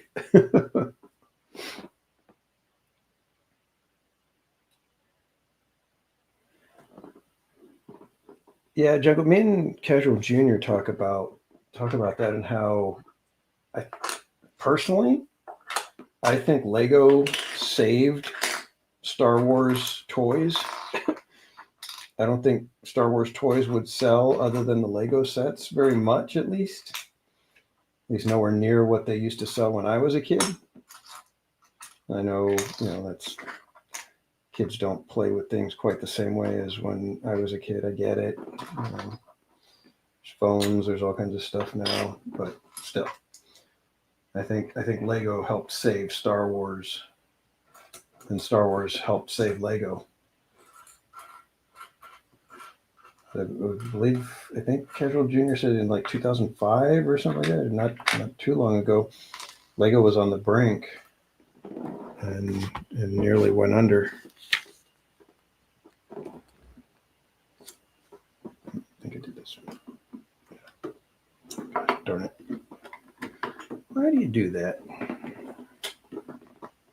How am I supposed to get this out?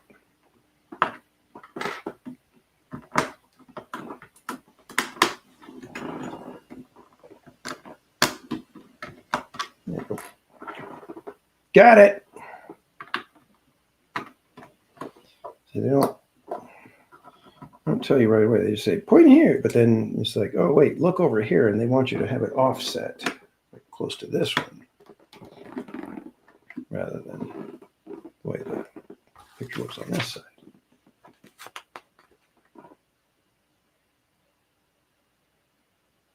Oh, did you did you just say that? I didn't even notice that you said the exact same thing, Junko. That's funny.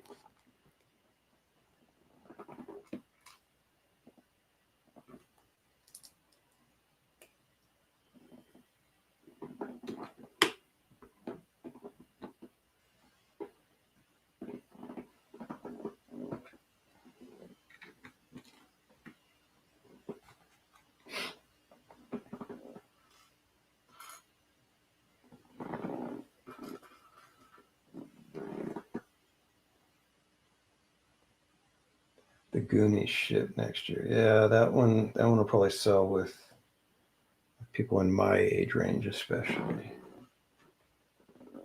But the pirate ships and stuff like that, those are always big sellers. Can't remember. I thought Casual Junior said that there's one that's like really valuable that everybody is like. Can't remember if it's like the original Black Pearl or something like that.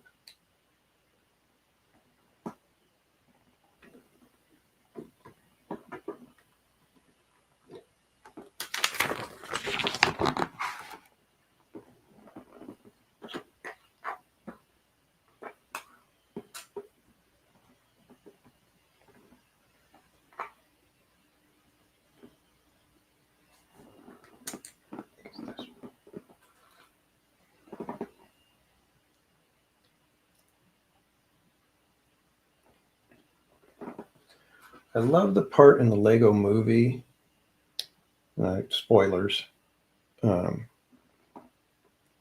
when Emmett basically wakes up, if you will. Use the wrong one. I don't have another one this size.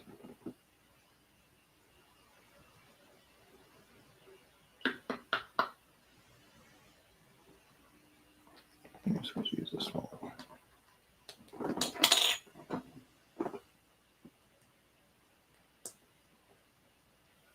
Well, and when Emmett wakes up and basically his eyes are opened, and every part he sees the serial number for that part, and it's like it all makes sense. It's like that's a good little scene. Lego Movie was a good movie. I enjoyed that one. Lego Batman was a good movie too, which was surprising. I was afraid that one was going to be that Batman was going to be way too annoying for me, but no, turned out it was a fantastic little Batman movie.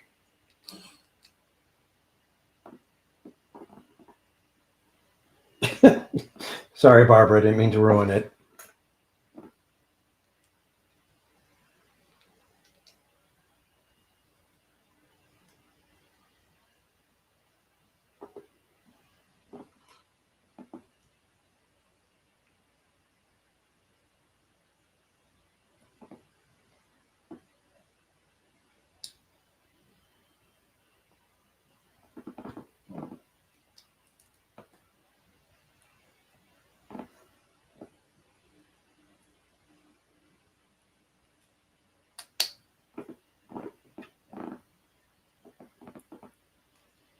Mike Skellington, welcome in. And Merry post-Christmas to you as well. Star Trek license was a good score for them too. They did Enterprise D, but there's so many ships they could do. Yeah. Once you get a license like that, if you're able to do as many as you want, of course, yeah, they could go crazy, and the fans will eat it up. That's the thing.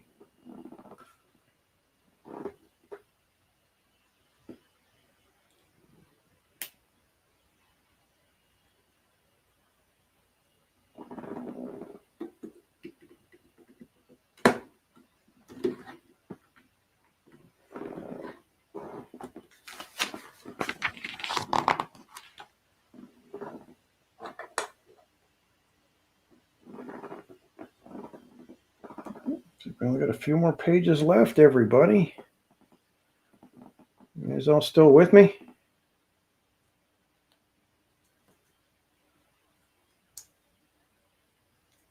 That was a weird fit.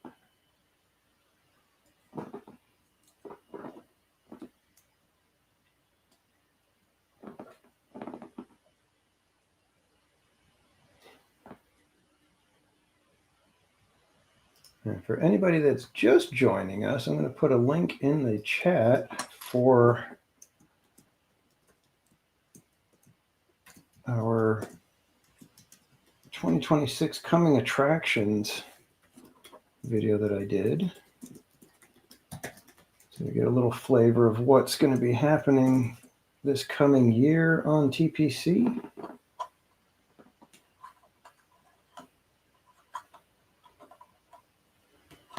Like the Lego movie, except for the live action parts. Yeah, those were kind of the weakest, but you needed them to make the story work a little bit, I think. Because there needed to be that sense of other world, like the great beyond, if you will.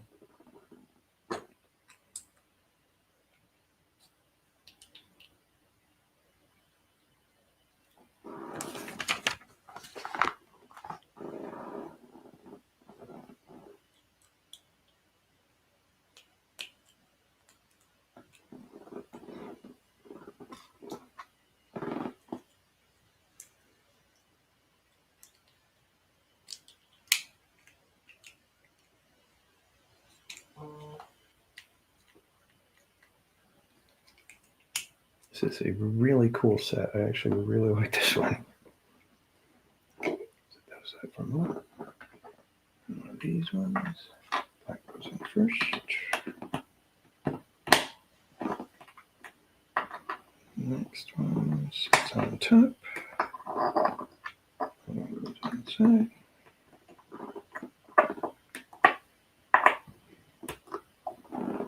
Great.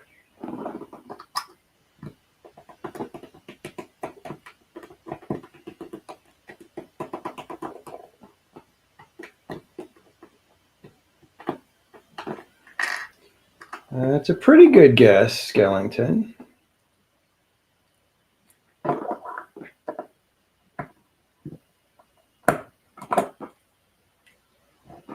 Check that out.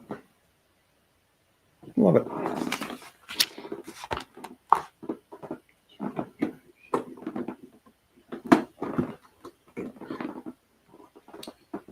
All right.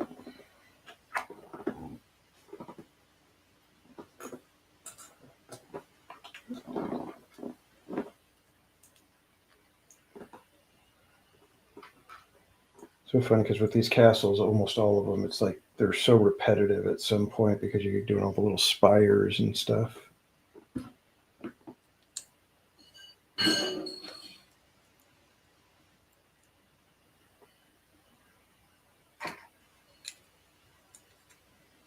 Getting hungry. I think I need to go eat something before I go to bed. No! What page were we on?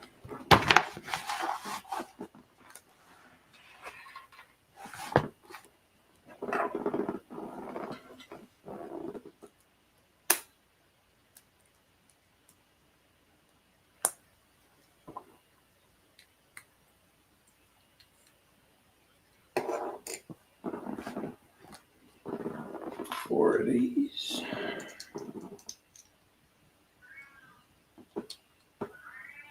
There's Archie. Wow.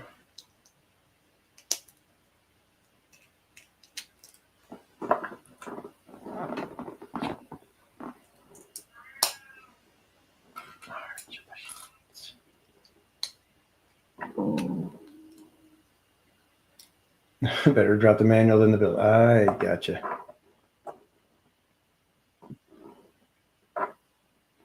And yeah, that makes perfect sense.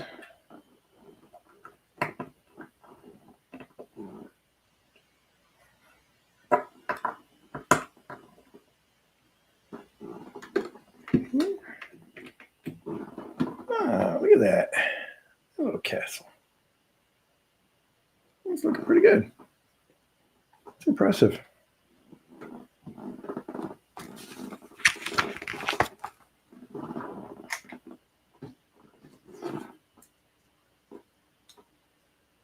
Somewhere in the other room, yeah. He's usually just outside the door, wandering the hallway.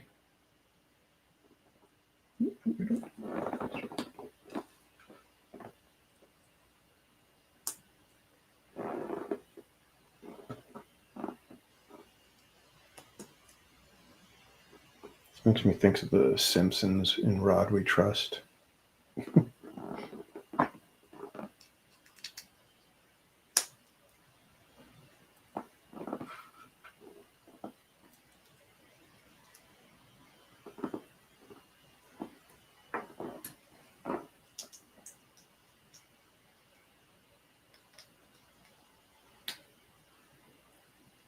You ever thought of using the digital instructions? I don't think I would be able to do the digital instructions.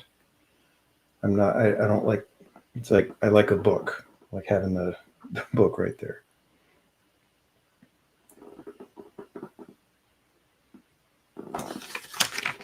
I'm an old timer.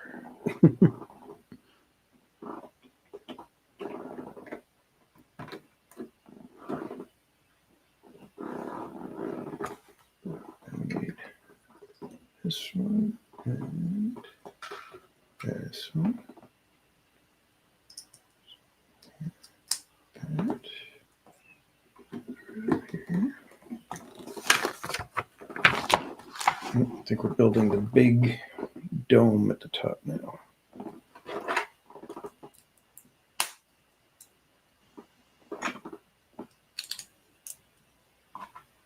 Here we go. Home stretch, everybody. Only a few pieces left.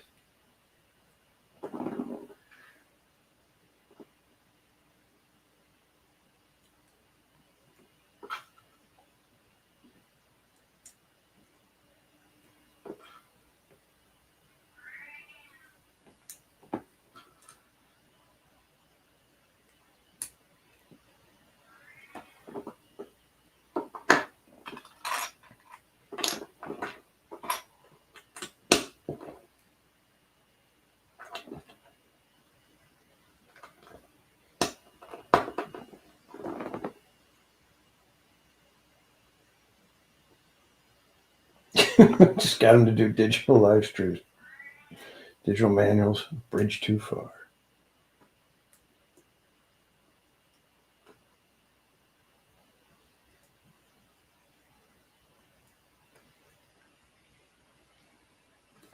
Oh, so you can, in the digital one, you can kind of like turn it around so that you can see, okay, well, what does that side look like?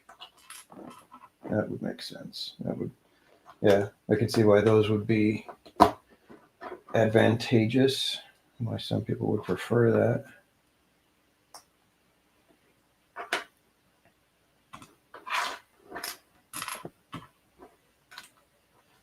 I feel like I have more Lego aficionados in the chat tonight than the last couple of years, but most of you have been around since early on. So maybe it just, I never brought the conversation the right way.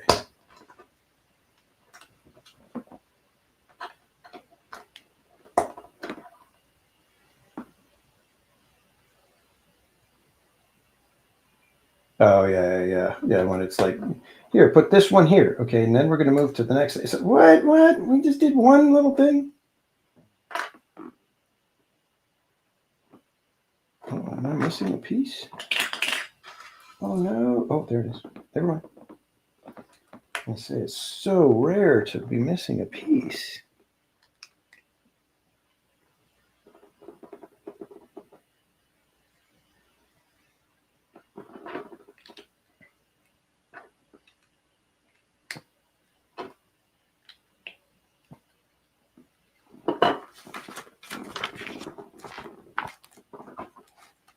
Got it. This one.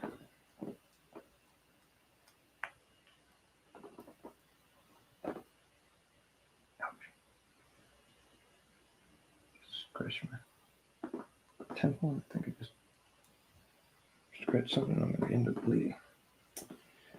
Oh.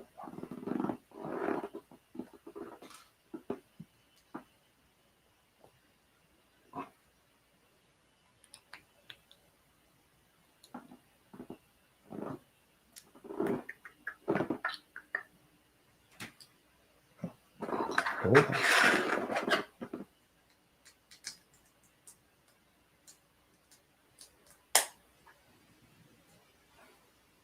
That Sleeping Beauty capsule looks weird. Yeah, I know. It's a little odd.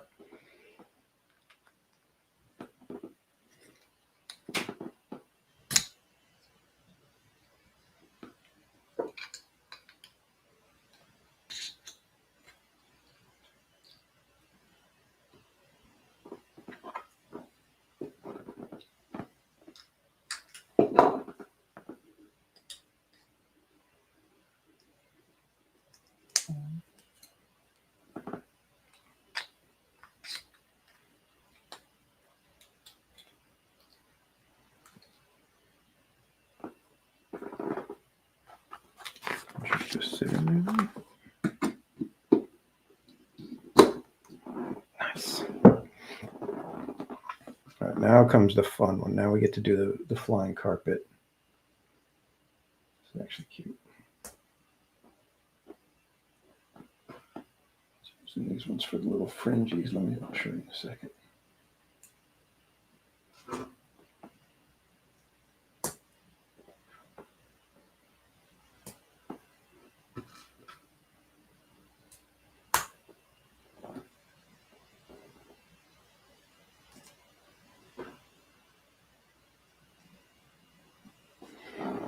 And there's our flying carpet, complete with lamp and the little fringes.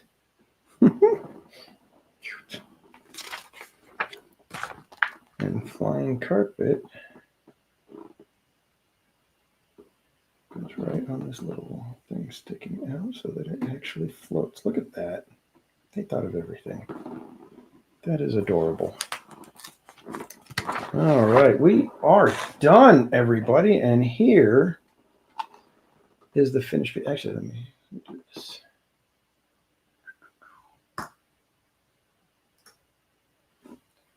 Here is our finished set. And you can see the carpet floating there. The carpet right here.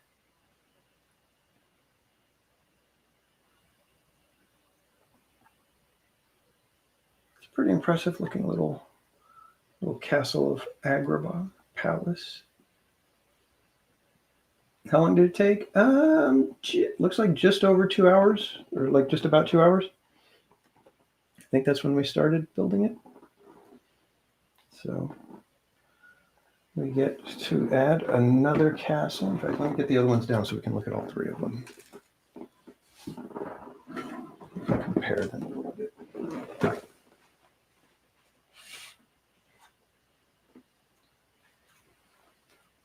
Here's Cinderella Castle. Sleeping Beauty Castle. Sleeping Beauty Castle actually has a little brick style finish on some of these.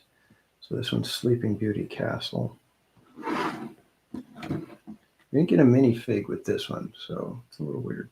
I was hoping that we would have a minifig, but these are compare size-wise. They're Green Castle just a tiny bit taller with that little spike. And Cinderella Castle going to be a little bit taller, even more than Sleeping Beauty, because that is appropriate for Cinderella Castle. I like it. I love doing these little castles. I have a blast. All right, kids, that will do it for me. Do they sell Toad's Mansion and houses in Peter Pan? I don't know. I don't think so. I don't think I've seen those ones. But a lot of people put out, blueprints, or instructions with piece listings so that you can order your own, your own pieces and then build it on your own. But yeah, this one turned out great. All right, kids, I am going to say good night. Thank you so much for joining me. I will be at the parks, well, at Knott's Berry Farm tomorrow. I'm hoping that the rain has already passed and that we are good to go. And tomorrow should be a fun day of catching one more round of all the holiday festivities at Knott's. We will be catching the Snoopy's Night Before Christmas ice show. We'll be catching Home for the Holidays and the tree lighting, snow and glow, all of that. Hopefully we'll be catching it in a orderly fashion and it's not too crazy, but you know how it is the day after Christmas. And I don't even know. I didn't see if Knott's was, I didn't get any notice that Knott's was closed today. So maybe they tried to open and just did what they could in the rain. But Saturday, right after Christmas, should be kind of crowded. But it'll be fun. Is it a castle or a palace? It is a palace. It is considered a palace. But I'm calling it a castle because it's royalty, a house, spires. It's a castle and a palace. It's a callus. Dang it. All right, kids. Yep, only 364 days until Christmas. Yay. All right. You liked it so much you bought this shirt. Oh, thank you so. And the mug. Awesome. I love that design. I had so much fun doing it. Yeah, callous. I know. All right, kids. Like I said, I'll be at Knott's Berry Farm tomorrow for more Christmas festivities. We'll be trying some last minute foods that we can, and hopefully having a fantastic time at the park tomorrow. So with that, I will say thank you for joining me. I hope you guys are looking forward to a fantastic 2026. That is my prayer for all of you. And don't forget, we'll be doing our It's a Small World Marathon 2 weeks from tomorrow on January 10th. Right? It was the 10th? Yes, January 10th. Saturday, January 10th. We will be at Disneyland, rope drop to close on It's a Small World, and it should still be It's a Small World holiday, so we'll get to have lots of fun. So with that, as always, remember to relax, be casual, and I hope to see you guys tomorrow at Knott's Berry Farm. All righty, kids. Thanks again. Have a great rest of your night.